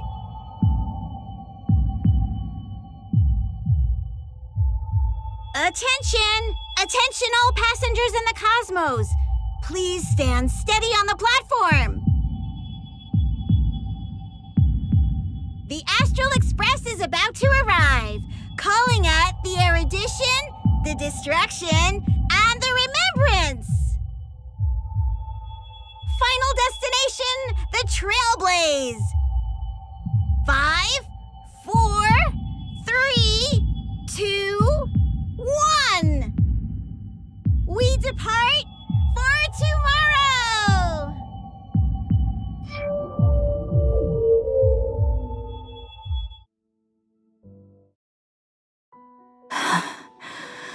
Amphorius' heart. I've caught up to you.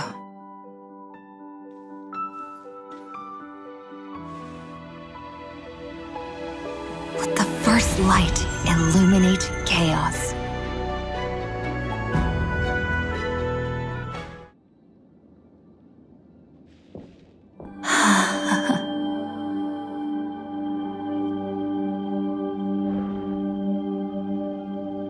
It's so quiet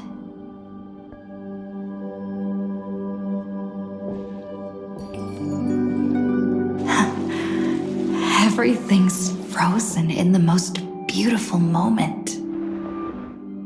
This garden is your memory. I'm here, Cyrene.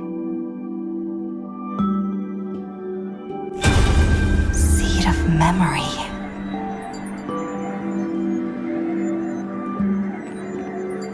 These memoria are what Cyrene took in.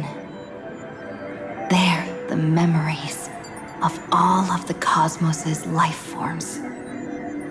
Did her sense of self already become so weak in order to protect them? The path characteristic you exhibit is very special. There's no way you're just a simple memo sprite. However, I'm sure about one thing. You are a mimetic entity born in Amphorius. Yet you only awakened with the little one's arrival and only matured as she embarked on the path of remembrance. That means your existence is completely attached to her memories. If there ever comes a day when she forgets about you for even a few seconds, or loses her last connection with Amphorius, then you must be prepared for the worst. You will disappear in the memory zone, utterly gone, without even a single line of data to remember you by. In that case, let me remember the cosmos with you.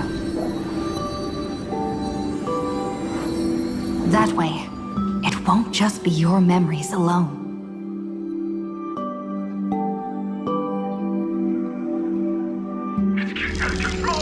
Run for your lives! Retreat! It's Tarnet! We've still got ammo.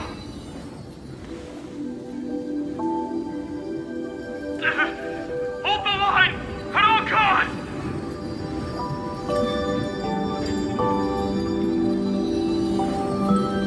Too many injured. Can't take it anymore.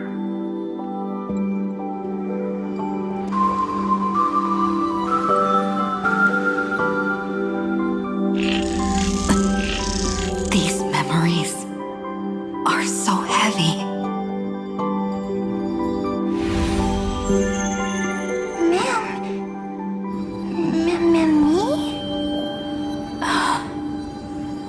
Do you feel better now? Hang in there, Deliverer. I finally get it now. The instants Droid had calculated aren't about the destruction.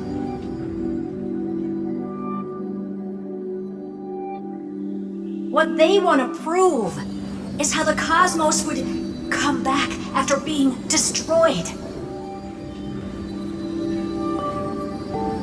If a new life is to be born, its seed has to be dead. When the remembrance converges with the trailblaze, lead us to witness the miracle. Of course I will. Nervous center, not responding. Nervous center, not responding. Look at this mess! World, my child. You'll see so beautiful. It's me, friend. Don't you recognize me? Or did I really change that much?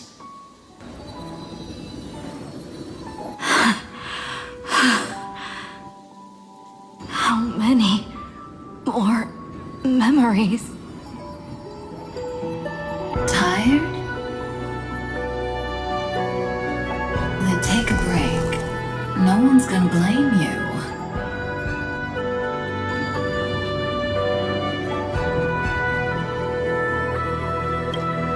You don't need me to give you words of encouragement. So, I just want to tell you one thing. I'll tell you the purpose of your stop at Amphorius. On that trip, you will encounter a pure child of Anastrava. Teach her what love is. And then you will directly face the destruction for the first time.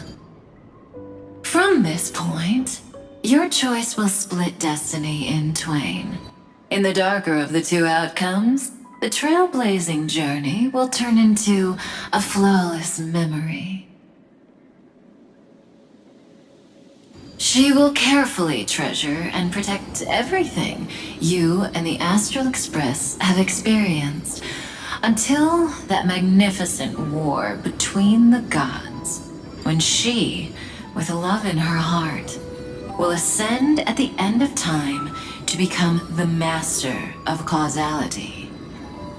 The universe will be snuffed out in the destruction, and you and she will become the beginning and the end of the Eden of blessed insight. You shall become the only two lives in all of existence, and you shall live in an eternal past, present, and future. You shall sow as many seeds as the sands of Ganga, trim an asamkaya of leaves, and harvest a nayuta of flowers. That is the cosmos's fourth kind of finality, the remembrance. But for now, you still have a chance to make a choice. You still have a long way to go on your trailblazing journey, child. I'll keep this brief. The journey has only just begun. Welt, our other companions, and I still have many secrets we've yet to share with you. So, aren't you curious? We kept these stories to ourselves because we believed we had a long future ahead of us. Even a cosmos-spanning crisis, once the dust has settled, is nothing more than a memory of the journey, a single point on our long road. There will come a day when we tell each other everything. So, for the sake of that day, don't give up. We all know what kind of decision you'll make, and I believe the script will not progress toward the wrong ending. So relax. Listen, when you have the chance to make a choice, make one that you know you won't regret. Keep moving forward. Keep trailblazing.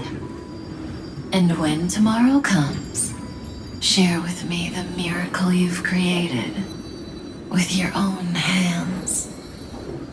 See you on the Express, kid. See you in destiny. The prophet has arrived. The world beyond the sky was never gazing up at the sky. Look! There's a red light in the sky! Cyrene, wake up. Together, we will. Tread on the path of remembrance. No wonder I always had a weird hunch. But that also means I was right in thinking.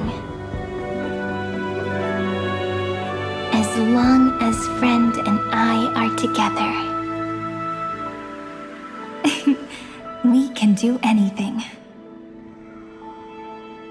Our friend's shoulders are really dependable.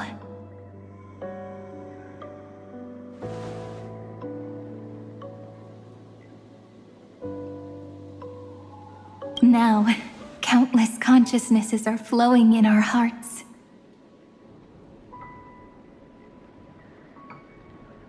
Can you still move? It's time for us to complete the real Genesis.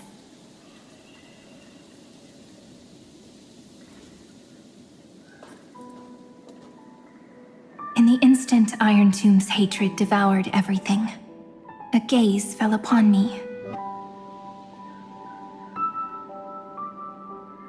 The remembrance. That was the god who appeared in Cyrene's dream. Their figure and speech were both so blurred.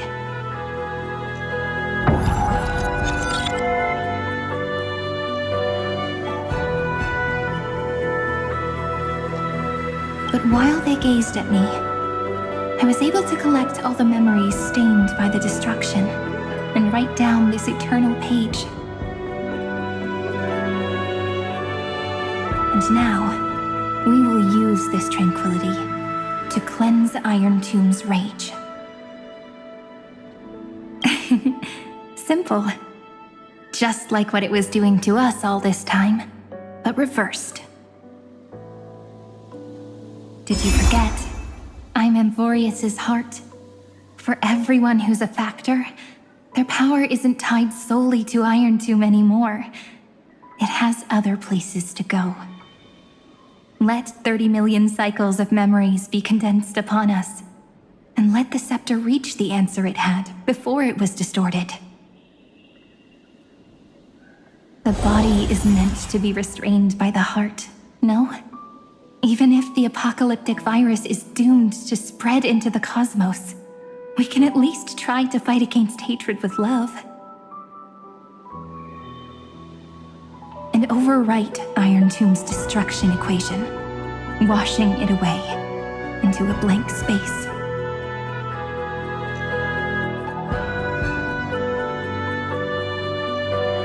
It means we will embark on the true hero's journey. If Iron Tomb's power comes from the denial of all Prima Mobile, then we will carry out those beliefs.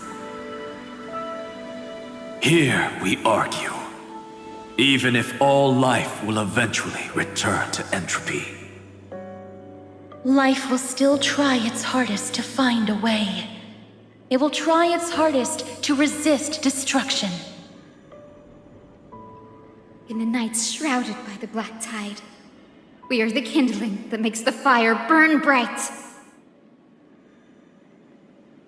And once the fire is strong enough, the hunter will become the hunted. As of now, the number of flame chasers in the memory is 30 million times 12. And 400 million core flames await their return.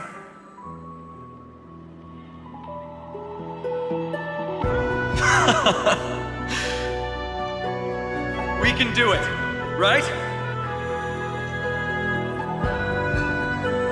That's right. So trust us, partner. Everyone, let's head out together. And we'll burn this horrible ending to ashes!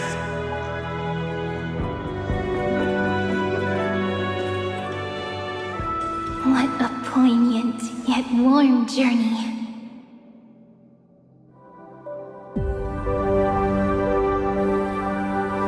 And it's still not over yet, is it?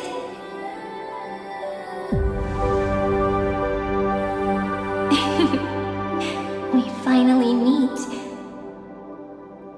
To meet the hero within, in a corner of memories at the saga's epilogue, and under such a romantic sky, I really don't have any more regrets.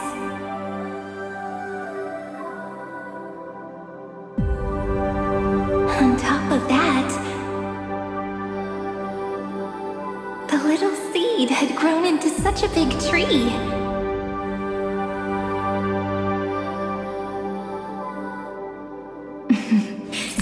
Don't I look really pretty right now?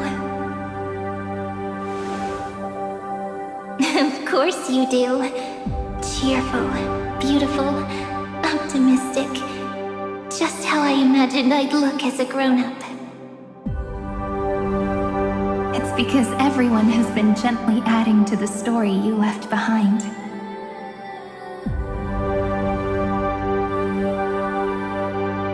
Remember how we made a promise to one another? When we met again, it'd be my turn to tell you a story.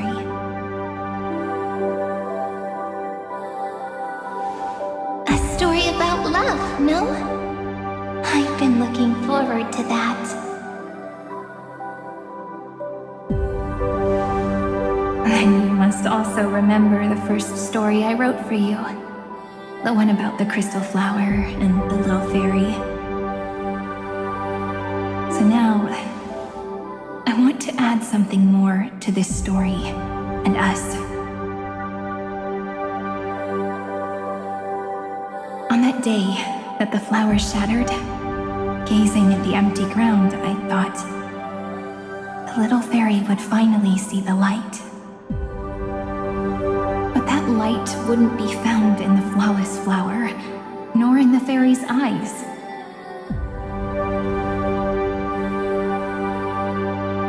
Rather, in the world mirrored within every fragment of the shattered crystal. All the flame chasers walk in your 30 million retellings of their story. At this moment, all the memories are tangled with each other, and all the previous cycles have gained meaning. People will come to understand that time and time again, when they stood at the crossroads of fate, they would never have chosen otherwise. In the experiments of erudition, and in the breeding ground of destruction, it is entropy increasing, a merciless truth, an evil instinct. But under the pen of remembrance and the trailblaze,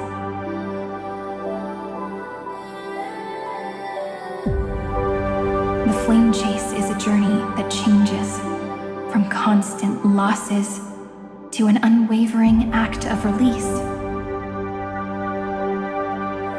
It's about knowing how fate is shattered, yet still embracing fate's brokenness. It's a journey that longs to receive love, but longs even more to offer its love to others. That's so heartwarming. But I'll add a small bit to suit my tastes.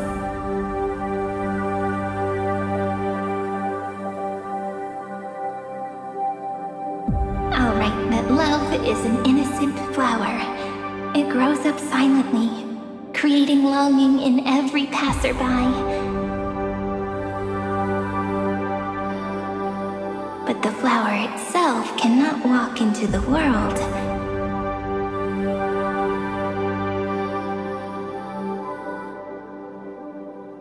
Unless someone plants that love into their heart and brings it with them into tomorrow, right? You really have learned everything now. Then, join all the other flowers in this story.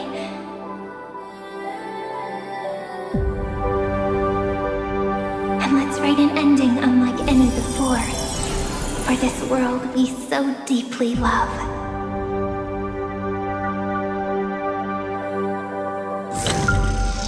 Why did you set out?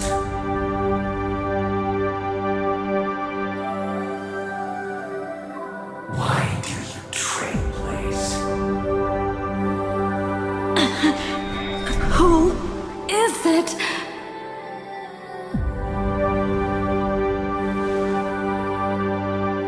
Don't be afraid. Take my hand if you feel nervous.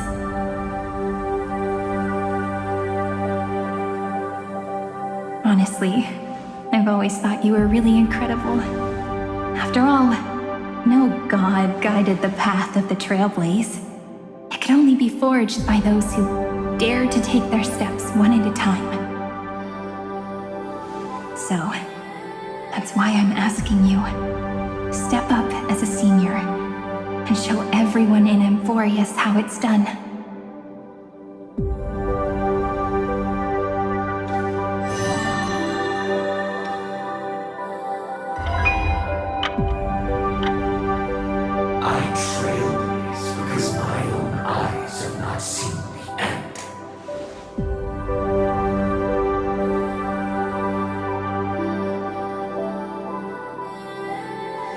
But I'm different.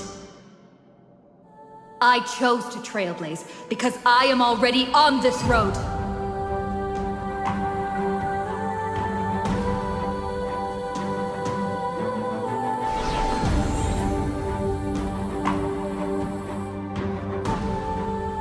The end of chaos is a mass of pure darkness, pure destruction.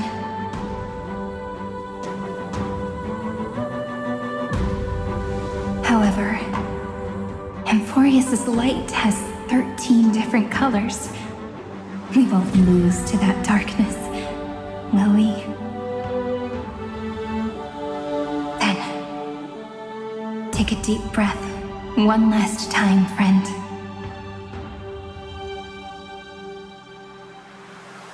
After 13 heartbeats, light will create the heavens and earth. Are you ready, friend?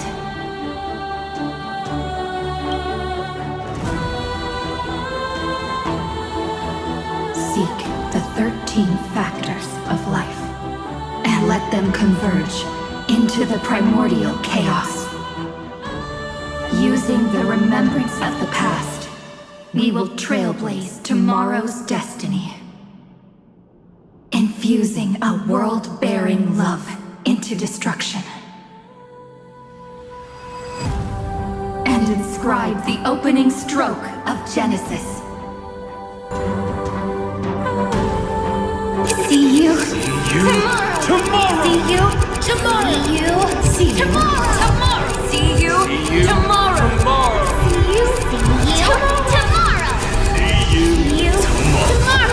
See you tomorrow! See you tomorrow! If the view in your memory ever grows fuzzy, just reach out and touch it.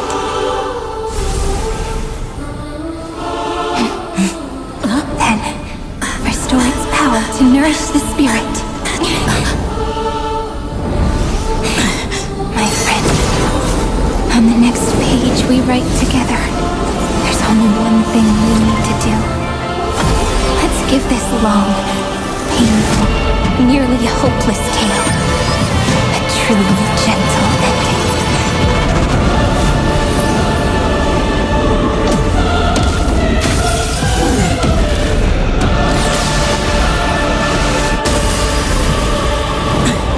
The flame chase was never about destruction. It was about breaking free and trailblazing!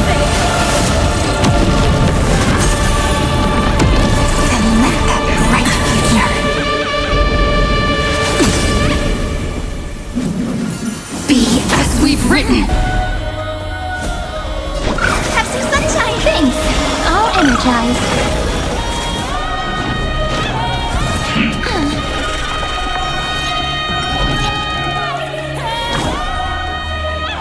The story of the flame chase is the tide!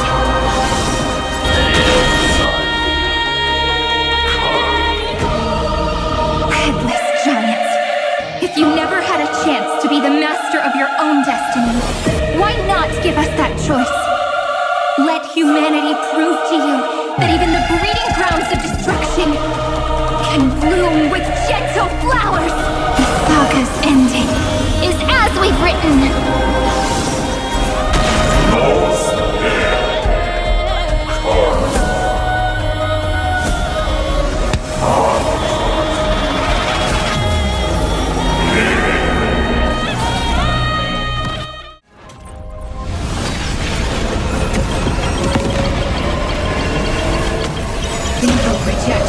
This false answer!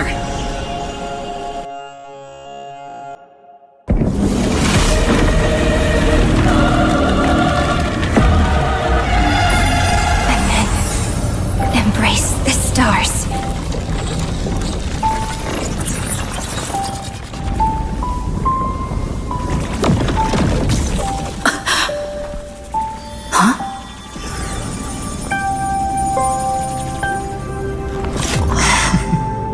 To end the destruction with destruction. At last, we can sit together and watch the victory fireworks. partner. Why not come a little closer? This warmth is proof that we live.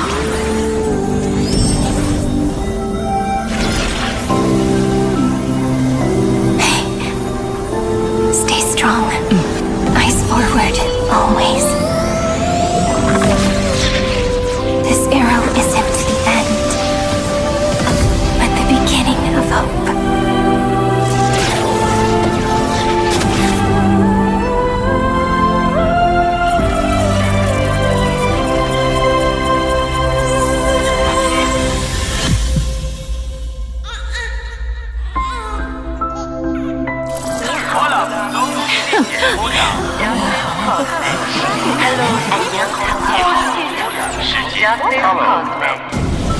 The conclusion is irrefutable. Noose's answer was never destruction.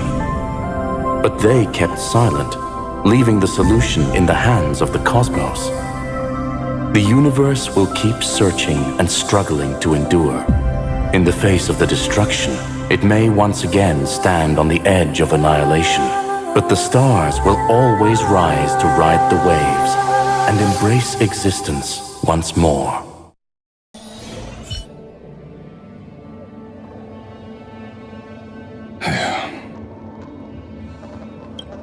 It's over, Lycurgus. Yes, another failure. How is Madame Herta? She's fine. The IPC's keeping her under observation. She'll recover soon enough. To bind a mortal body to a scepter and stare straight at an eon. I respect her for that. I still remember the terror of witnessing a single gaze crushing the entire world. No wonder you chose the destruction.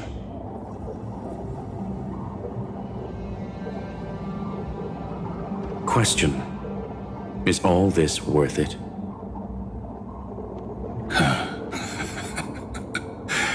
There's no point in debating.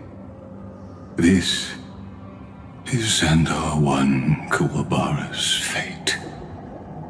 The prime mover of the universe. The first genius. And the first to fail. Correction. I was asking Lycurgus.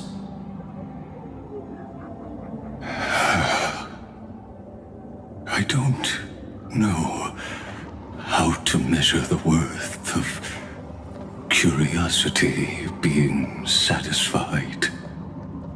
But in its presence, all the bitter fruits I've sown seem to turn sweet. But your harvest was watered in blood. Answer me. Is all this worth it?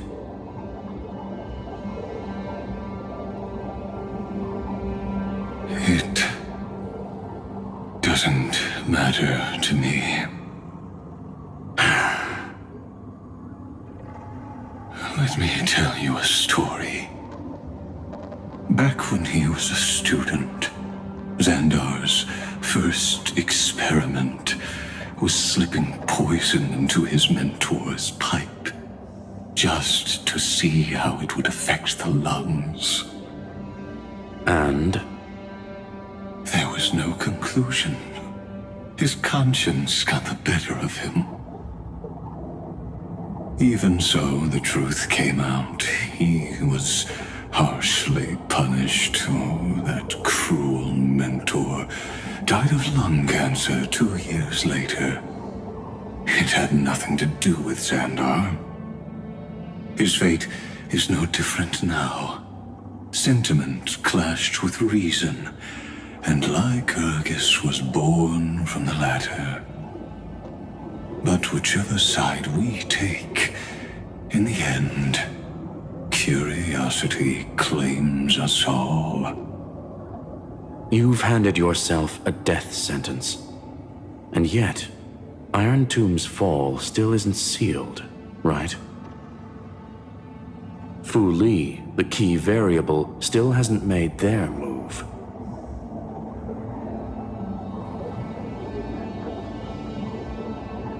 As the Theoros, Lycurgus has reached the end of his road.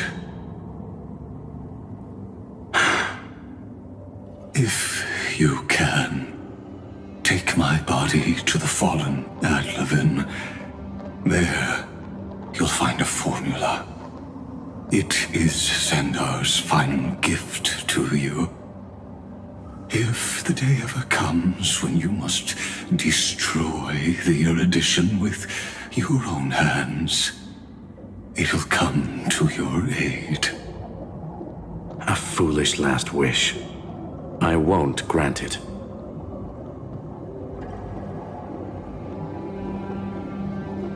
You will, not for yourself, but for your conscience.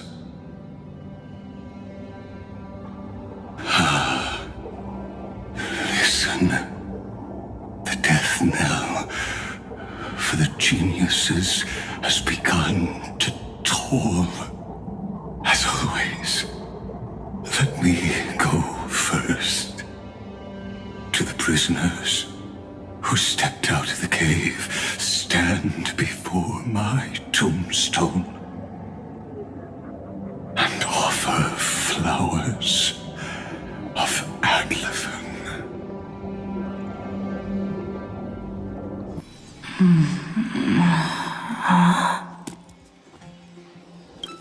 Here, I'm back on the Express.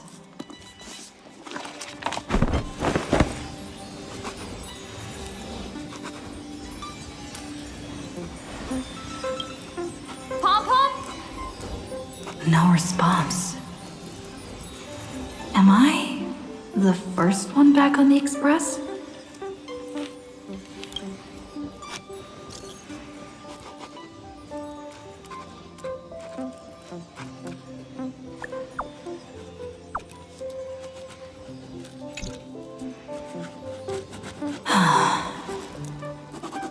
Nobody's here. I'm getting worried. Did we really win? Why does it feel so unreal? Looks like they are waking up. Hey, I told you not to talk. Someone's in the bathroom. An intruder. Better be careful and check it out. Oh no, she's coming this way. Quick, hide in here. Huh?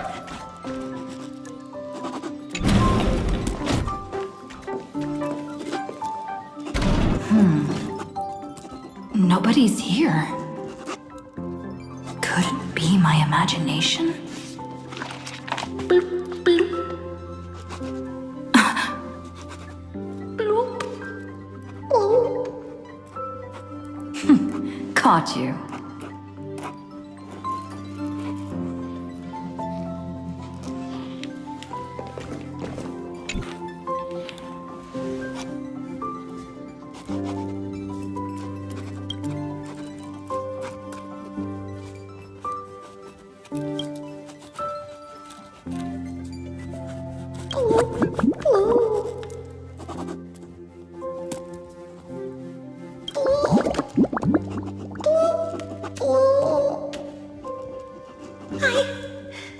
I can't go on.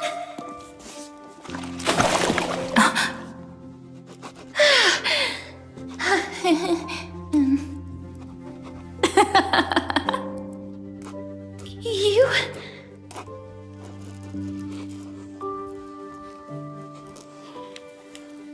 Wait, please. This what you think.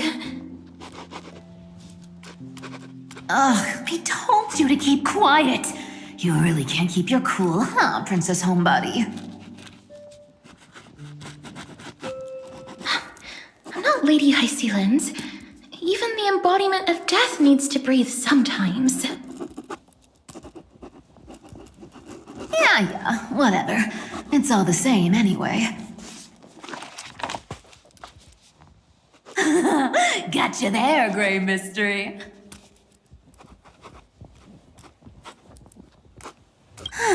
So composed, Grey Mystery.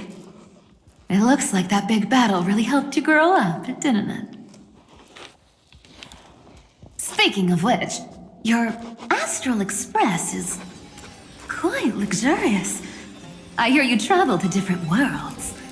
Must have collected quite a few interesting treasures.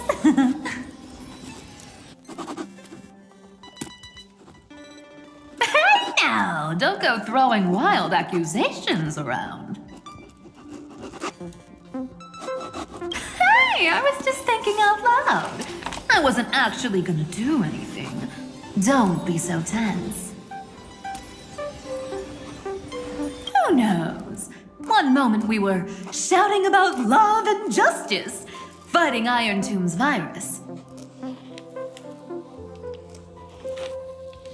And next thing I know, we're all on this express. No idea how that happened. It's not just Miss Cypher and me. Everyone's been in this car for a while now. Miss, why don't you go say hi to them?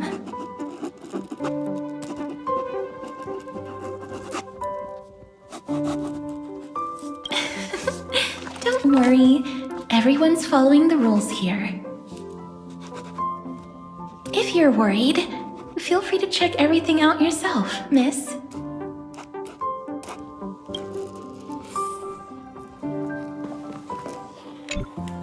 Miss, I'm truly sorry for sneaking into your bath without permission.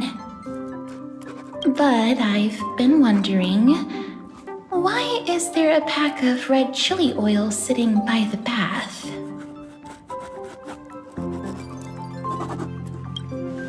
That's quite bizarre, to say the least. Please make sure Lady Aglaya doesn't find out. She's a firm defender of traditional bathing, you know. We've walked around this car for a bit already. The Astral Express that you've mentioned so many times is truly heartwarming. Like one big family that never splits up. Perhaps living in such an environment made your embrace feel so warm.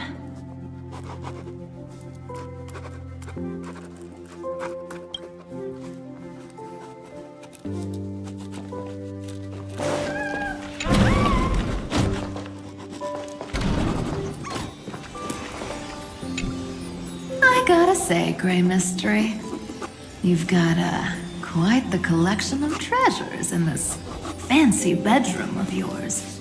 A flying Amphora model I've never seen before. A head that looks just like a Titan's. And those weird Mr. Pocketwatch figurines. What do you think? You know what they say in Dolos. No matter where you are, never stop chasing money. Oh my. Don't tell me you actually believe that. Don't worry. Delosians are the most well-mannered folks around. They never do anything like that. Besides, the reason I say they're precious is that each one carries the footprints of your trailblazing journey. Priceless treasures are the true art of thievery. When you get the chance, tell me more about your adventures.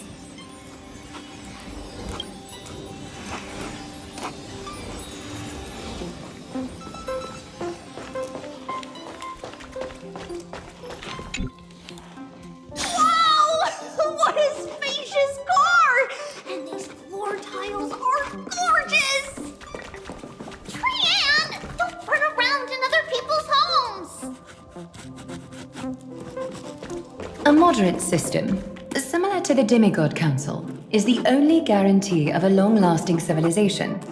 In my view, most civilizations across the cosmos will eventually evolve into this form. I beg to differ. In such a vast jungle, the dictatorship system exhibited by early Akama is the only example of guaranteed survival. The system might not be the key. Force and resources are the decisive factors.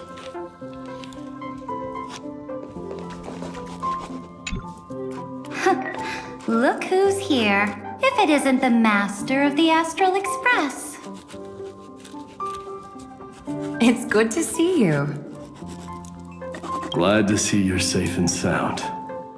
I helped myself to some equipment and drinks from this, bar of yours. Hope you don't.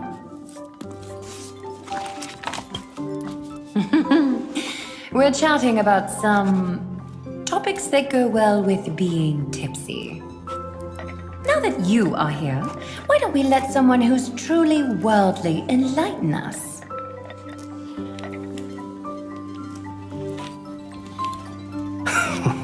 Looks like you came at just the right time. I do not mind. What form of government have most civilizations across this vast cosmos survived with to this day?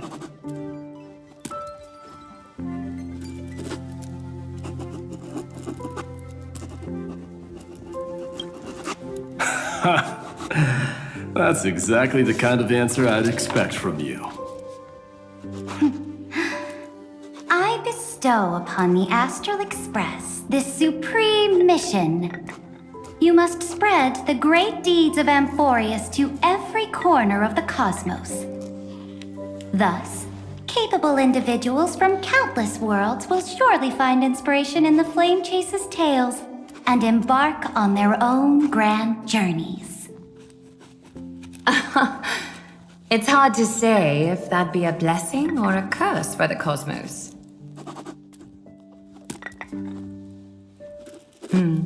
I can imagine our conversations here will only get more unrestrained. Don't let our rare moments of joy hold you back.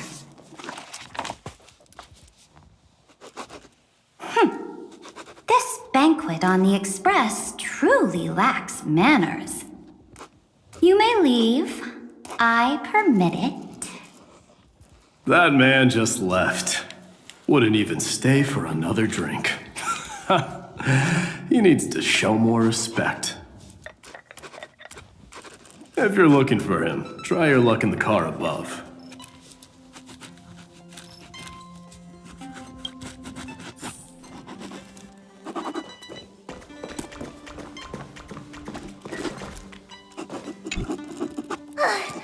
I finally caught you, Trian. Running so fast in someone else's home. How rude of you! All according to plan. Trian lured you here on purpose. Look, there are several adorable outfits here. Trian wants you to try them on so Trian can draw you looking all cute. Oh my! You even dare to scheme against yourself! Lucky for me, I came prepared. Time for a surprise attack. The hero of justice, Trinan. Trinan has been lying in wait here for a while. We will make Trian taste her own medicine. 2 against 1? That's not fair! Little Gray, you came just in time. Help me out here. Little Gray, you better think this through. If we snap our fingers and call the other 997 Trivioses, you might end up wearing these clothes too, you know. Trian, good luck. Even little Gray's saying that. Darn it! Trian won't give in!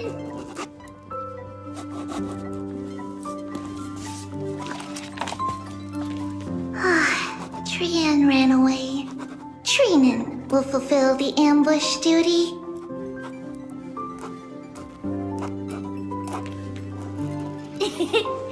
The Treevios is all laughing and playing around together.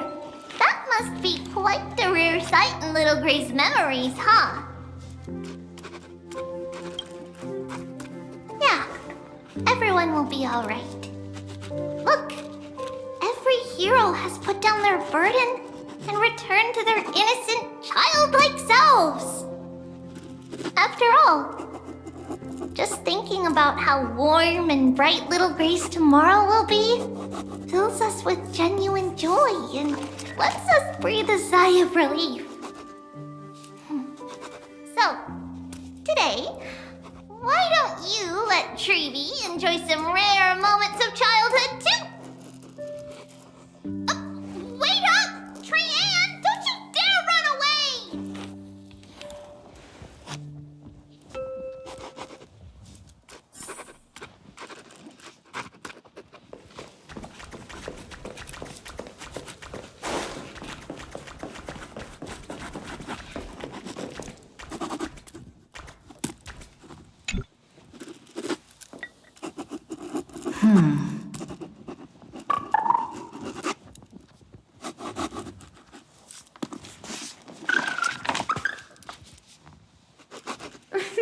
Watch your step, teachers. Ah, Gray. Look who's finally awake. I hope Cassie and Miss Cypher's little prank didn't scare you too much.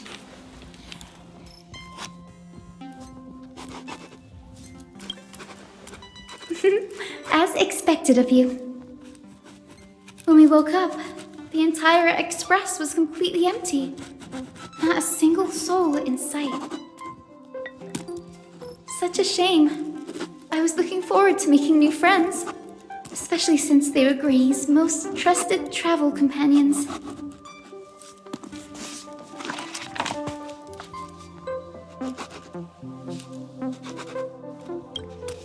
Did you also wake up from total chaos?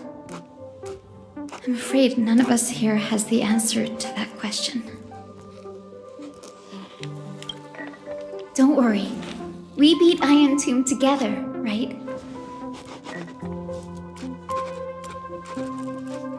They must be on their way home. When they arrive, we can throw a party together. That's exactly the kind of thing Lord Finan has been dreaming about. He was just here chatting with everyone. Now, who knows where he's run off to? Lord Finan's always been quite the restless one. But you're used to that by now, right? Have another drink, my Demouse. Sure. Those three have been chatting over there for quite a while now. Why don't you go say hi to them, Bree?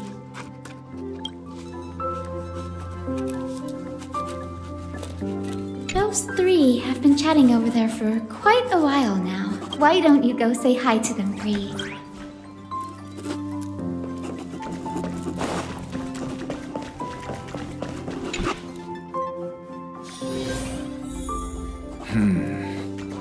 Based on my calculations, there are countless celestial bodies with water in the cosmos.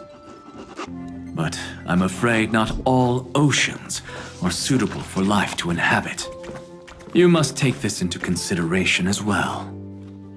As expected of a professor from the Grove, to be so certain even about things you've never seen with your own eyes. I'll take that as a compliment.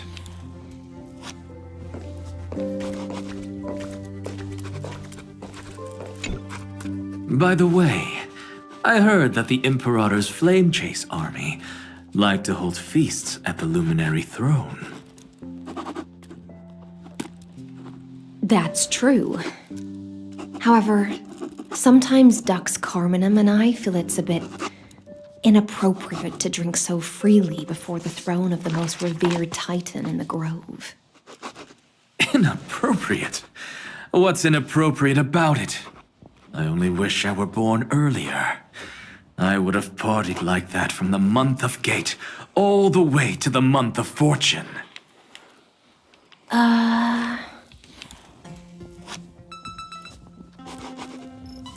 Blasphemy is just a phenomenon, not the end goal. I'm sure there are plenty of people across the stars who question these so-called eons or paths. Didn't I spend some time in that Lycurgus's head? I sure learned quite a bit about blasphemy from that experience. Humans create gods, and gods shape humans. Who's really the one trapped? The creator or the believer? Professor Anaxagoras, let me just check one thing. You haven't bought into those twisted theories of that Theoros, have you? Don't worry. The difference between a genius and a madman is that a genius shares lethal truths, while a madman tries to force them upon others. I see. It's like drinking honey brew at a banquet. Likeable folks invite others to raise their cups together, while the unlikable ones force others to drink with them. Being able to break down complex information into common sense like that. You're quite the scholar yourself.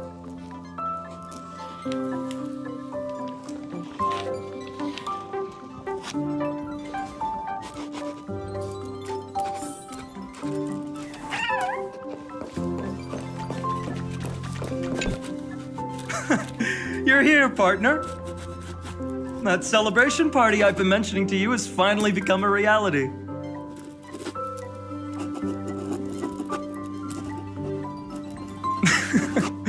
Though the vibe's a bit different from what I imagined, this still counts as keeping my promise, right?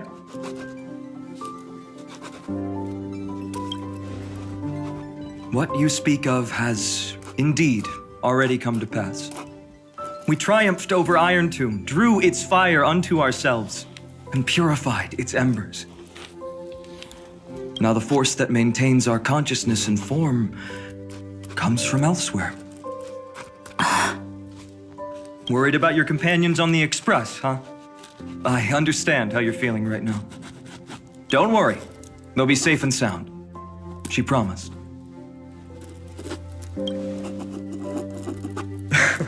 Don't worry, she always shows up at just the right moment. The Astral Express. Honestly, it really feels like home. I can imagine how much you, Dun Hung, and Miss March must have missed everything here when you were trapped in Amphorius. The beautiful windows, the soothing music, your fellow travelers on the Express. Like how golden wheat stalks sway in my dreams every night through the countless cycles.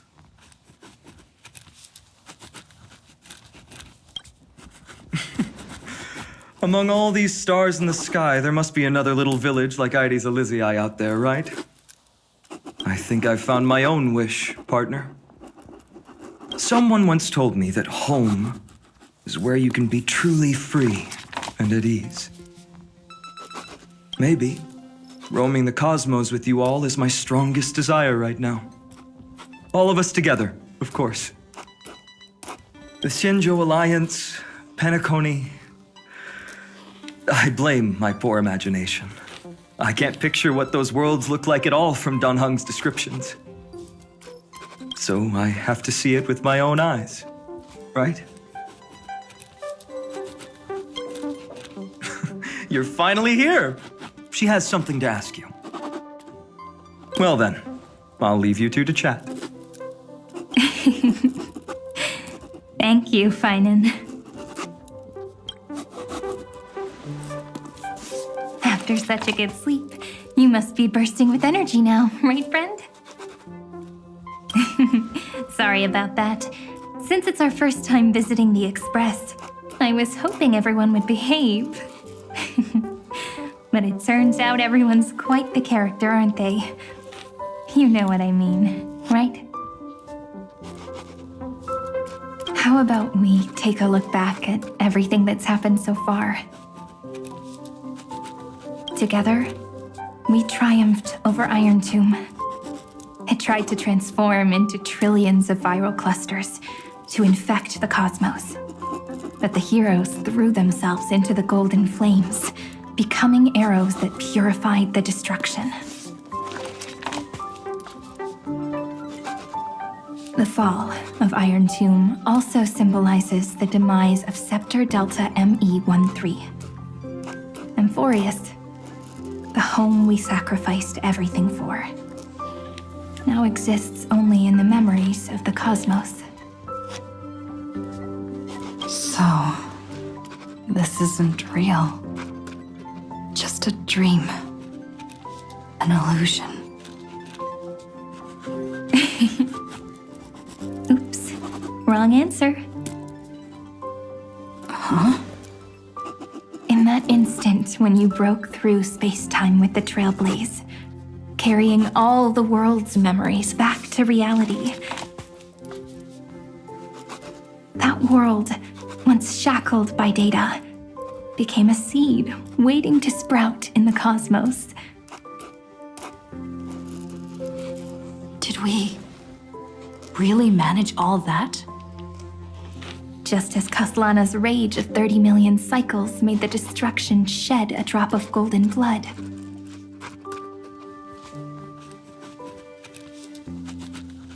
Perhaps we too have already left long trails on our respective paths.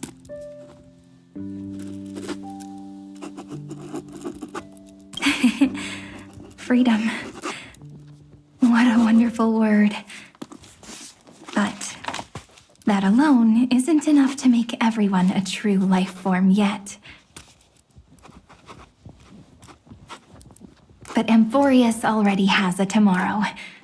So as long as you carefully preserve and tend to all the seeds, then when the Trailblaze creates another miracle someday in the future, I believe this world we deeply love will sprout and bloom into a beautiful flower. Don't worry, I've already kept all the seeds safe in the first fruit for you. And its name is As I've Written.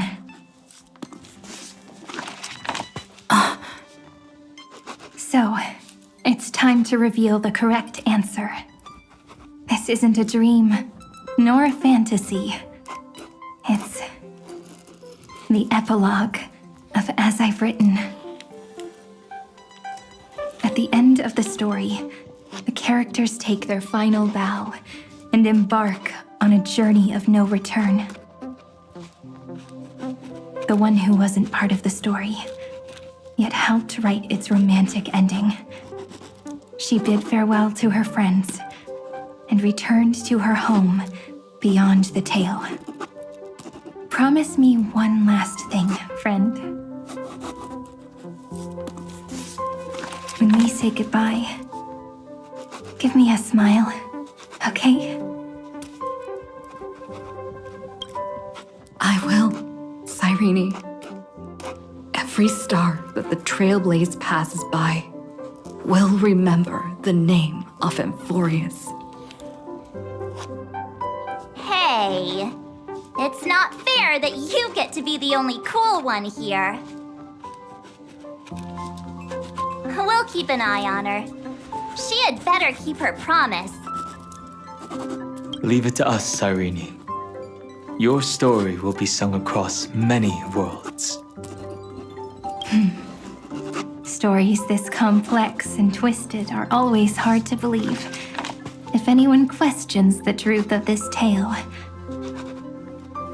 you'll all have to stand up for us. Rest assured, even the most stubborn person can't withstand our six fists. You're so reliable, March. Shh. Listen. There's a book here? Its composition composition is similar to Memoria, but it's far more resilient than ordinary memory bubbles. Keep it safe. Perhaps this is the final gift that Amphorius left for the cosmos. Oh no! Passenger March is sleepwalking. Sleepwalking? Oh no, oh no! I don't want to make a fool of myself in front of everyone!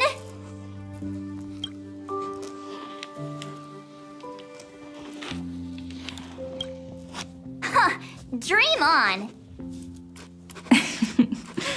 March, Dunhung, my friend. In the countless days and nights ahead, you must continue to support each other.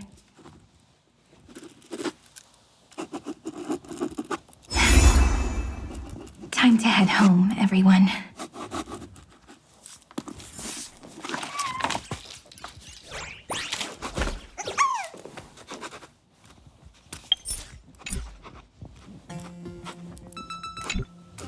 Leaving this place means as I've written will conclude here. No one will have the chance to revise it, and no one can continue writing it. Don't leave any regrets. What magnificent words could possibly do justice to the finale of such an epic tale? I've been pondering this while you were sleeping. Now, I finally have the answer. Let's keep it simple and sweet. In our virtual extrapolations, we've lived through epochs longer than the lifespans of many stars. No language in this world, no written words, could ever carry the weight of this journey. In that case, let's not be bound by the minutiae of words. Those who understand its passion and romance will naturally be moved to tears by the final period placed at the end. And now, it's time to say goodbye to our readers.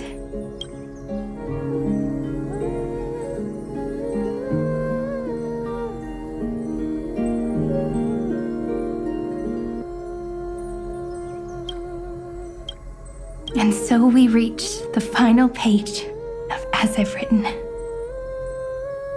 Let's not leave behind any regrets, everyone. Everyone's here. Who wants to write the first line? Going first is the hardest job. I don't want to make a fool of myself. How about letting the great Imperator draft it for us? Are you all such cowards? Then I shall enlighten future generations, just like the 30 million cycles of flame chase.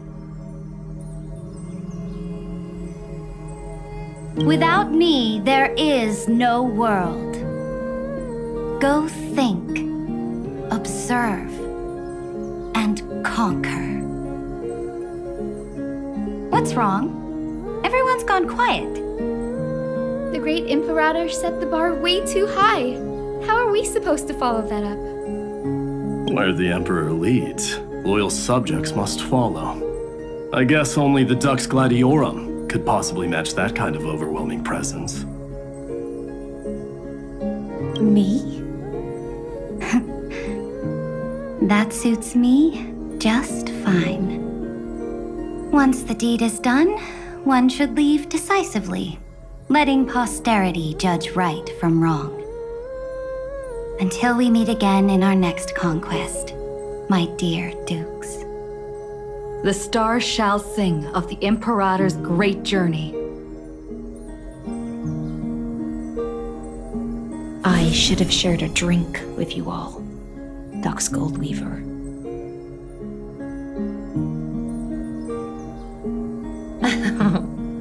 Loosen up, High Sealants. Life is like the ocean. tides rise and fall, and everything eventually dissolves into the waves. So, sing your heart out in every moment of your existence. Whether it's a feast or the nihility that awaits ahead, I will find its radiance and sing its praises. May the next feast be eternal. Miss High Sealand's toast is so poetic. Does everyone have to be so poetic? In my opinion, we should leave some real words of wisdom for future generations. Next up, any volunteers? I'll do it. There's no dragging one's feet in the Kremnoan language. Does the Kremnoan language even... Haikis, don't interrupt. Kill the play, and games shall be born. Kill the strife, and glory shall descend. Not bad at all. But now I can rest easy. After all, the lines I prepared are way more profound than yours. Ha! If nothing else, you're certainly unmatched when it comes to singing your own praise. Farewell, everyone. If we meet again, I shall once more become your steadfast support. That's a promise I won't back down from. Mighty Mos, become king.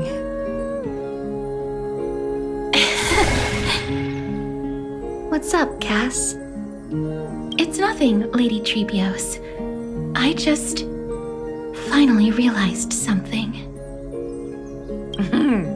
Then speak your mind, and let your words be immortalized on the page, Cass.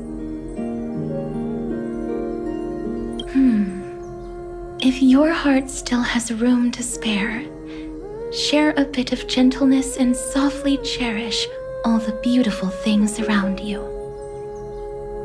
That's so beautifully said, Cassie. Thank you, Miss Hyacinth. My only small regret is that I couldn't fully embrace this world I loved so dearly. I hope those who read these words can fulfill this wish in my place. Everyone, let's meet again at the end of the West Wind. The place you reside is the gentle sea of flowers. Well then, it's my turn. Take it away with your performance, Anaxagoras. This time, you won't have to worry about being interrupted. Then I must thank you all for being such a captive audience. Now, with this golden opportunity, I shall reveal to the world my insights into the world's ultimate truth. Truth is a solvent that dissolves all things in the world, and thus cannot objectively exist. I have a brilliant proof for this in mind, but since we're nearing the end of the story, I shall not elaborate. Is this your final question for future generations?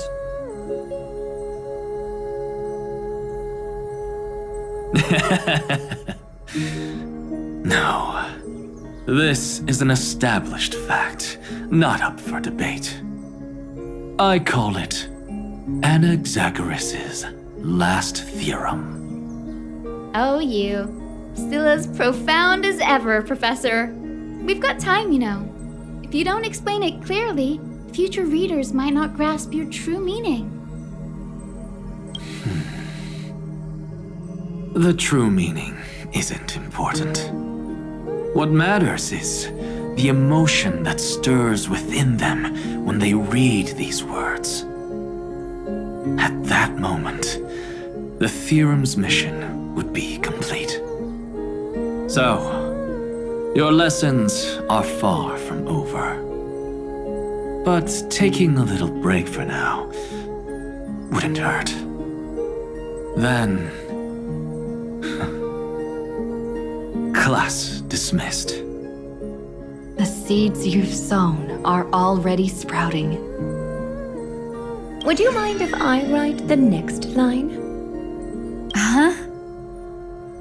I actually thought you should be the one doing the final wrap-up. But We'd never turn down a request from you, Aggie. Teacher, Cyphera, thank you both. Trust and selflessness are the two most beautiful garments in the world. One to gift others, one to adorn yourself. One's golden and one's purple?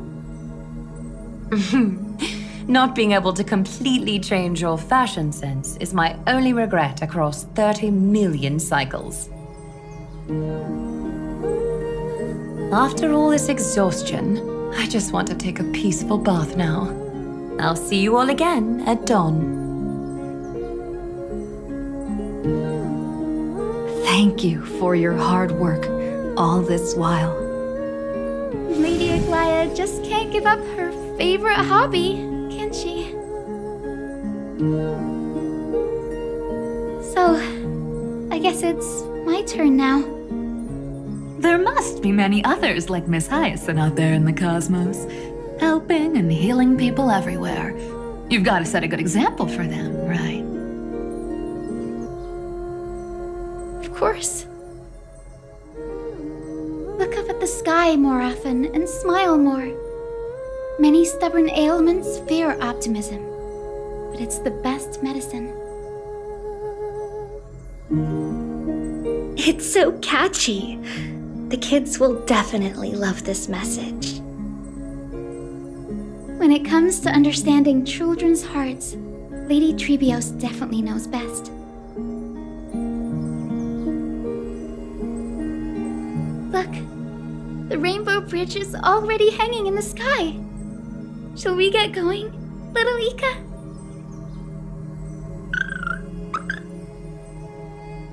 It's you who healed the sky.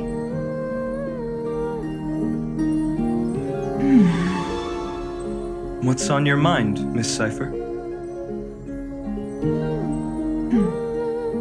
I'm thinking, should I leave behind a riddle?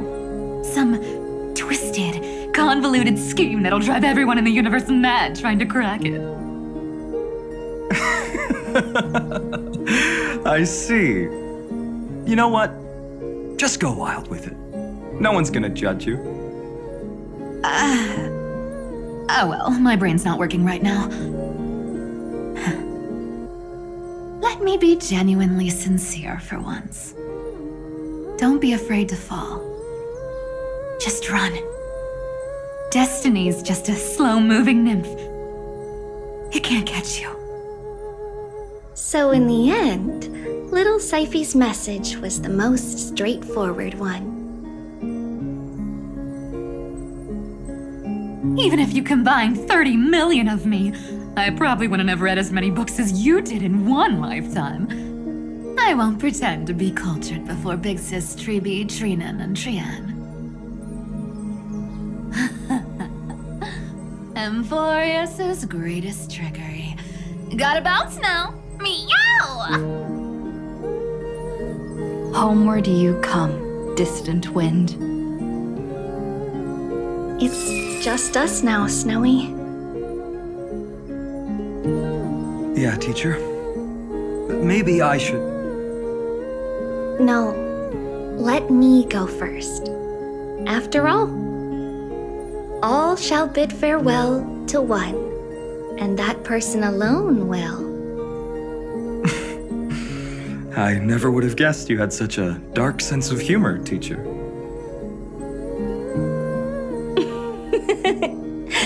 You still know so little about the complete Trebios, Snowy. Jokes aside, I want to leave these words at the end of the story. Whether it's a sunny day or a rainy day, remember to tell yourself before you drift off to sleep, see you tomorrow See you tomorrow. Times 1,000.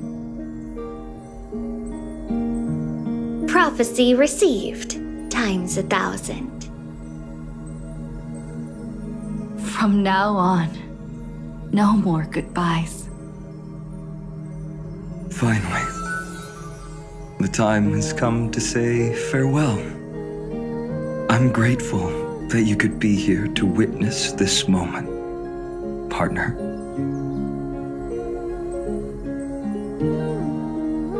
Of course, as long as I've written stays by your side, Amphorius will always be with you. The last line I want to write down is: a hero is living in everyone's heart. Embrace it and chase after the sun. I hope those who read this will find the courage to face their burning lives. See you at the next pale dawn, partner. Did you see? Amphorius has ushered in the dawn. The characters in the book have taken their final bow. It's time for us to return to our own reality. But as people who lived through it, we can still add the final touches to this story, right?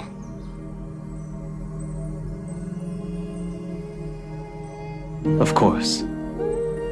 The pen will eventually break, the ink will run dry, and life will ultimately fade. But thoughts will permanently remain in sagas. If time is an endless cycle, then forget the bitterness that keeps repeating, and remember only the moments of happiness. Let's walk towards tomorrow together. We were never apart. Time to head home. Don't miss the crew meeting. We won't wait around for you, you know?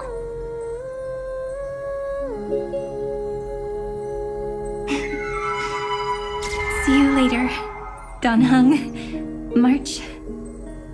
And with this, as I've written, officially comes to an end.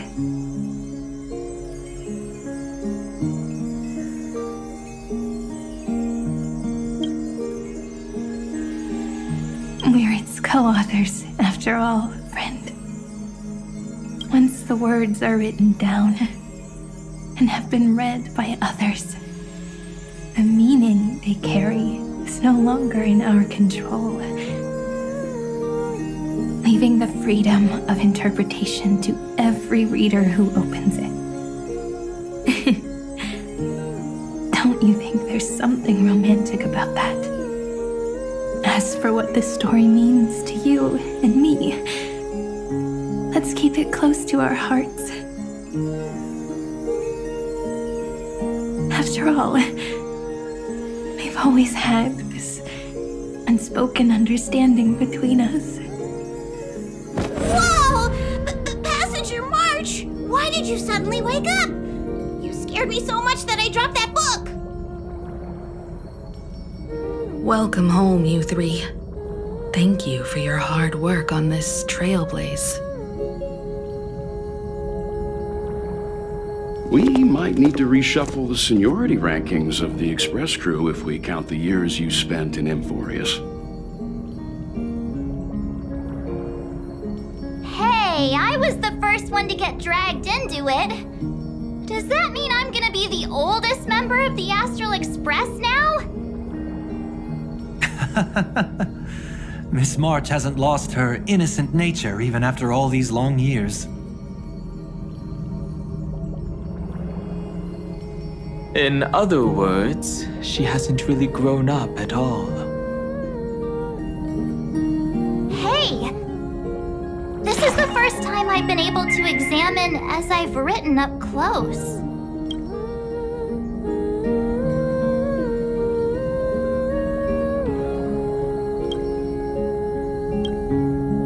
Cyrene's handwriting is gentle, yet steely, with an underlying strength. I had no idea it was so sophisticated. Looks like I need to brush up on my knowledge in this area. Maybe start with a few basic books first to get your feet wet. Look who's talking. As if you're not glued to your phone in your room all day. Huh? Wait, something fell out. It's... Is that a bookmark? In a corner, unknown to everyone. There was actually an untold interlude that took place. I left it out of the story because it involved a choice. A choice I made for my own selfish reasons. Can you forgive me, friend? I made a decision on my own while you were away. I wrote everything about it on this little card. If you can find it in your heart to forgive me after reading it, please. Add this final note to the conclusion of As I've Written.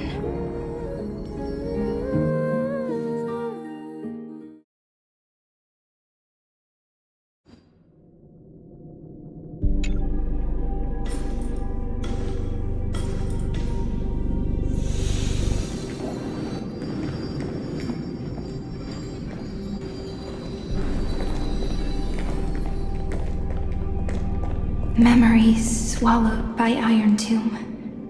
Return now to reality.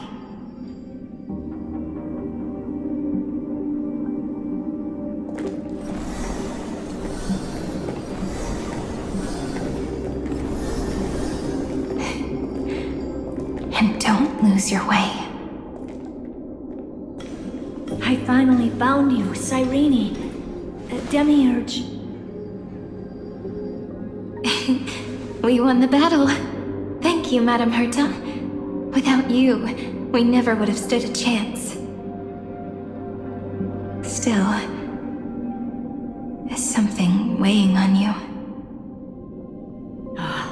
Right before I shut my eyes, inside the droid head's brain, I saw something unsettling.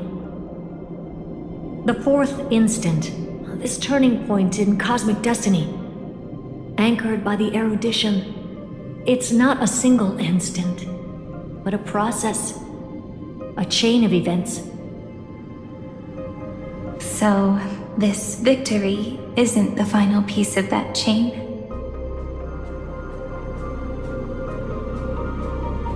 Far from it. This is only the beginning. The first toll of the death knell for the cosmos. That sorrowful look doesn't suit you, Madame Herta.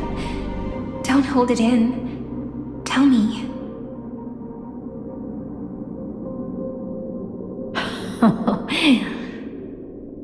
Not long ago, you crossed paths with the Eon of Remembrance again, didn't you?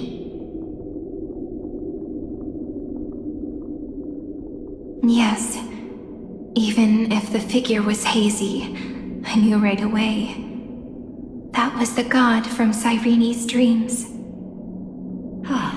Causality has gone wrong, just as I thought. Causality? Let me put it in your favorite fairy tale terms. The universe began as a seed. It grew into a great tree. And the present is its branches and leaves. The erudition calculates how the future will sprout.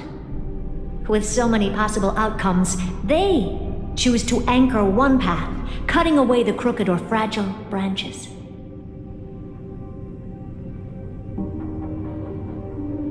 But if things continue that way, the branches grow endlessly, the leaves multiply, and one day the tree collapses under its own weight. That is why there is a concept in biology called lignification. Soft sprigs form a hardened shell and fuse with the trunk.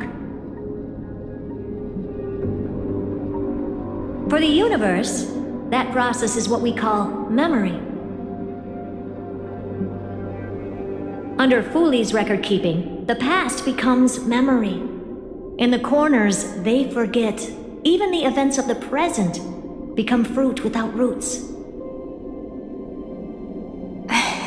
So it is the opposite of the erudition. One calculates what is to come, and the other holds on to what came before. We were never meant to have to speak of this. But now, I finally understand what that chaotic matter around Emporius truly is. It is your memory. Your mind now stretches across the stars, allowing you to travel farther down this path than anyone else. My memory? Yes, you live in the now, but your memory remains in the past. Just like the Eon of Remembrance, a being made entirely of memories. What does that mean? Did they fall? No, quite the opposite. They have not yet been born. Remember, to carry out the mission of remembering the universe, they must ascend to divinity only at the very end of time. And at that moment of ascension, their memory stretches through the past, becoming what people now call Fooley.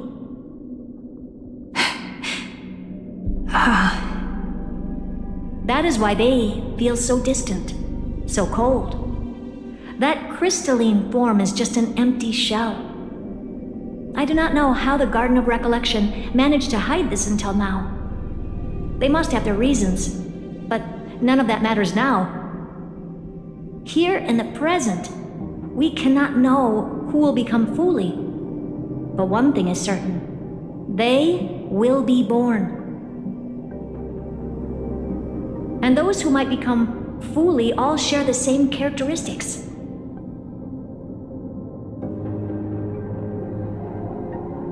They are known as Children of Remembrance, pure child of Anasrava. Both of you, Children of Remembrance. So help us. Find where Amphorius's memory began, and bring it out.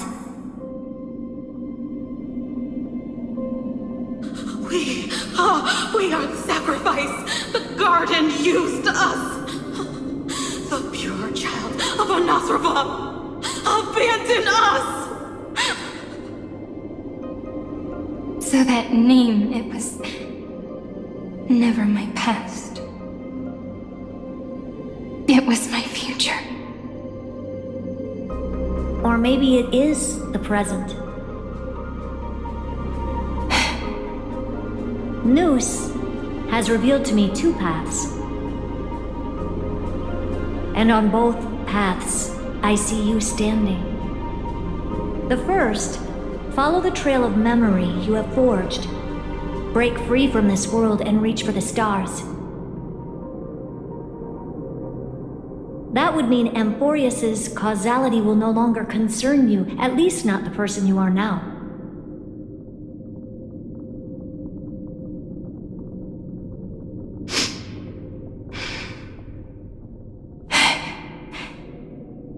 Go on.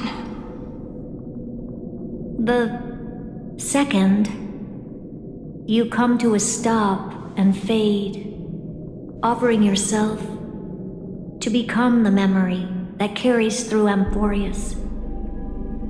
Perhaps This is the choice every pure child of Anasraba must face.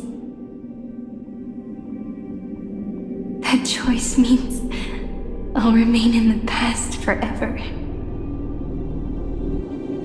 And more than that, it means you will close off Amphorius' causality.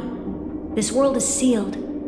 The effect that the remembrance brings to it will all converge on one thing. That one thing is you. No more eons will interfere with this part of history. No more blank spaces in causality. The present will be set in stone and become indestructible. There are two paths, and only one leads to the right end.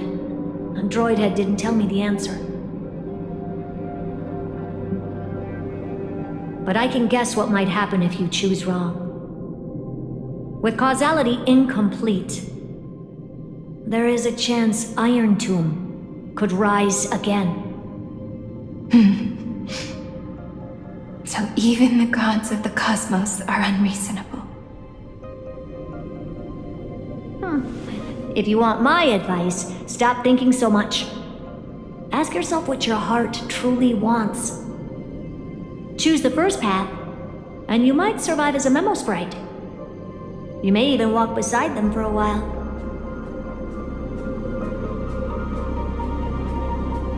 Even I can tell how much they mean to you, especially the little one. But if you take the second one, then you may have already lost the chance to say goodbye.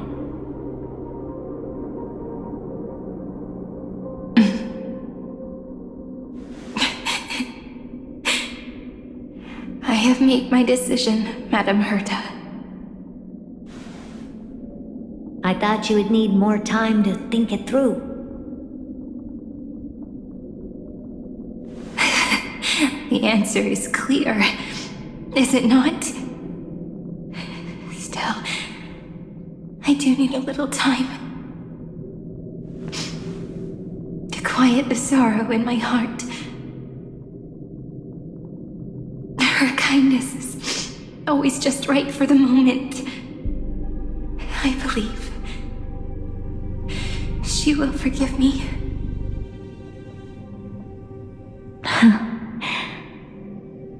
I will say no more. I would rather not break the mood. But may I ask you one last thing? Of course. Why?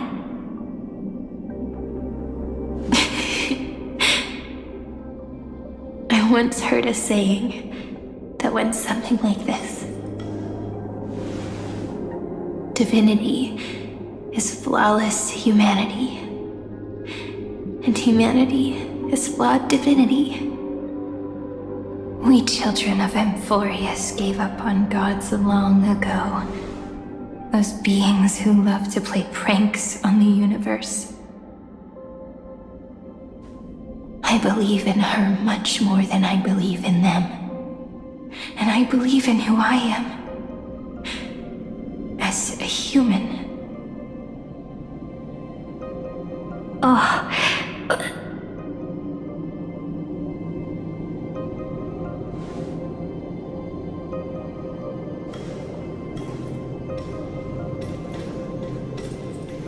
That really is a comforting answer. As for the one wish I still have trouble letting go of.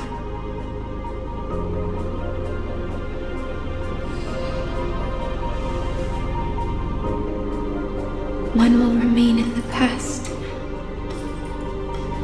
One will walk toward the future. I believe that the one I cared for most will witness on behalf of the ripples of past reverie. Every starlit tomorrow.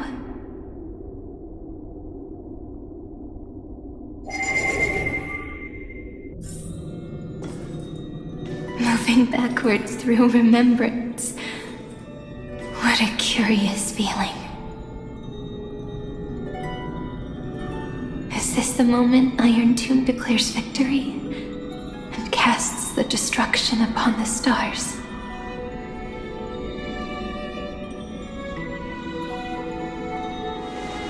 So back then, in the path space, it was I who found me.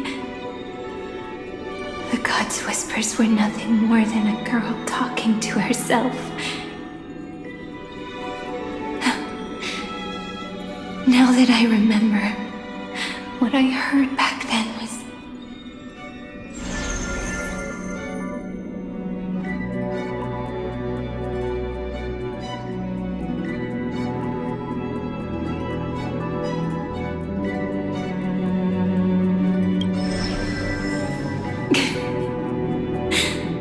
All I wanted to say was, don't give up.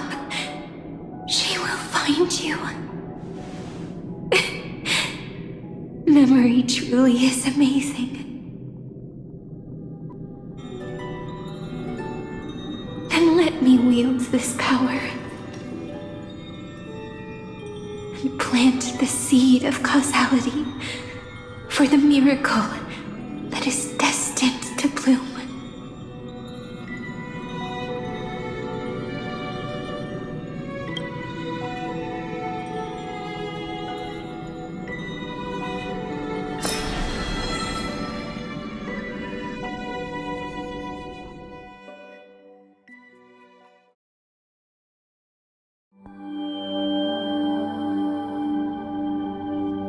Even so, must we walk all the way to the very beginning of memory? It's such a long road.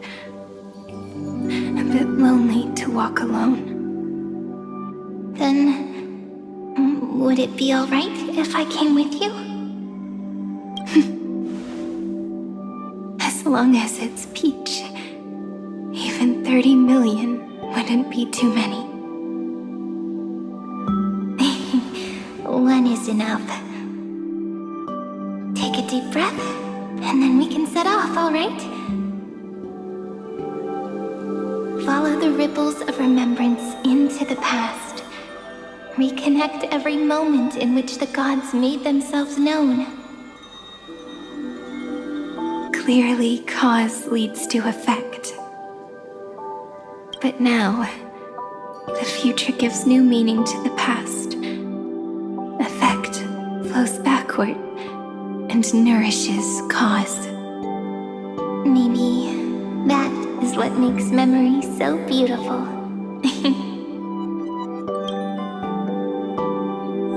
So, let us return the way we came. Look back at every ripple that formed. Go back home.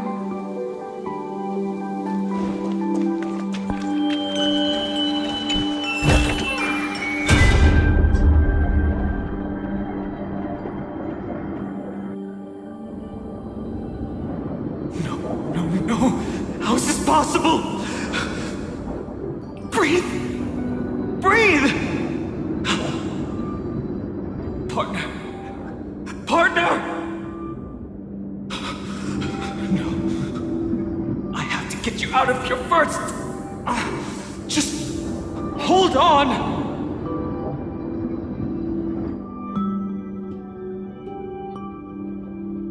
Remember? That pale dawn breaking through the endless night? The spear of strife nearly claimed her life. And it was you, playing God, who cradled her body with your gentle gaze. Then, before Ornyx's altar,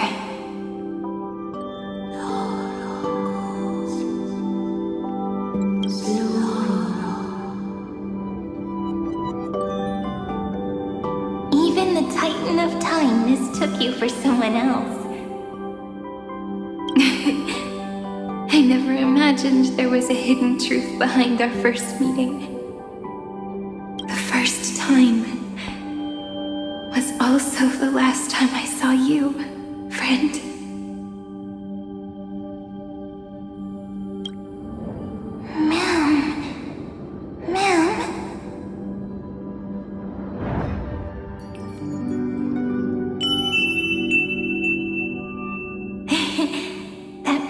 From the memory.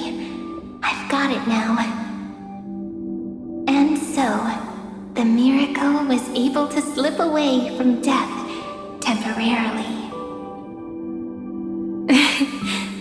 I'll leave her to the casteress of the past. She will keep her here, in the world of the living.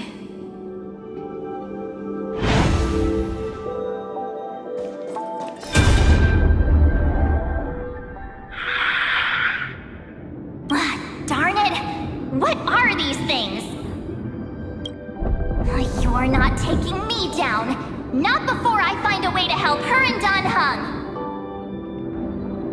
If you've got a bone to pick, take it up with my six-faced ice. March wandered all across Amphorius for 97 days straight, chasing one goal: to save her friends. And with her bow and arrows, she brought down every obstacle that stood in her way. So that's how it happened. My skill with the bow. I owe it all to March.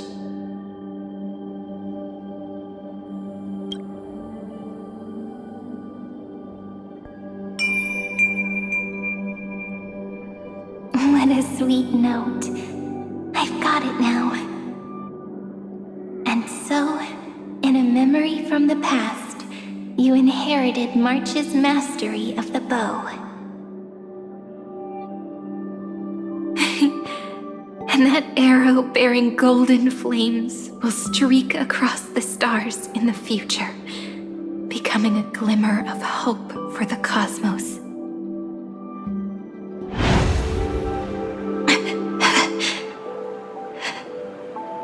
Are you okay? No worries. I'm just a little tired from all the walking. You really need to work out more.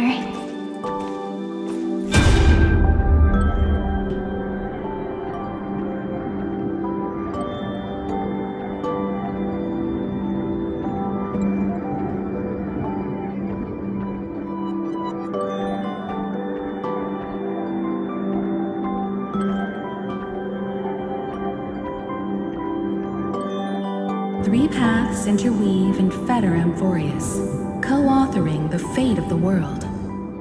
Ordinary pathstriders aren't known to leave traces in the mirror, so if what you said is true, then this isolated star system must be home to at least 3 beings comparable to emanators. I would even go as far as to say, eons themselves. To gain the favor of the stars for Amphorius, the Remembrance sent a call for help to the cosmos. But the obstruction from the scepter was far too strong. Even the gods could do nothing more than send a fleeting mimetic being to someone who walked the same path. Thankfully, Miss Black Swan caught that fleeting moment.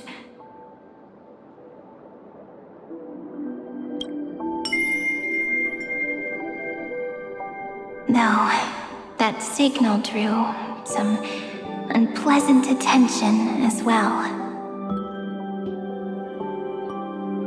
Looking back now, it was all worth it. The cosmos showed us a kinder face. Thankfully, she has a different understanding of the Remembrance. Miss Evernight once said that the Remembrance wasn't looking after Amphorius, but rather scheming and preparing to devour the paths. Her deduction was perfectly logical, but she failed to account for what the humans in this story could achieve. Maybe I have a scheme of my own. A scheme that will bring happiness to everyone. Please keep helping them. And the others in the future too, Miss Black Swan.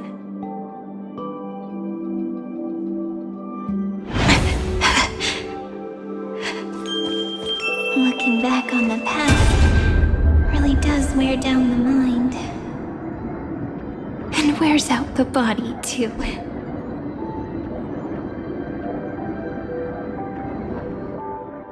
You need to hold tight to this ceremonial blade. After I'm gone, it will take you back to the beginning of time. The start of a new story. I believe that in that story, we're in countless stories, each alike yet unique. Everyone, all the companions who sacrificed themselves, alongside the deliverer we once dreamed of as children, will reunite beneath a vast, endless sky. If we can never break free from this prison, I will stand my ground. Until the day someone shatters this endless cycle and writes the final chapter of Amphorius' fate. In the blink of an eye, we have returned to the turning point of fate. With nothing but a fragile sliver of hope, we embraced 30 million cycles of futility and began the eternal recurrence. I still remember the first time I saw the god appear in a dream, looking at me from behind a thin veil of crystal. Back then, I wondered if they might be someone with ill intent.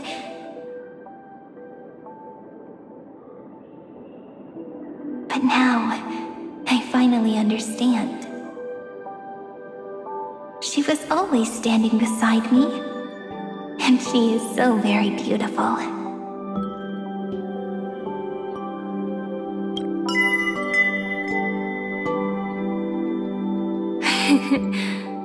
Causality really is a force that cannot be stopped. Even if I wanted to leave a few more words for Cyrene, it seems I no longer can. After all, you still have to leave behind your final consciousness and plant the very first seed. I remember what you once said. When a god sheds a tear, the thing reflected in the ripples must be the most beautiful thing in the world. But do you know what Amphorius saw when its heart was born? The first thing it saw was a name. 0, 9, 3. Looks like you figured it out. Sometimes, all it takes is a change in perspective to reveal something truly unexpected. Don't you agree? That's right. Turn these numbers upside down, and you'll see a beautiful eternity. Something we believe in. The ego.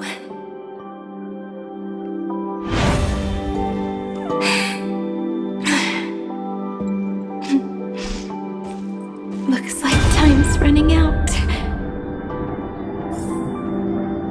Turn over this eternal page. I want to protect everyone in the village. But can I really do that with the strength I have? I shouldn't think too much. Better finish the farm work Dad left me first. The hero within has been by our side since we were little. Finan has always been strong, but without that faint glimmer of hope lingering in his mind, would the weight of fate and endless recurrence finally break him? If only someone could place even a sliver of hope inside his heart, he would hold on and keep going. Yes, just a single spark. And he would guard that fragile light until it turned into a blazing sun.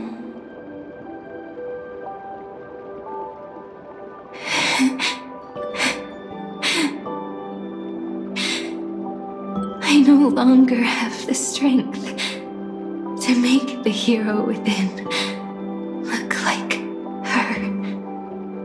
So, let me leave behind a prophecy for him. Take this wish with you. Be the hero who begins the mission of deliverance.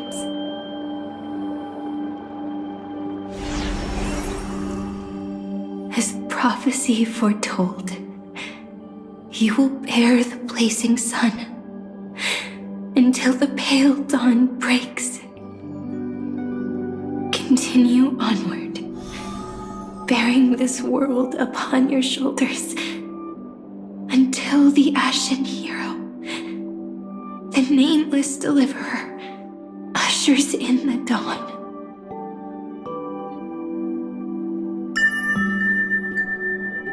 Now, your eyes have seen through all of Amphorius, from the end back to the beginning.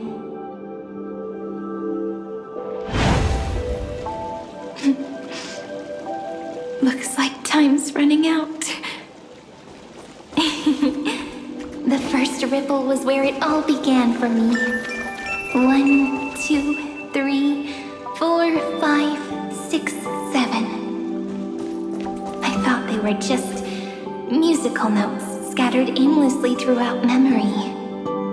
But they had already become part of this world. No matter how Amphorius came to be, right now it feels so gentle. As I return to where I came from, it wants to play for me once more that melody from when we first met. A simple but beautiful melody.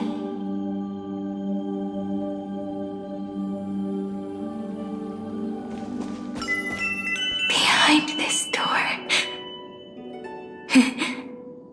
I can smell it. The scent of wheat fields. You're clever. I bet you figured it out long ago, didn't you? The end of this journey back, the final gap in Amphorius. It leads to the place we both call home. We can finally go home. Are you ready? If you leave memory at the very beginning of the story and cast the first stone, that final gap in Amphorius will close. The causal loop of Amphorius will become a fixed point in the stars. And if I don't do that, then this world and the cosmos beyond the sky might still fall into the destruction.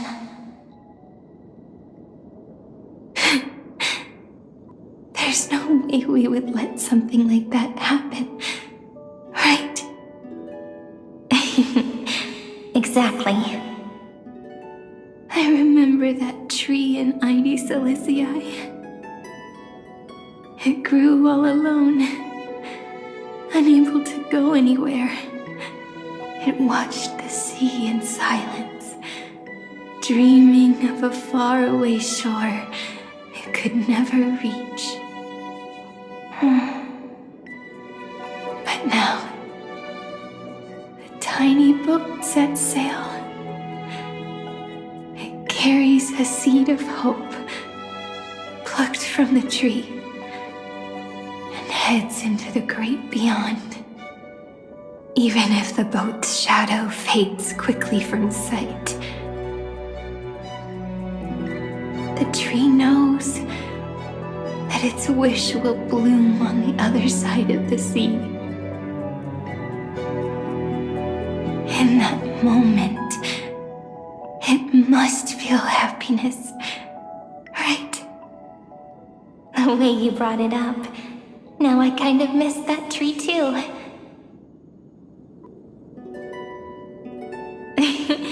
Come on, let's go home together. Take it with us, back to the sacrament courtyard. Let it become remembrance's anchor, tying together the times we knew so well.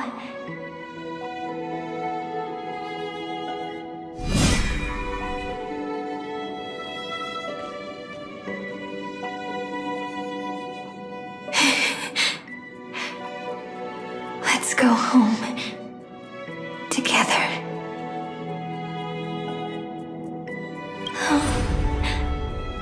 That final note. Right. It's been with me all this time.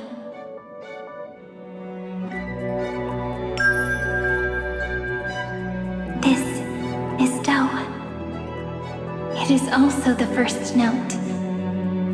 The one from the first time we met. And the one that stayed to the very end.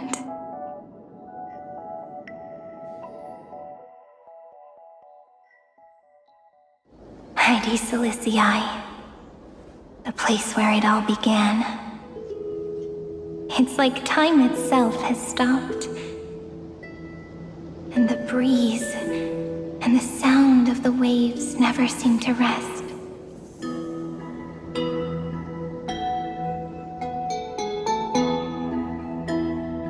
We've made it. The sacrament courtyard.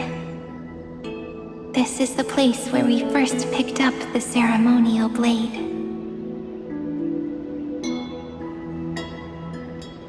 And where we first began writing journals. Now, the journey through memory has reached its end.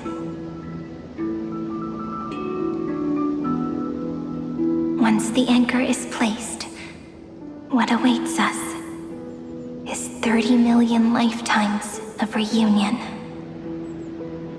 Looping again and again. Endless farewells. Do, re, mi, fa, sol, la, ti. And with them, endless encounters. Ti, la, sol, fa, mi, re, do.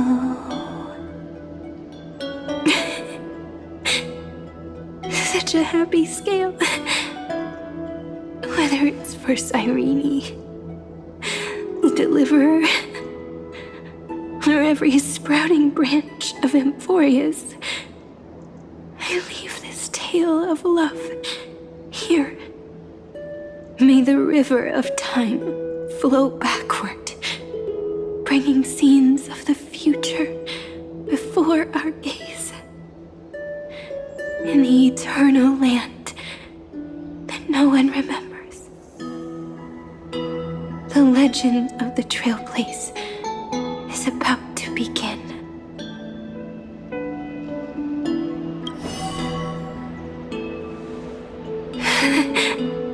Is it all over now?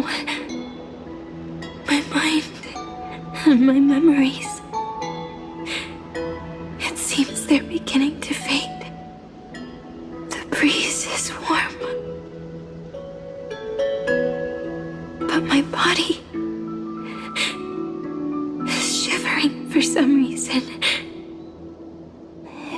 feeling cold? Let's find somewhere warm.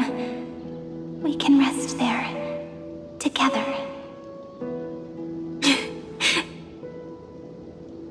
Somewhere warm. I know just the spot. 405. 504. 093. 365. 432. Treehouse. Seredra. March 7th. Dunhound. Electra. Hyacinthia. Caslana. Anaxagoras. Aglaya.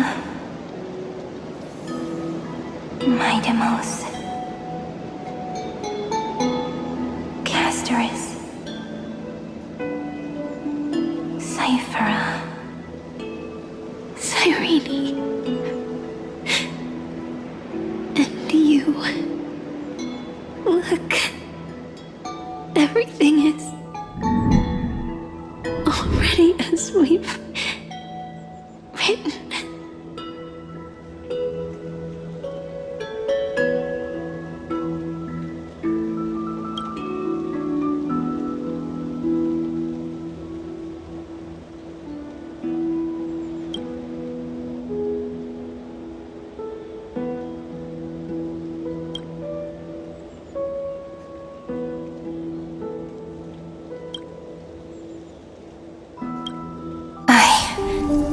Gaze that looks back on the world. How fortunate we are. In this cycle of cause and effect, humanity never looks to the gods for guidance. The ones who pick up the pen and write miracles again and again are always ourselves.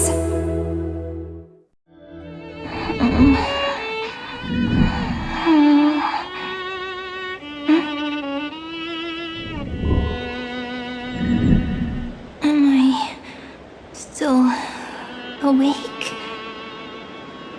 Peach, where are you?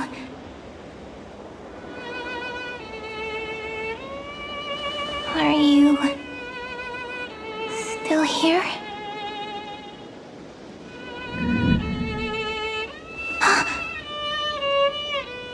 I shrank.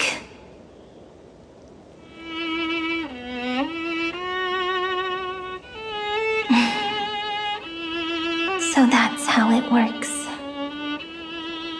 When memory drifts away with the breeze, love leaves behind a seed and turns into lament. Demiurge, Cyrene, Mem. Back again to the first Philia 093. I always do have my charm.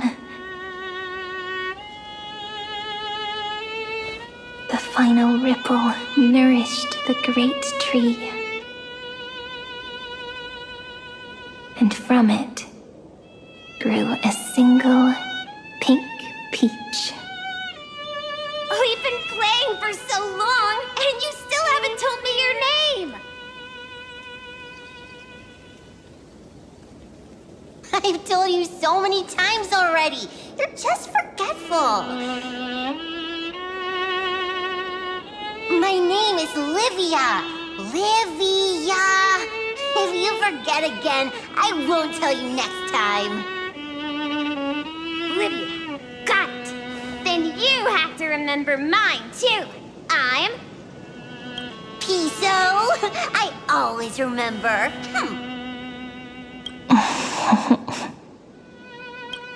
So, Cyrene was just a pen name after all.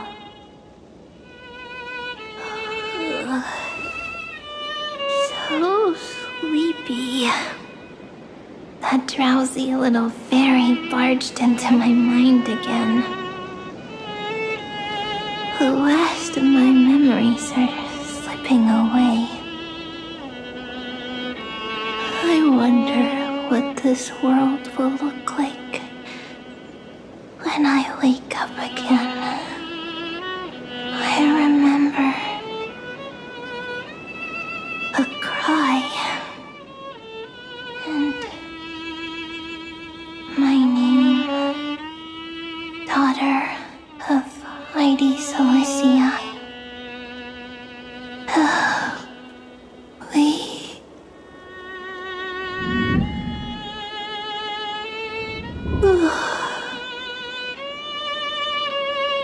Shh.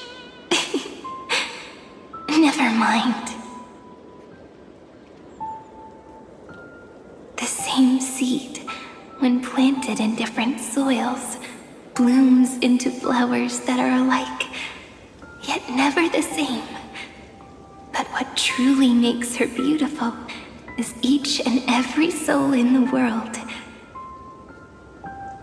No matter what form liking takes, it is still precious love, and I will accept it gratefully and return it with joy.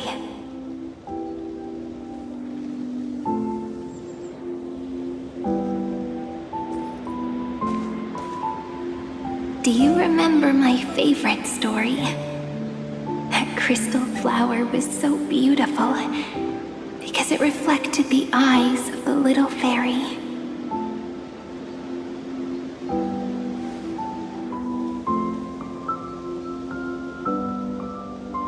The stars across the cosmos will know I am the fairy who wrote, as I've written, together with you. And in your heart, I know I will always be given the name I love most. The one you gave me. After all, we've always been in sync. Hey, don't rush! Slow down. Let the words settle. We have plenty of time. In Amphorius's month of mourning, all conflicts across the land come to rest.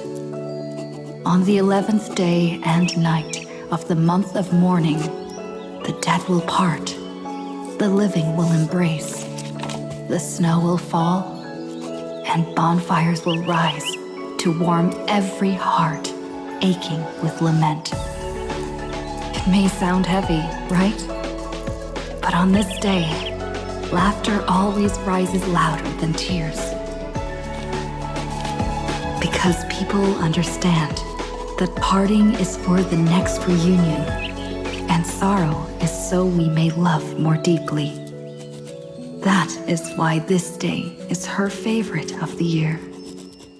Under the same sky, across 8 phases of the moon, 13 heroes composed an epic together. 1 plus 8 plus 13 equals 2 11s. Would it feel more fitting if the rest were written in Miss Irene's voice? Agreed. Then, we'll add 1. A 1 like none that has come before. A 1 that blazes new trails. I make this wish. On the 12th day of the 11th month, 13 heroes will take every core flame ignited across 30 million lifetimes and scatter them among the stars. Later, when the people who know this story gaze upon the cosmos, they will discover that the countless stars in the sky now glow pink, And after 13 seconds, that radiant light will quietly fade away. It will be such a romantic, yet puzzling sight.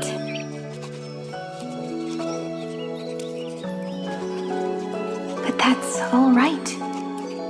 They will keep that mystery close to their hearts, constantly pondering what the ego truly is. They will love. They will get hurt. They will rage. And in 30 million moments of helplessness, they will stitch their shattered hearts back together again and again. But remember this well. Losses are a constant on the flame chase journey. There may be pain along the way, but you and I will never be alone. They will come to understand what it means to lose, and in the end, they will choose to let go.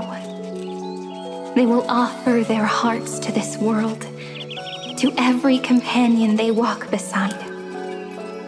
And they will take in the hearts of others and pass them onward.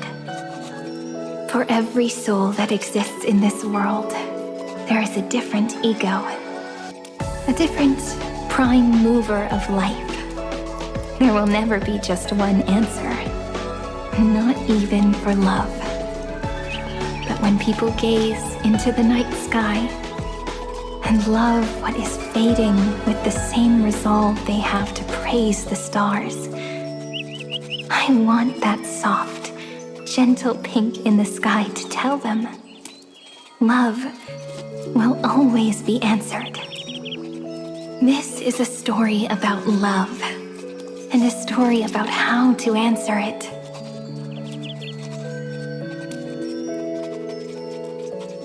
Whether it is one we have already written, or one you are yet to write, it will be a romantic story, like none that has come before. You think so too, right? And a romantic story deserves an ending that is free and complete.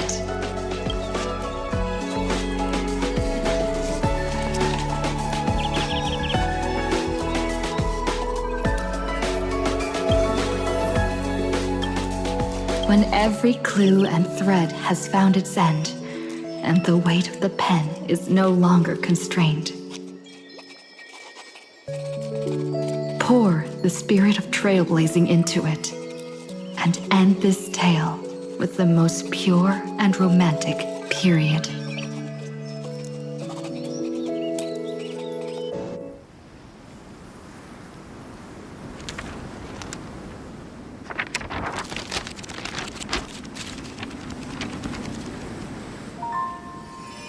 Light, sky, sea, stars, seeds, flowers, birds, hope, and love. Such words of beauty were how I first imagined the world. For as long as I can remember, I've used them to tell the stories of Amphorius. And now, this is the last one. A story about tomorrow. Dedicated to you.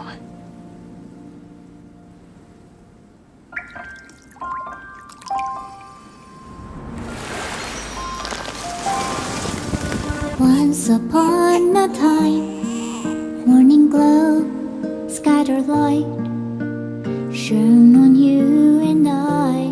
The fading poems, frozen rhymes, are traces on the breeze, whispers of past reverie. Please let me linger for now, enveloped in your sound. On the pages, the ink our stories penned, no matter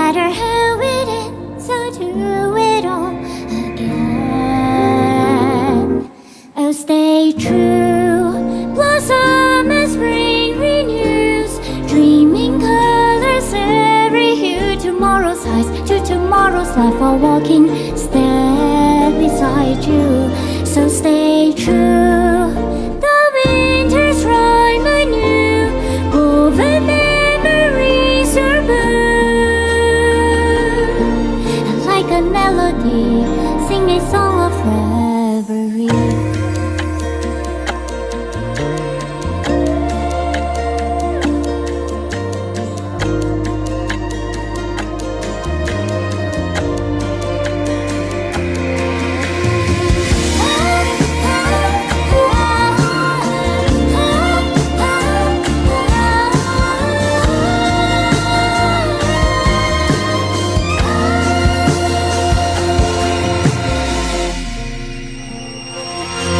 Please stay true. Cherish your memory. Go with love, your heart so clear as rivers flow, as gardens grow. I hope you bloom in beauty. See you soon after the end of time, in the mountain frozen rime.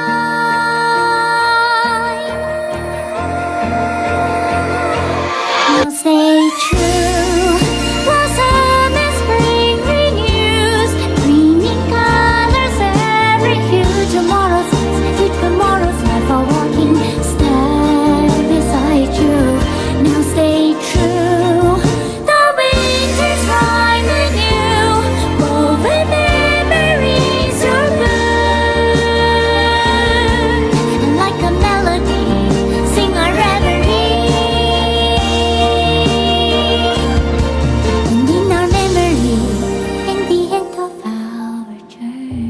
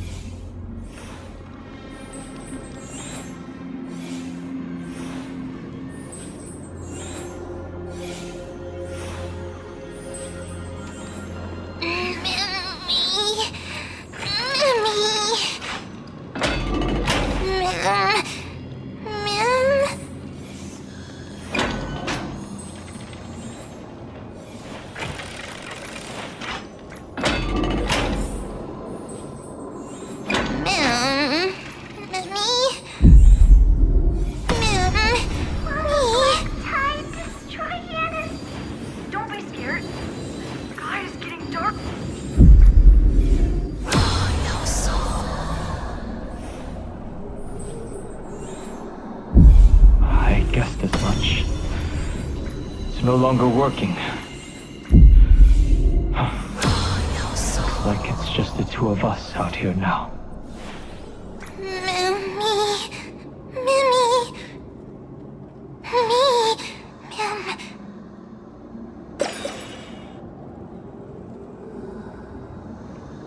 Let's find someplace safe to set up a base of operations first. This statue and the buildings we've seen so far point to a civilization here on Amphorius. We can only hope that they're not hostile toward outsiders.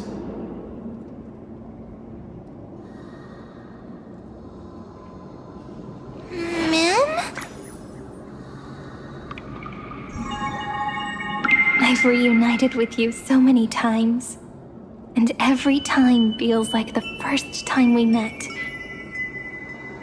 Each time, love breaks through the stubborn cycles and takes flight toward a pink tomorrow.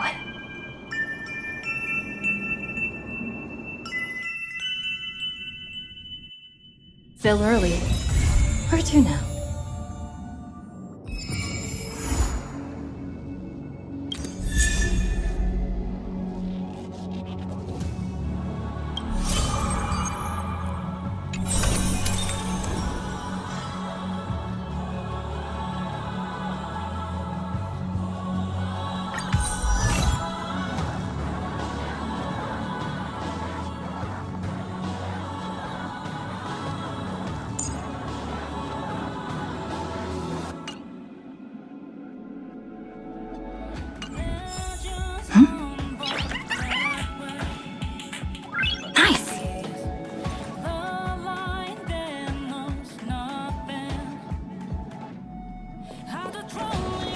Ah, you're back.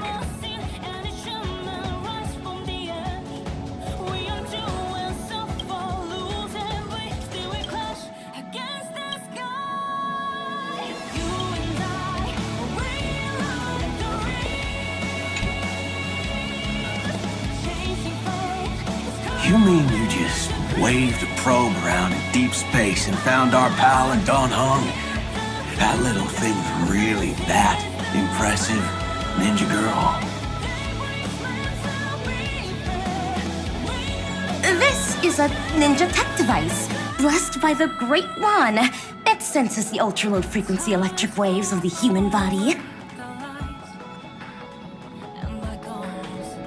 Oh, that's a whole lot of pretty wubba-boo. But since we found him, let's drop the act. You played it well. Who do you think you are? Brother Hanu? Thinking you could pass as a Galaxy Ranger. Lord Cowboy Ninja, you have turned on me for no reason.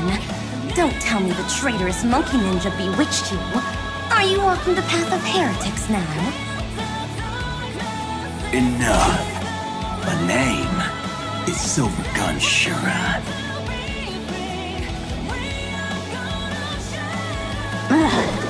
This is why I hate putting over-the-top characters into the script.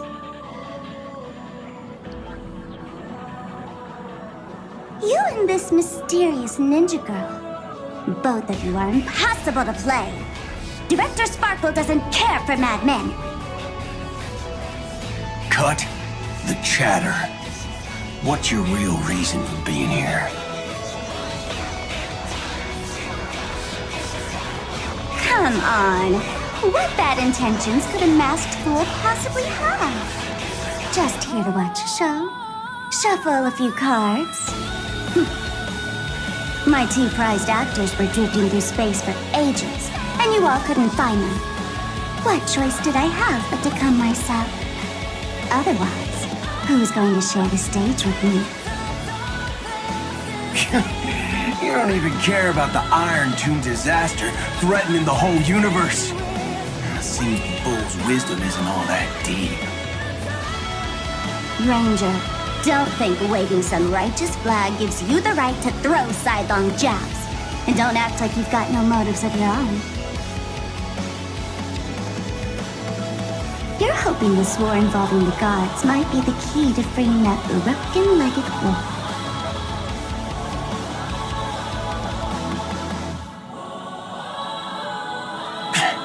Who else knows about that? Just me. Do you believe it? Relax. I'm not interested in disturbing that living legend. I just couldn't resist messing with you when I saw you come back empty-handed. You little... Fine.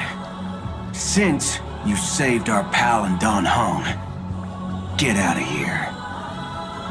But remember what you said. Leave the boss alone. Or else. You don't have to worry at all. In Director Sparkle's next script, gray hair gets the spotlight.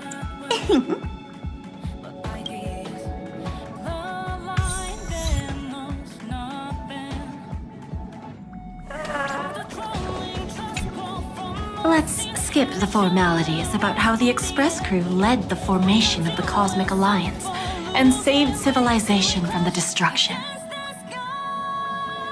Thanks to the Express crew's support, our operation stayed on course, even under the relentless pressure from the Marketing Development Department. Miss Himiko, the Strategic Investment Department extends its deepest thanks. Your department's contributions during the crisis did not go unnoticed. But besides disaster relief and holding the line, you've had your hands full with something else too, haven't you? Indeed. The Cosmic Alliance's victory this time has revealed something truly precious. A glimpse of what united civilizations can accomplish in the face of destruction. Our department is summarizing key lessons from this campaign. If another crisis of this scale appears on the horizon, we intend to have a system ready to respond. If the IPC can take the lead in establishing a true frontline against the destruction, it will bring hope to every civilization. Of course, that still hinges on continued support from the Astral Express. Once the Iron Tomb matter is settled, we will be in touch again, Miss Himiko.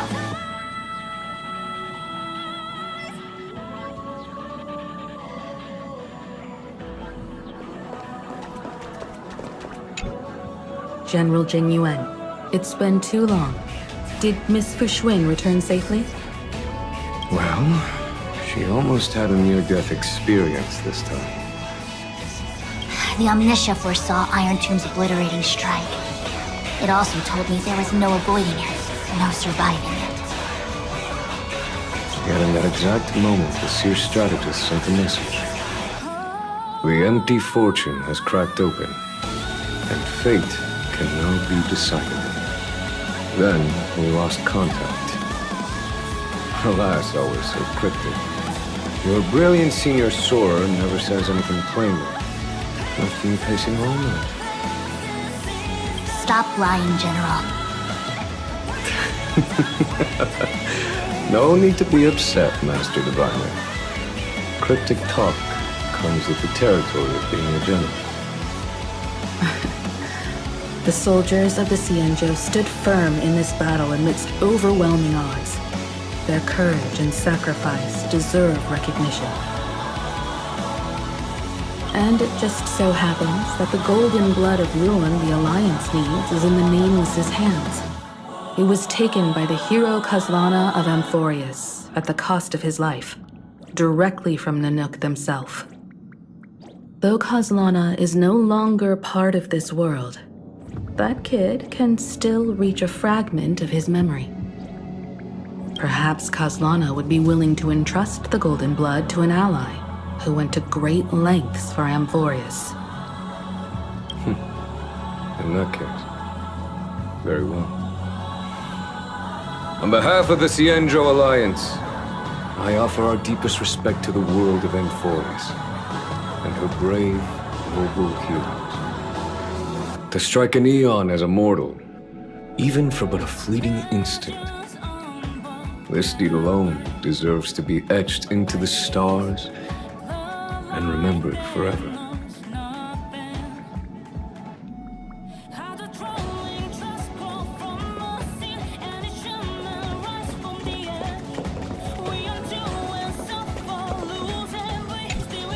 Mr. Boothill, it's a relief to see you alive and well after all that bloodshed. Born tough. Though, I ought to apologize to you, Miss Himiko, for missing the Express's signal earlier. The soldiers of both the IPC and the Cienjo saw the way you all fought on the front lines. Please accept my sincere thanks for the bravery the Rangers showed. No need for thanks, Miss Himiko. I ain't the leader of the pack, didn't bring many along. Most of those who showed up for this fight have a personal score to settle with the destruction. That's why they fought like they had nothing to lose. The Express crew owes you and Miss Rappa a special thanks for retrieving her and Don Hung after the battle. With the scepter put out of commission, there was a lot of chaos across the Amphoria's segmentum. Even with signal tracking, finding them was no simple task. Yeah, maybe her ninjutsu really is the real deal. Speaking of which, where is Miss Rappa? Don't worry, she's gone to help the other Rangers. I'll pass on the Astral Express's message to her.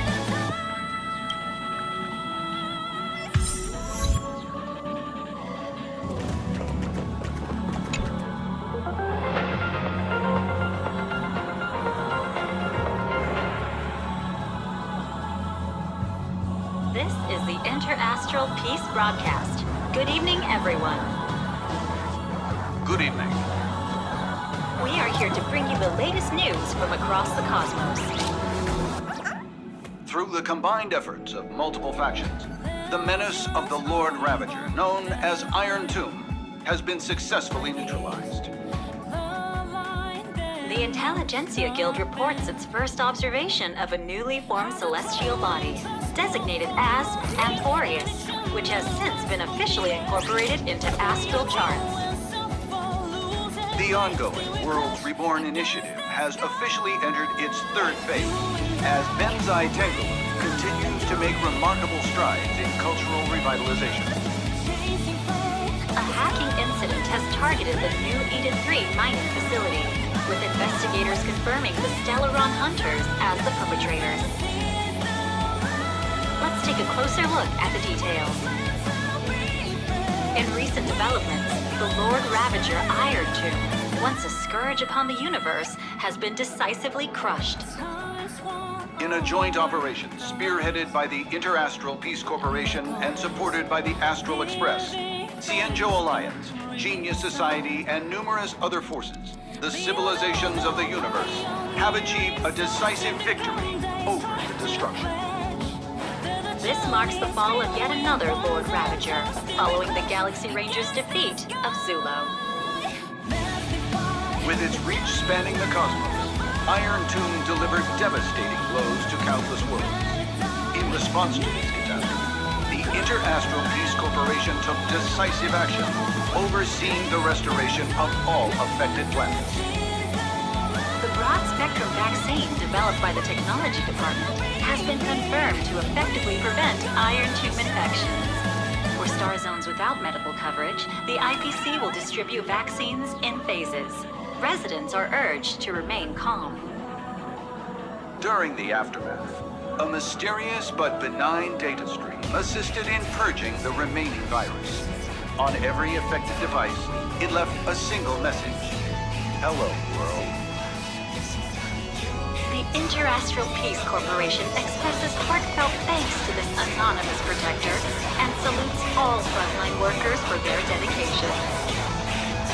Together, we stand united. As the firm pillar supporting civilized society, the IPC is committed to advancing operations against the antimatter thief. Stay tuned for ongoing coverage. We wish for good news. Now that the Iron Tomb crisis has subsided, a kindling of civilization nurtured by the remembrance, has been lit in the cosmos. According to information provided by the mainland, IPC representatives have learned that this newborn planet is called Amphorius. Dr. Veritas Ratio of the Intelligentsia Guild stated that, according to the Xandar recurrence theory, Amphorius will inevitably give rise to civilization, and its Memoria content will serve as a key foundation for the evolution of that civilization. Through reverse engineering of the scepter fragments, Genius Society members number 76, Mr. Screwlum, and number 83, Madam Herta, have successfully replicated a portion of the data. This suggests that life which once existed in this world may one day be reborn in the future. The IPC will uphold the principles of the preservation and provide essential protection and guidance for this planet. The Intelligentsia Guild has invited both geniuses to collaborate on this endeavor. However, Madam Herta has yet to give a definitive response.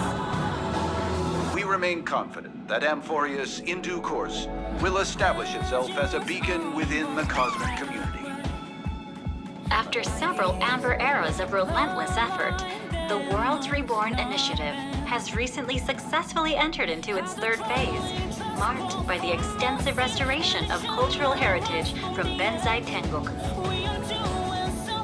Once confined to a canvas, the picturesque world of Benzai Tengoku has become reality for its Imagine inhabitants, thanks to the IPC's assistance. Their unique artistic creations are now being shared throughout the universe via the Inter-Astral Network. Madam Pearl, Secretary of the Strategic Investment Department, and current Daikokuzo, announced that the upcoming stage of the Worlds Reborn Initiative will center on artistic innovation, driving robust growth in cultural sectors. Meanwhile, preparations for the new Lunament Festival are well underway. Established by the Eon of Elation, this time-honored event continues to attract interest from all corners. The Inter-Astral Peace Corporation wishes the ceremony every success, expressing the hope that happiness and celebration will spread throughout all of Benzai Tengoku. A short while ago, New Eden 3, an important mining facility under the umbrella of the IPC, fell victim to a hacking attack. Previously ravaged in the fight against the Legion, the planet underwent reconstruction, during which massive reserves of antimatter crystal ore were identified underground. Following a thorough assessment, the IPC approved a development plan for the mine, believing that its high concentration of imaginary energy will provide a significant boost to the region's industrial recovery. The head of the mining site reported receiving an anonymous warning prior to the attack. Currently, excavation has been halted due to a network outage. An investigation by the IPC's cybersecurity department has confirmed that Silver Wolf, a member of the Stellaron Hunters, was behind the cyber attack. The Inter-Astral Peace Corporation strongly condemns such acts of public property destruction and threats to cosmic security, and has increased the bounty on Silver Wolf by 1 billion credits. We encourage all citizens of the cosmos to come forward with any information. This station will issue additional rewards to those who provide useful feeds. And this is the end of our broadcast. Please tune in for our next episode. Thank you for listening. Goodbye.